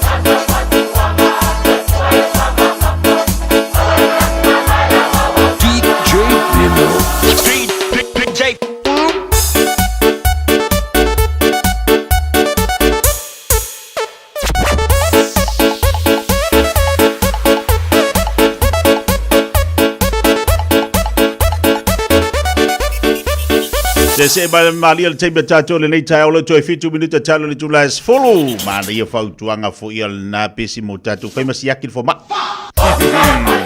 Fai ama vai fo ma. Fai ese alo malos. Ese fo ni vai kaimi le pisi le iai. Fai ama siaki fo ma. Toto, suka, siaki. Ika kauanga fai mafai se siaki la tau. Ia wala fatu e tatu watu nei vai ngal Taeao. Tele la tu lelo mafuto mai pelu ngol tatu po kalame malo no sai fa talo fatu le official tatu malo. Ina i mangele le fionga konsulo al tatu malo. Ia mana tu o vai tu te mangalu nga amatu nei vai yaso. E me foi le fionga komsino fa to inga. Tatu ofisa inicio vai ngolo mafuto mai ia le tatu watu no pe o Wellington to tele la tu lelo mafuto mai ai. Fa talo fatu po kalame ante o to malo se fo manuia. Malo lang ma. O te ilo o faisi pisi la mtanga neba yasi tolo le tatu watu no Samoa. Te ilo la tam fai o tomaini so vaenga pe amor tatu so ta ingal te le tulasi mdasi. E amar tau sala fo po kalame Fiafia mai. Le do rita to finga ai so hotu mo tatu. Ya po ani melo tupu tolo le tatu watu no pe ona amtari ele for tanga. O le ma o maloto pulenga e te tolo le tatu watu no. Te le melo tupu tolo Samoa. O la tam fai tolo po kalame mo tatu le nei vayaso. O atu nei vaenga na to euro minuta talo li tulas follow.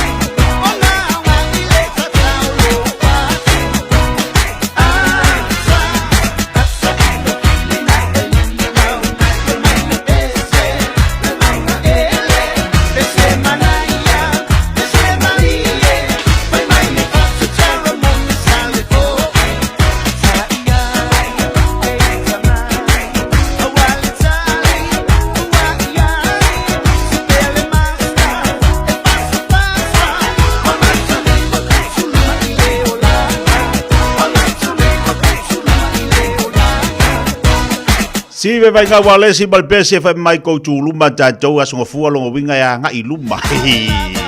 Ia fa pe ngai fa le kongo le fa ngole vai aso ko pore fa pasi do wala sko. Ai koutu luma ti o le mia ka ko ngai sa wala asonga fua. Nga ngofo fo e fa longo upanga nga fi anga fo ko ma fa fa imbia sa ku.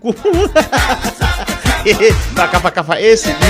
Vai fa le le asonga fua la to o le manga i mo le asonga fua. Wale mangi le sulu made lale si bela ipopole ai. A ua mawala ipukira Taeao seki. Patalo batu de banga Taeao mafuta maritina. Le utu alofa atu mo olitina mafuta ma ina sina monga nei Taeao misia o tatu pokalame. I nei New Zealand na we malanga atu na fiti fa fonga mai olitina le utu alofa tira atu mo olitina. Olmole atu alofa anga alpakalame Fiafia mai atu. Oe. Ya, tadu si alofa le li toe. Mawuri si mafutanga tatu toe fila fu nei. Ya alofa atu Manu. Ya mau to umala walo mafuta mai Samoa nei vai ngale Taeao malo lava tawa tai malo ngalo lue. Tiu te bangalu ngalo fengai mele tatu wa no. Ilo se ba te belo wati le ua to Yo lo tatu no lava le tu la se folu I manatu la tatu se mai lola vatu ia tatu talfou ile ngana Samoa. Radio Samoa. Taslima ivatolu amo.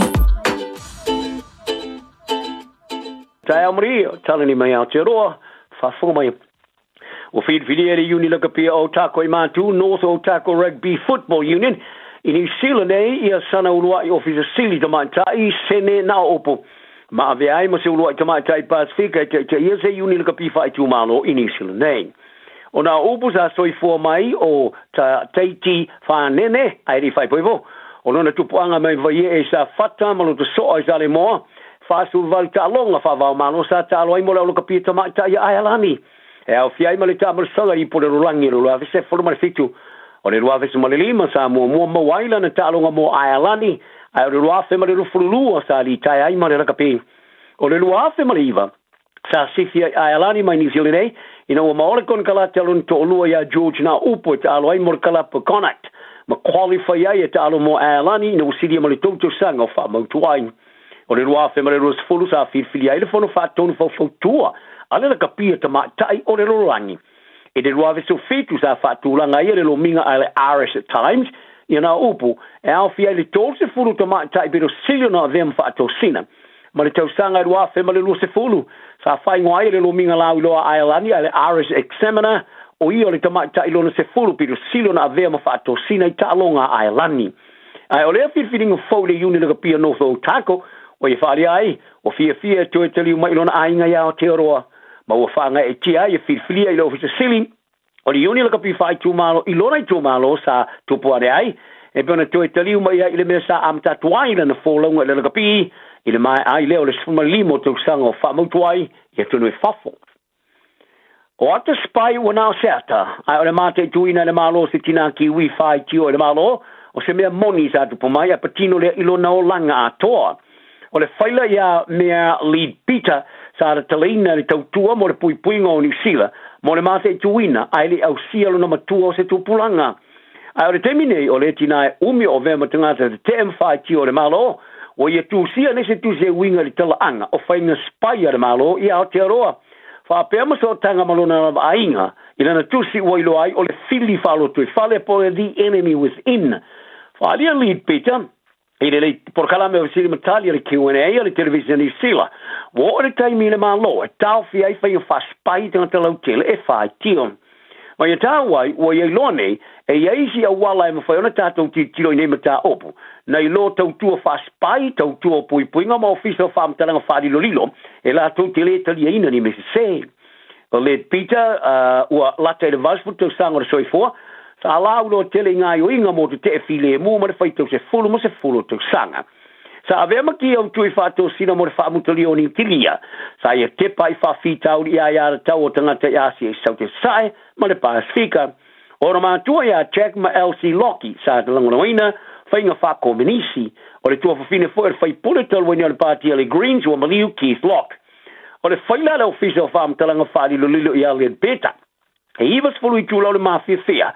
E pēna wha mauma wai wha amtalanga I a teia, e whato ase fulu ona tau sanga.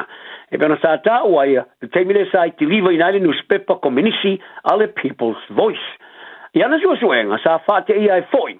e winga ini kulupu ese matangata to tasi sa mata tuina e New Zealand pe o tangata New Zealand sa lang long ina nga yo inga tu mo otio Samoa le vai tu sanga o la fe se la ulos fulu ma ye fali ai o le na tangata lang long ina le nga yo inga tu mo otio Samoa a e o foi lo ia matangata sa tu langa le lei sa matua e fa te ia ile wala sa pule ai New Zealand ia Samoa. O le aso whareile sa tau nua nei tupu sa lesa ma koini Camilla e Australia le amatanga o le la se singa whatupu. O aso e lima o le amalanga e peona whapupu mai o no tonga fitinga o le kānesa o tupu sa lesa. Se ulua i tupu Australia o se eili no 4 le temene o asia le tunu.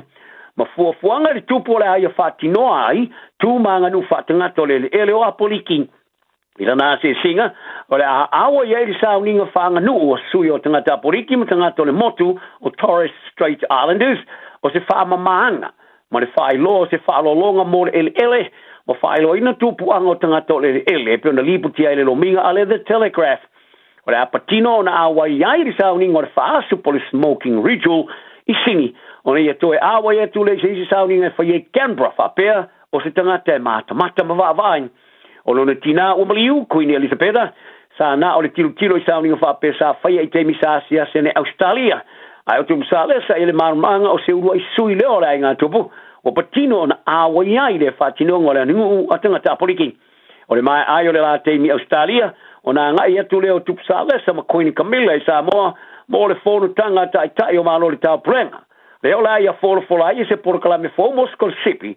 E fatu paina se fatu penga tele fo ai tanga te tasi e du sai male lo minga le Telegraph fa vai ina le socio university a malo le ta plenga o le school shipping o le taula i langolonga ia o ongol por kalame le tupu King's Fellows i motu uma to watia i lalo pulenga malo le ta plenga ma socio ani isa i fo fo e vave o lu tau o to mau ainga fa fi tau le tele malu tau ia tina o si o mianga mai polani o whaamatu ina e se whale mariu i se whātua e senga.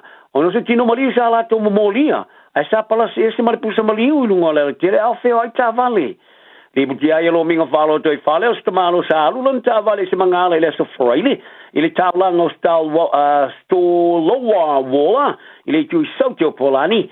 I le teimi sa ia mua vai ai se ia pa i le whaamalamo lan tā vale. Ai ne o palasi e se le ie. Ma ia va ai e se tino mariu o tātia i lunga leo tele.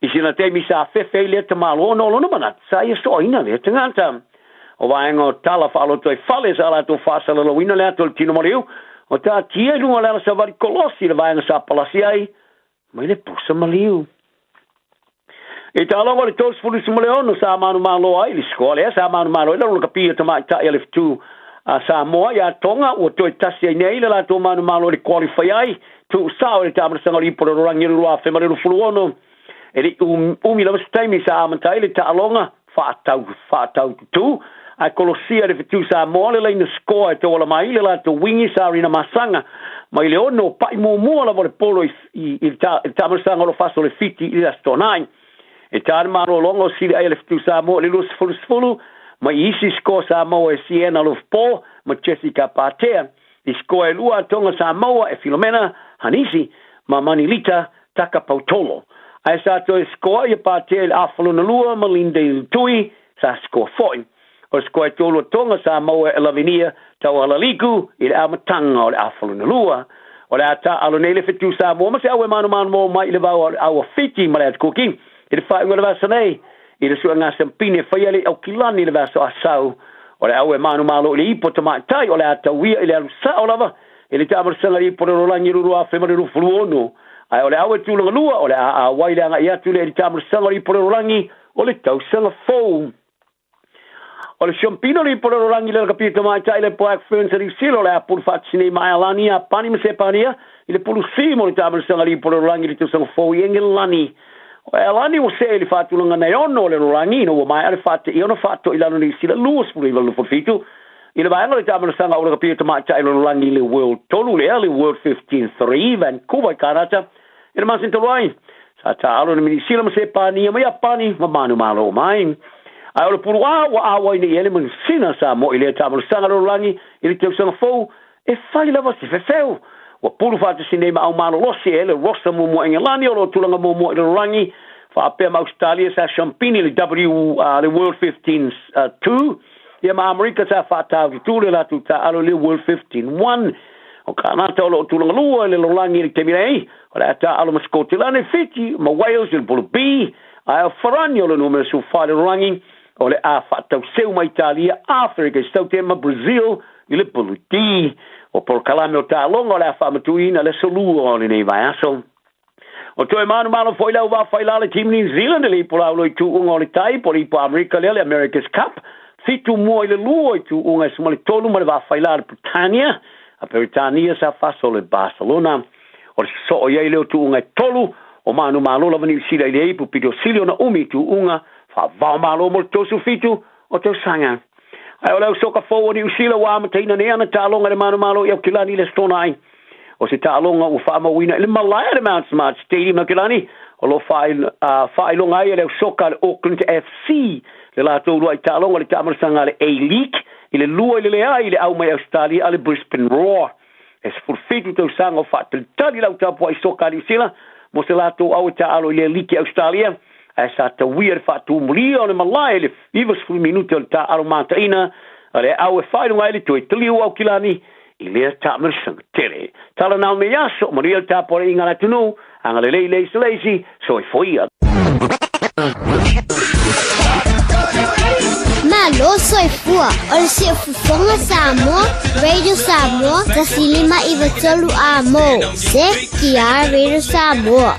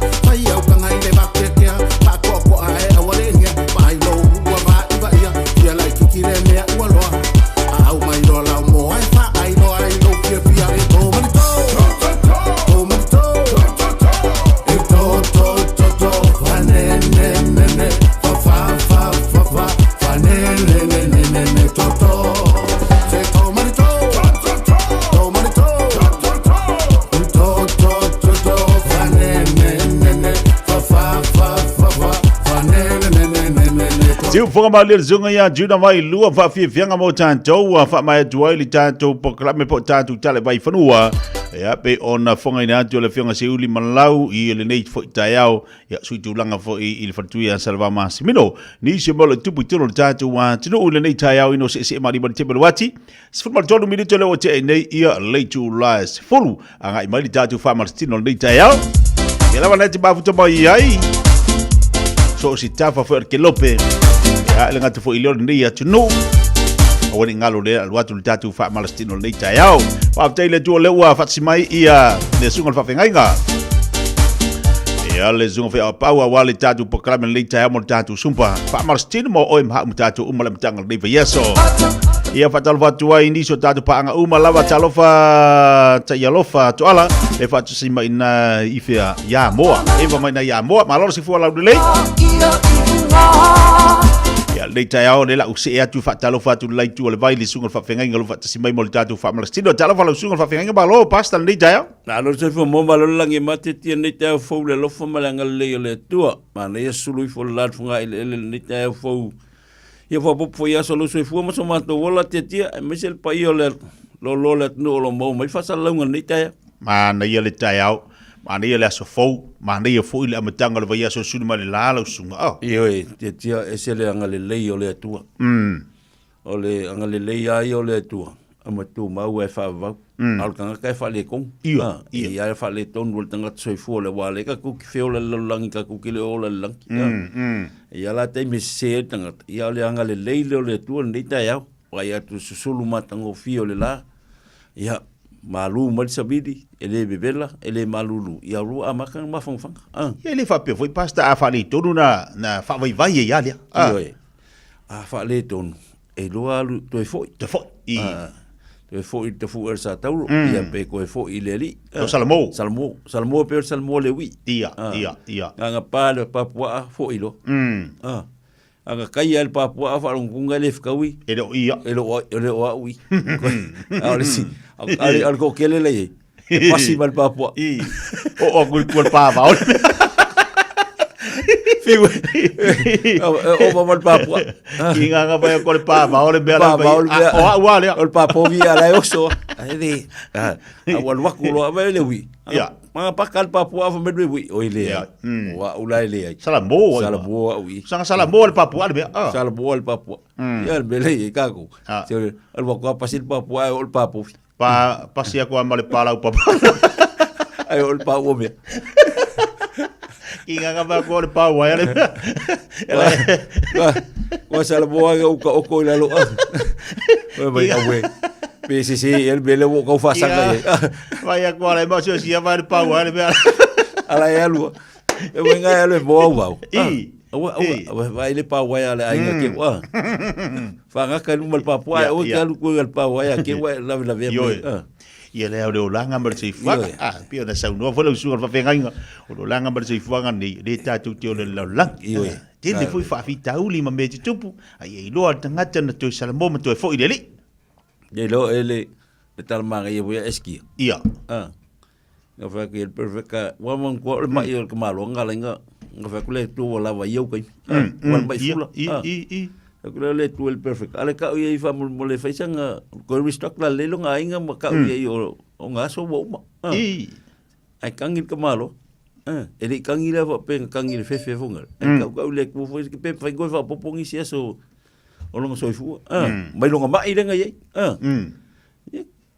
fa kangi fa sanga le won ba wala yang la kal yang fa men ko fa funga le ku fa popo is ko sanga sulim tangir tengata salmo ma mi el suang alanga salmo alanga sa wali sa ol ma lo mo le ku fa funga le ku au ka ko la pasil papua wa ya lu ke wo kai le wa me ko fo mbai funga le kangi salmo ai mo kwale salmo if you ever out le ku le fa malo longa ko sai de kangi fa sanga le wol o se Fiafia se va out di kangi fa sanga le wol fa di o si me popole wele o fe ava pela o aga se sa boring fa ko bo aga se sa boring fa ko bo sole no na pe fiku fa ma va nga mal ko lu e ko fa si ko lu e ko Kami ngel fa kau kingo. E kero fa fa. E kero fa ia. E ko me chau fa lua. Yo e ve mo kwale ba.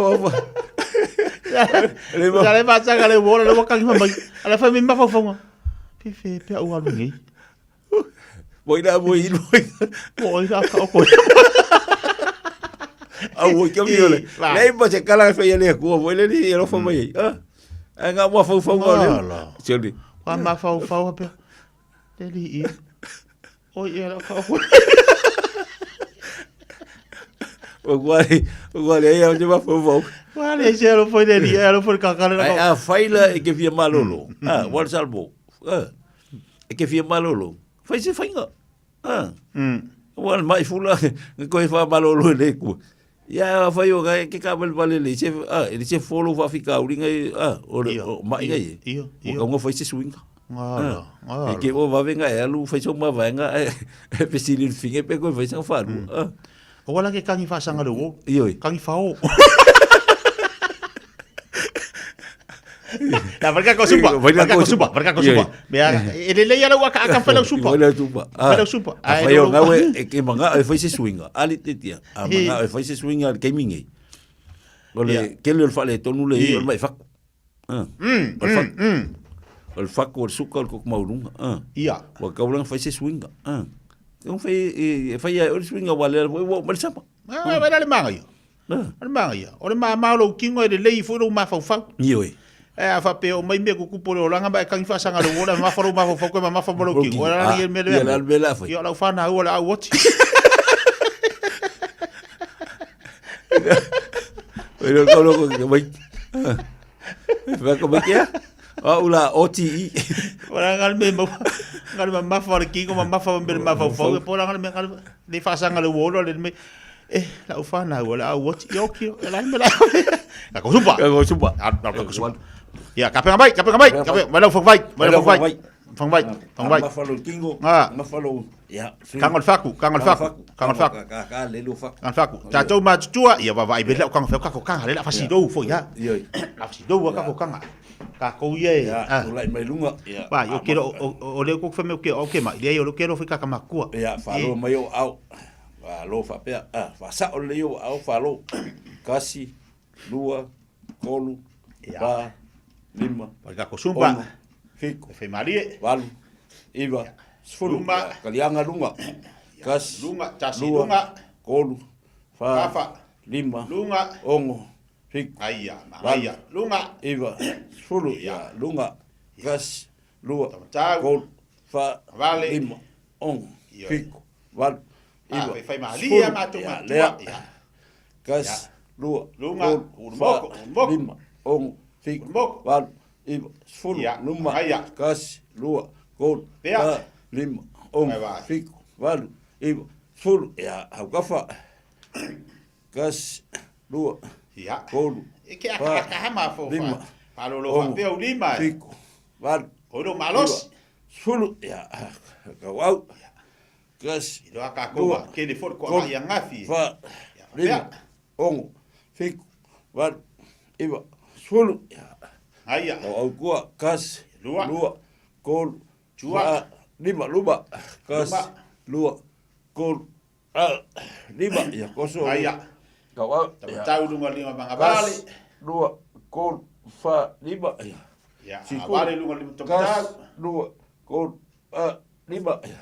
Koso gua ya. Foloi gua lua kol lima lima chua lua kol lima numa aya kas lua halo fasa lima lunga halo dunga kas lua gol fa lima ukafa ya autafa kas lua gol lima lesi ukafa bale kas lua gol lima kua aya ya toso chua kas lua gol fa lima ya luma ya halo kas lua gol lalo lua lima lesi lima ya bale kas lua gol lima lalo kas gol fa lima lunga malalo kas lua gol fa lima kabilo kas lua gol fa Kou kas Anton. Fa lima ya ukafa kas lua gol Pipidal.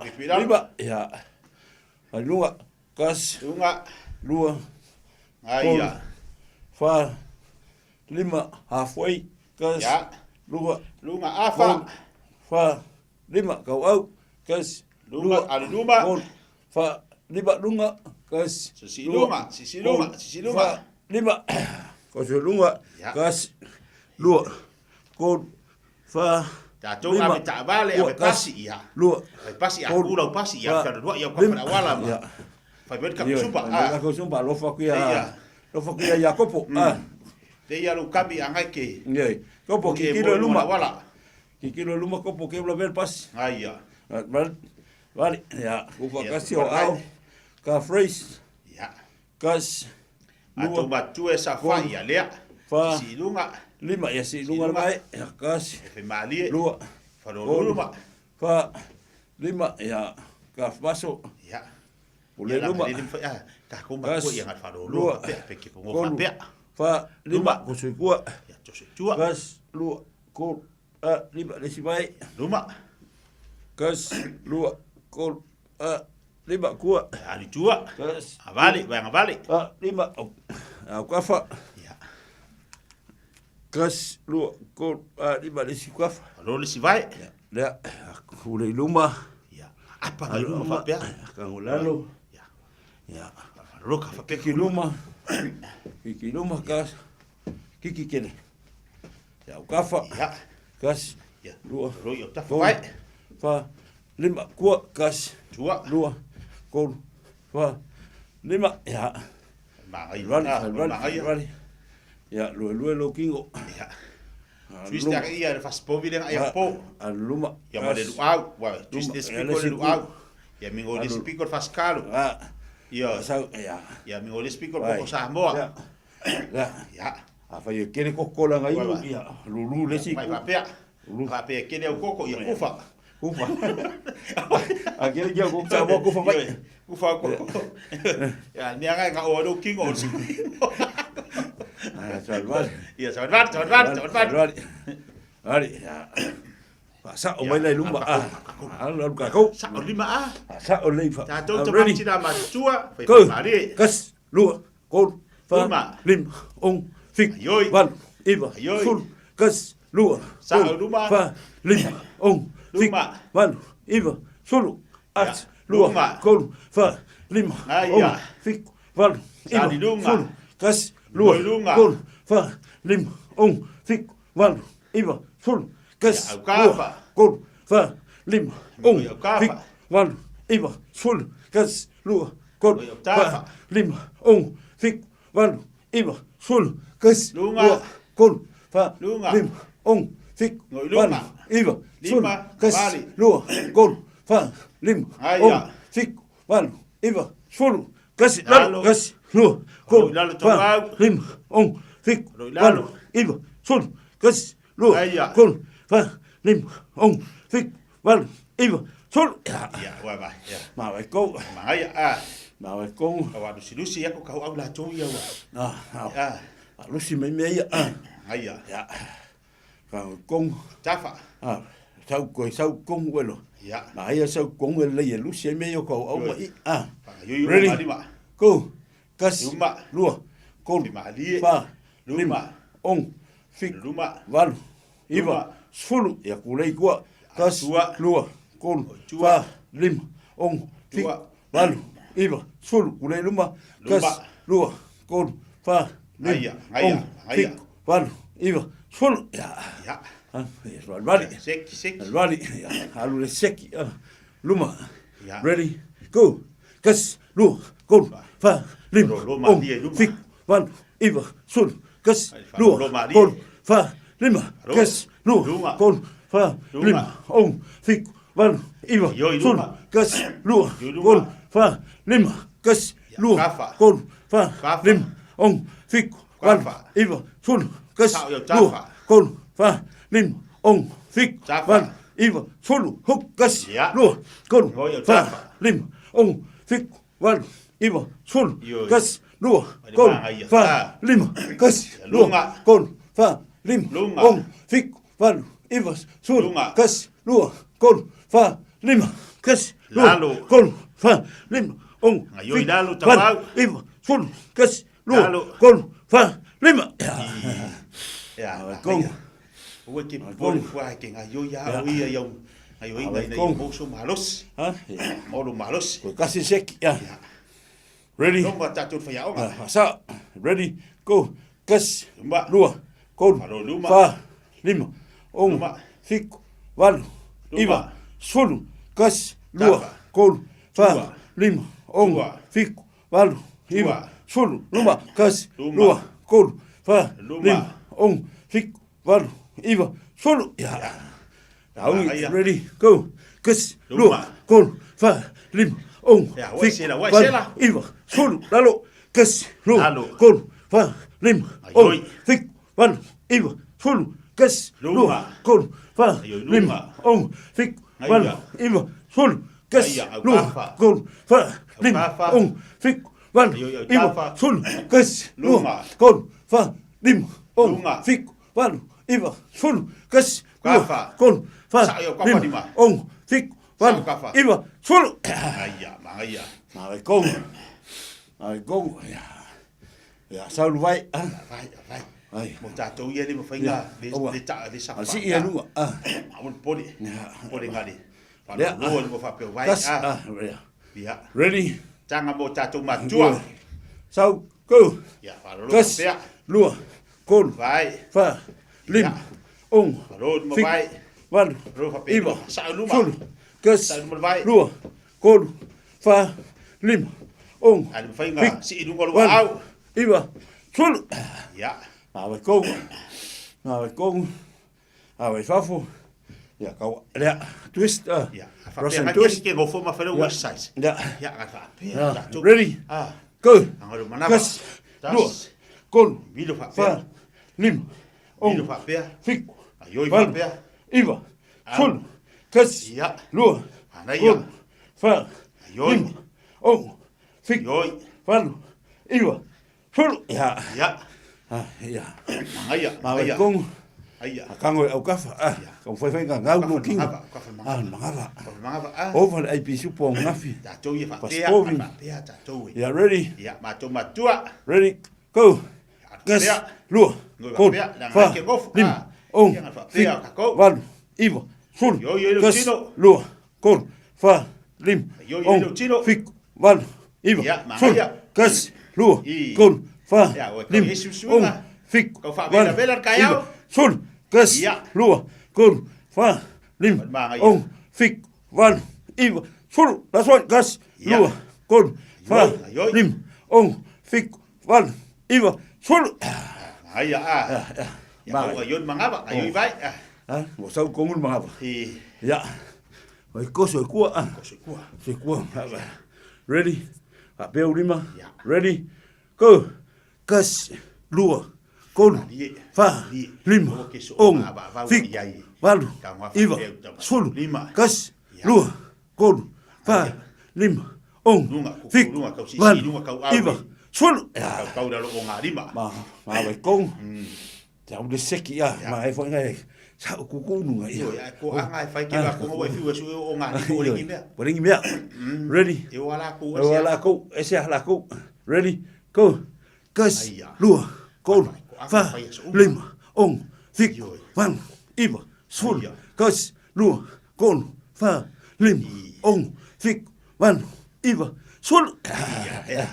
Ya, mai. Seki. Kamala lea. Kamala lea. Lea. Kasi ala lea alu loka ko. Ready? Go. Kas lua kon fa lim ong fik val im sul. Kas lua kon fa lim ong fik val im sul. Kas lua kon fa lim ong fik val im sul. Kas lua kon fa lim ong fik im sul. Last kas lua kon fa lim ong fik val im sul. Pese. Pese. Ya vai dela lakukan kau pese Ya. Yoi mai la yo ka pese. Yoi mai. Shake my love, she vai shake. Kanga kape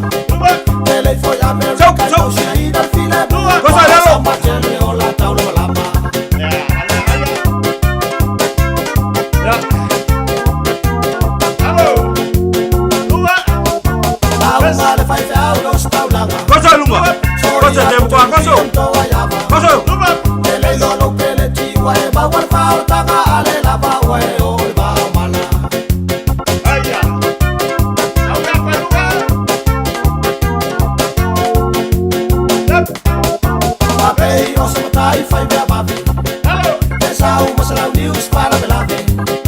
Al foi nos para mago o le tele la la fatu sainga ya America po ya pani. Aya.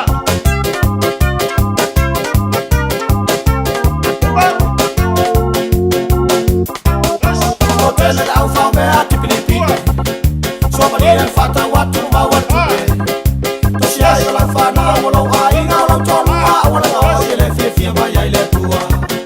To sia yo la fana wala ai nga la tonu wala o fa ya wala fa. Ai no wisu I bali me.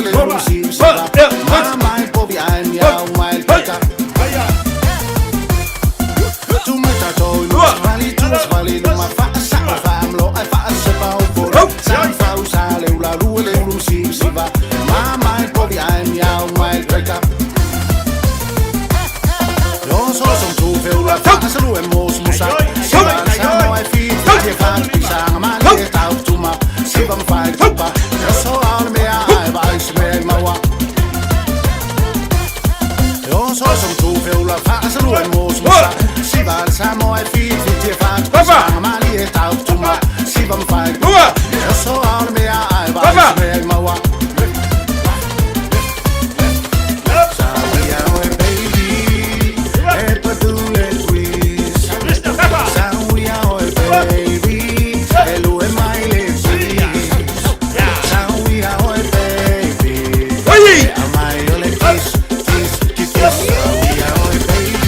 Mày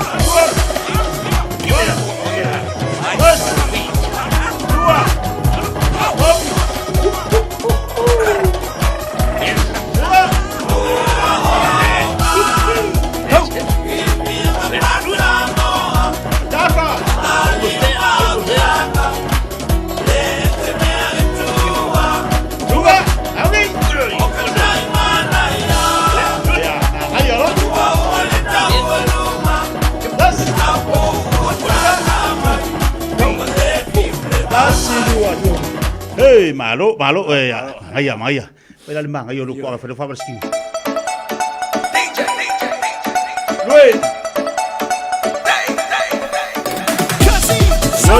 Ngayon.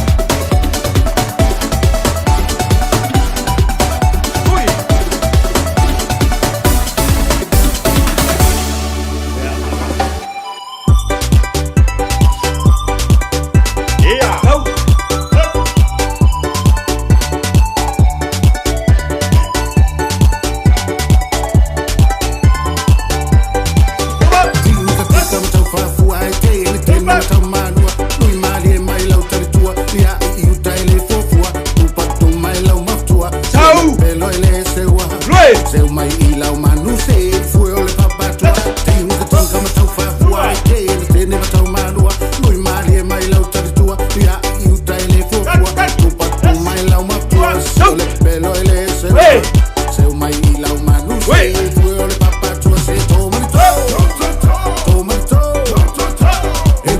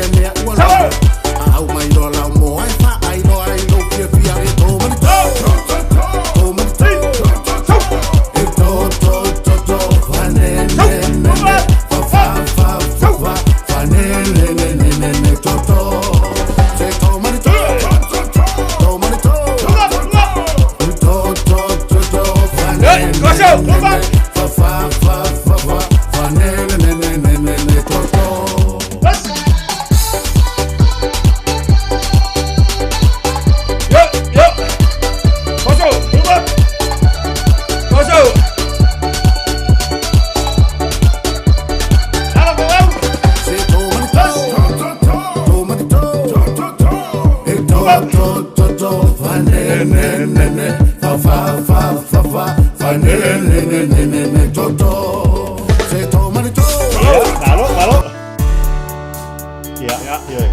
Dato fa stilo di Taeao. La upele. Siku. Wa fai ngocho le lai le sama fusa. Ya. Wa kasi wai ka fresh. O chicho. Ya. Ka paso le lumar mai dia. Kau. O soy gua, ka kau. E fai le mama. Bayang balik, kulay kuwal bayang kau, kulay lumal bayang balik. Kulay kuwal bayang balik. Angay, tayo pa ba? Kulay. Ya elo. Kasi bayang kulay. Kulay kuwa.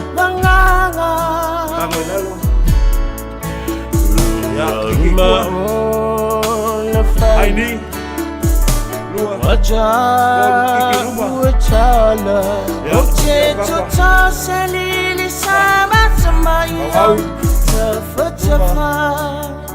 Push forward. Afaila foyele Taeao, iame olela. Nama chala lona funga,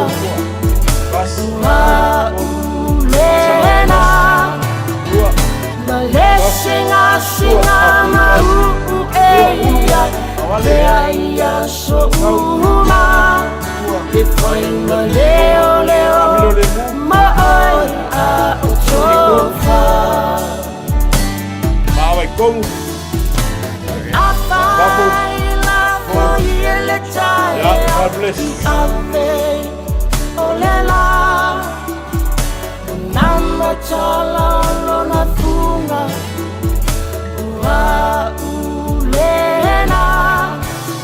Mole atu le whapteil tātou atunu lei Taeao mo le tātou whamalastino o ka se le maanga ia a. O le tātou anga e whai.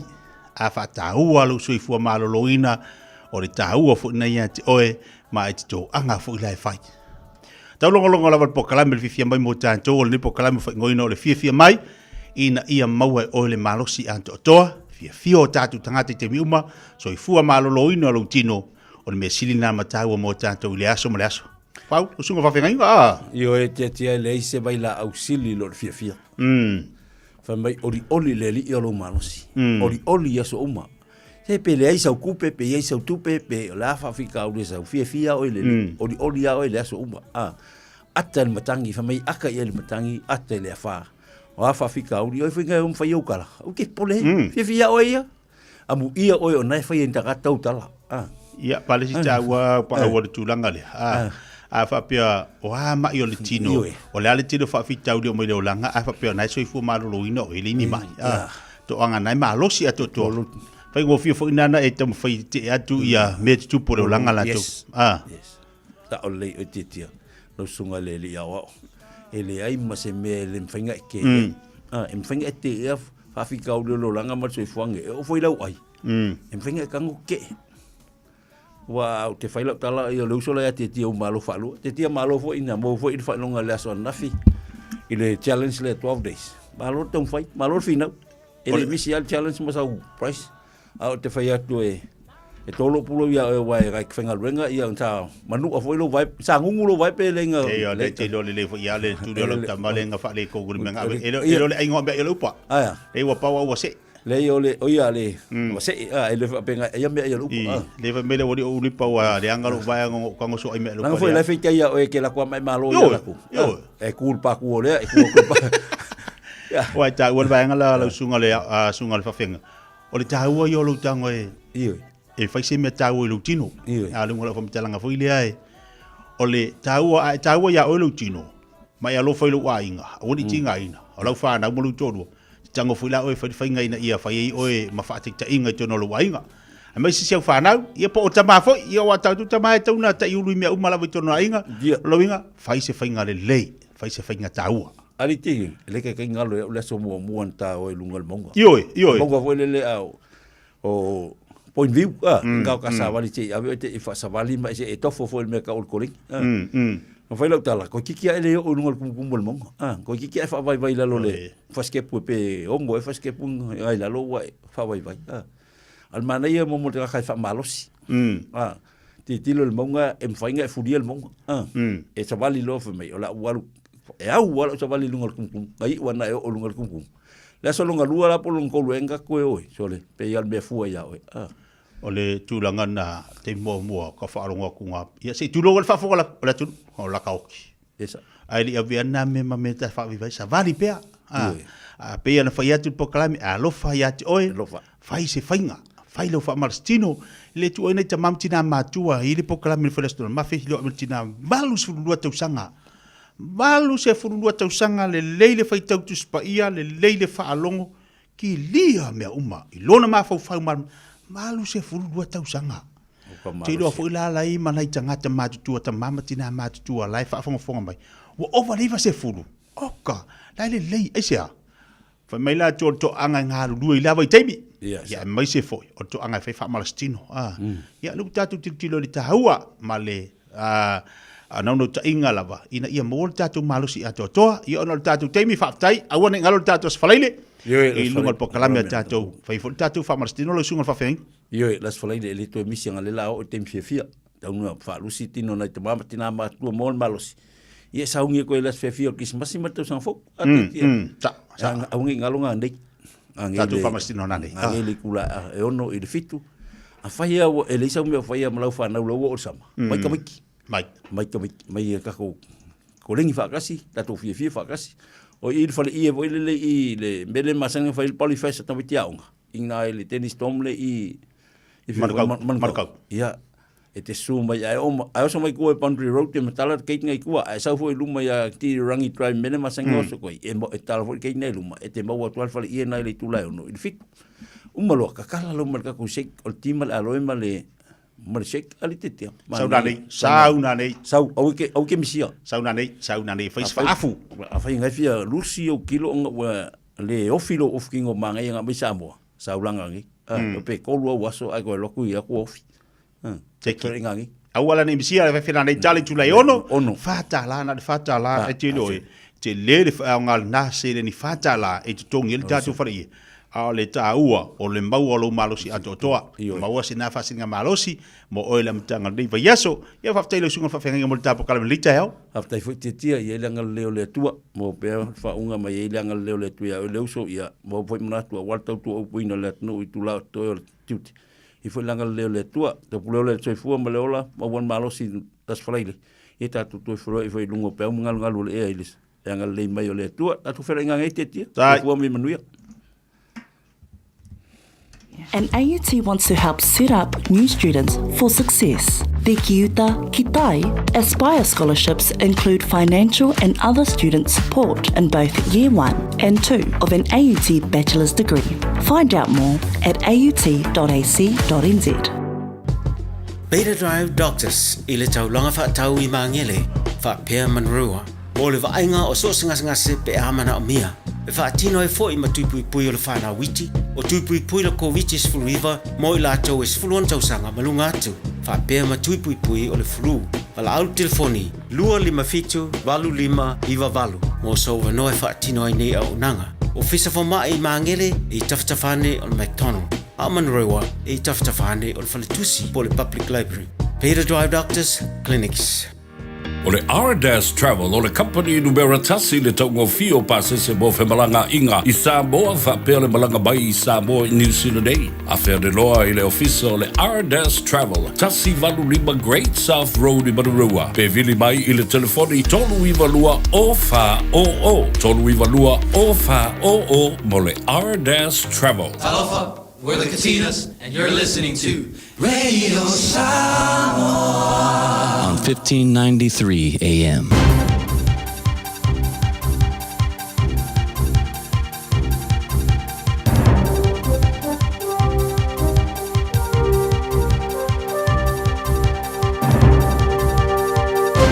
In this update, day one of the trial into the alleged murder of Christchurch woman Yanfei Bao is due to get underway today. Emily Ansell reports. The 44-year-old real estate agent was missing for just over a year before her body was discovered in a shallow grave on Canterbury farmland 3 months ago.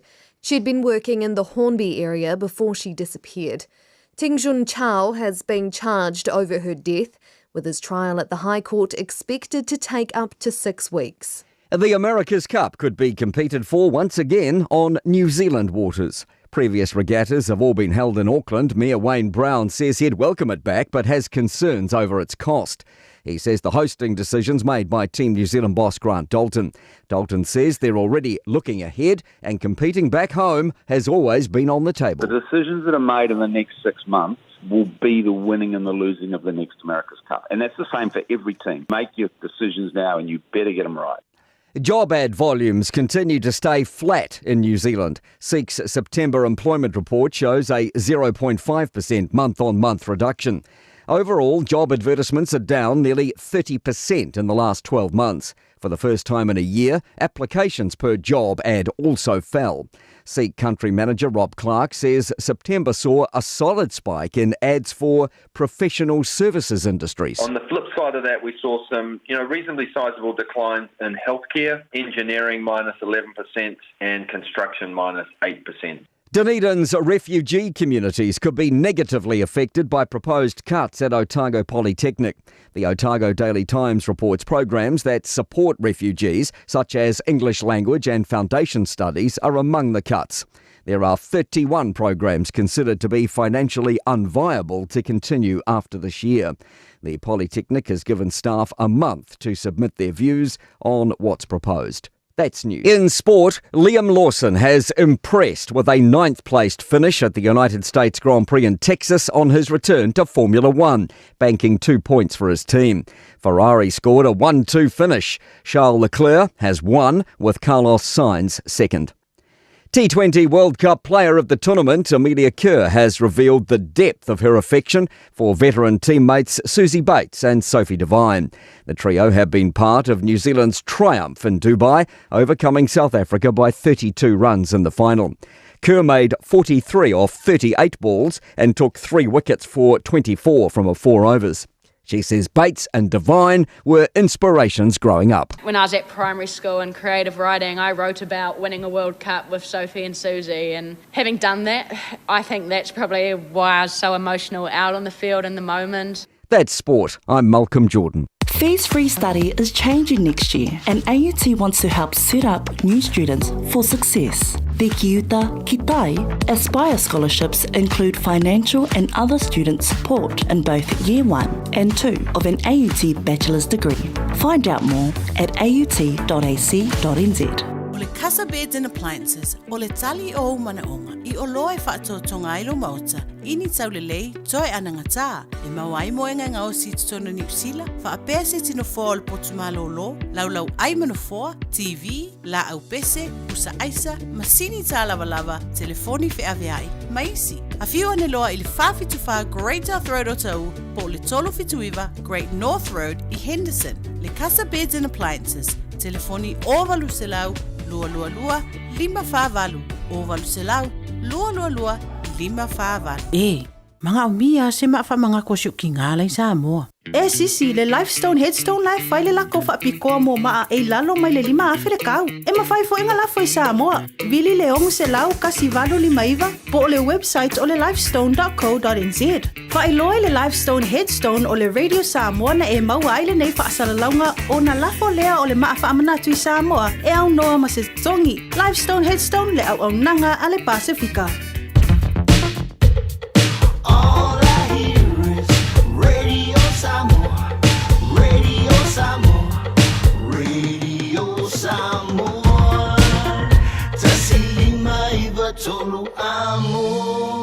Radio Samoa, kasilima I vakolu amo.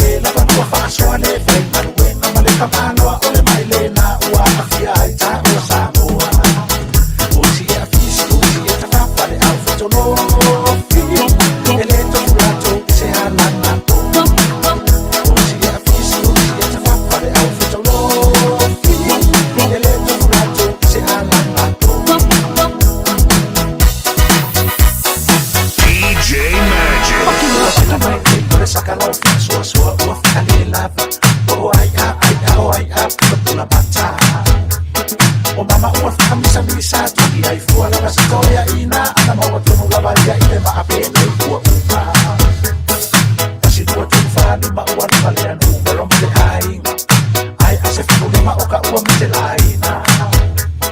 E ola pae e mau umi wana. O le mumboe lava matau fe tuli whato a toro mai kule whare ua tani alisi. O si a fisi o si e ta whawhare au fe tolo.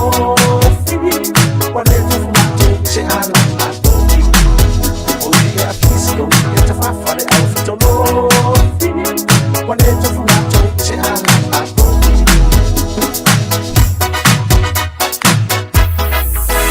Fakila mai foma e bala au mai fo whanau. Ai ati ai ona toa tele tau whanau. Pa ai la lea wale angana o le feo ai suru i le tau langa se mama no fo i le nei a saki malato waia. Wale toe au ma ona toe whatoa tele o toi whanau.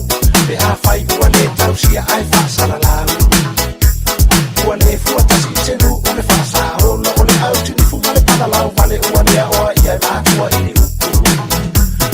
Ia pa wifianga mo tatou le nei Taeao so le atu le valo wati le nei Taeao le siu fonga le video Samoa se football limba tula mo se football 5 minutes le te nei le tula se maldas le maftu bali tatou wati no yo e malu lava le tawa tai malo fo le ngalu le sanga fo le nei aso fa tu ngata aso fa pe nei ai fa tai le lo fo le anga le o le tu o lo mawulunga pe le anga le o tatou tapa usi le langi i lo o to se fua ma so matu wala le lavo va ia tu le fo lau manu o tatou va le nei fo Taeao. Whaatai le atua, whaawhetai ai le atua le nifo iaso, whaapu iaso le tātu wola. Ia e ngofo ngi mai maa whau, mai maa natu, ia anga whape ke moe anga pō, wa e ala maringi kai au, wa le maua lu malosi o ngai ke ngasi. Ia o lea ele mela mawhai, leisi si me sido le tau, wa le ala mailo le Taeao, maua le malosi ma le ola whaatai le lii, apa tuloa, palaka mariki poki, pingi malau ki amako le songofua. Wala pa nga imingoy fa se au edi fa sa ki de fi mo bolo ki o malonga fa do ki e fa sanga kulo ya fe au wa ifai uma fe au la songa fu ya un ise fe au la songa fu o la solu Sulu lima menit tale tula simultasi o tatu talo to per masre tatu Samoa i melo tu pitolo tatu wa tunu i Samoa ia ila udanga foi martou tu al tatu tu sala ia be ona ye tu tu a lo li i to finga ai so tu motanto le olo mafuto by Samoa tatu tu sala o le verso nei po le son fole nei o le o tala lo ye tatu fontanga lo winga la tatu tali wa tu Samoa po ani amtanga fo o lo ye nei va yaso po le asi tumu o le ale pisi a po fe o poloka ia po ai o de ko o de makeki po ai o nga ua nga su me nga po le sko nga ide li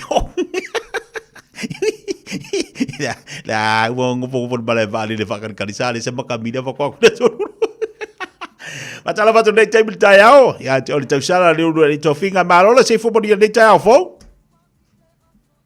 ya langi mata fila fitanga titi le ne Taeao fo la smutia Pata lofa tu po ile Malu se tatu wa tu no ia olo o fa kumpunga mai po ile ni Taeao ia po ke lava le ta po le ne ke lo ke ia olo ma wa mai ta po kalame i ele li o le o te mo ta to ma tanga le ni Taeao Malu se po mo ke ti tole Malu ali le soifu bangu ia wa ia kwa di lo ilo wala la ma ina le tatu wa tu no polo sa fa mai o fo ringa mai wa uma sa ko ko esi po sa vai salu ia i ke di uso ko de kaya o fa ia ngadu o ma le Taeao ne ia tatu ia batule la facility ia olo o mata mo fi lava le aso ni Samoa ele iba ia lava se tulang ia ni niao ia po ni tinma po ia olo o sunu malo si lava le la nei ia wa mata po ia ona fa nga solo po kala me ia pe ona eta wa po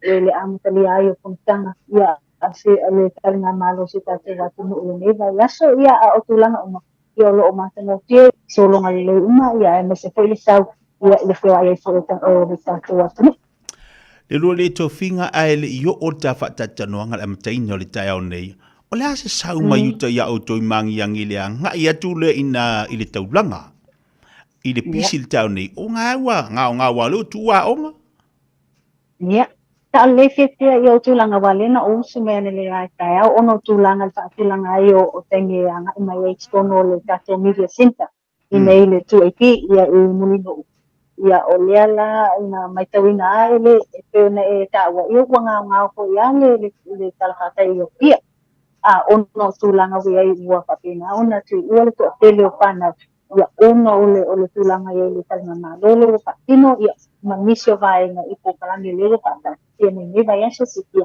a le taimi lava le nei ia ua kai lava sina le ua amata ona vesi ma le nei au au a le taimi o le neta au anga ia sila au ono o le boa tumutumu a mata ia konatanga ese ia po orange ia le to apela i lanto le ua whapena ona vesi tala anga i maka alongolongo ai ia whapena kemi whaasoa i misi muta o kata ua le ua whaatulanga i whaatino kikita.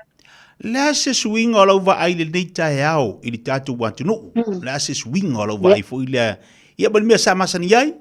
Ia e mai se la o le wanga i atu le whanutanga. Ia o la le tūlanga le pisi o lo i ai li tātou wantunu le Taeao nei. I tūlanga lava i tātou tangata laupelu. Ia o lae o o whapena ona tumu nisi le taulanga. Ono tūlanga o lewa mata ona whaanga solo tōntang.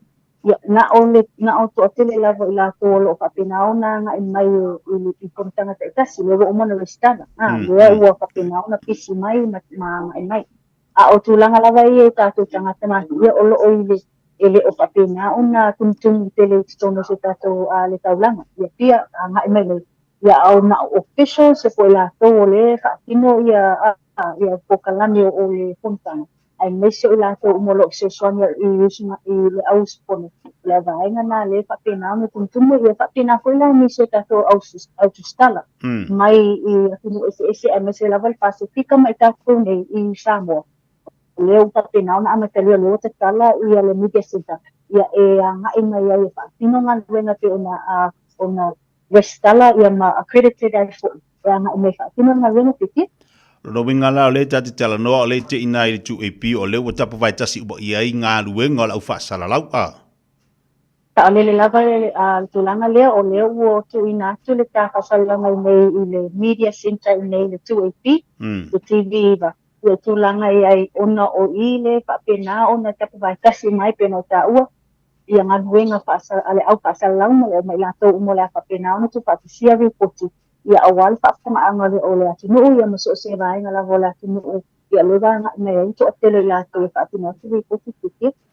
Le lua le tofinga o le wa amtari le fono ni le tātou watunu o lewa ta pisa ma tāpina pena i li tātou watunu neiva yaso.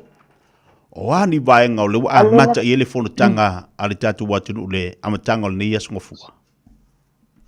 Ia le fasili ai o la pitalenga te sia o le Taeao nei le tūlai le pitu le na amata aloa ia i le whailua inga ia po le ceremony, o le opening ceremony o le joint of forums po o konotanga ese ia leila ia ia le konotanga mo tupulanga talavole po le ma o ma lo tau pulenga, o konotanga o tinam, tamaitai, konotanga o pati sinisi, business forum, ia whapena ko ia le konotanga mo le people's forum, ia tūlanga lana, lena whapena o nā tala no ia, ia ai ala le whatino ai o le sulu, ia e tā o le sulu ia i o suinga le lei, po le torch of change.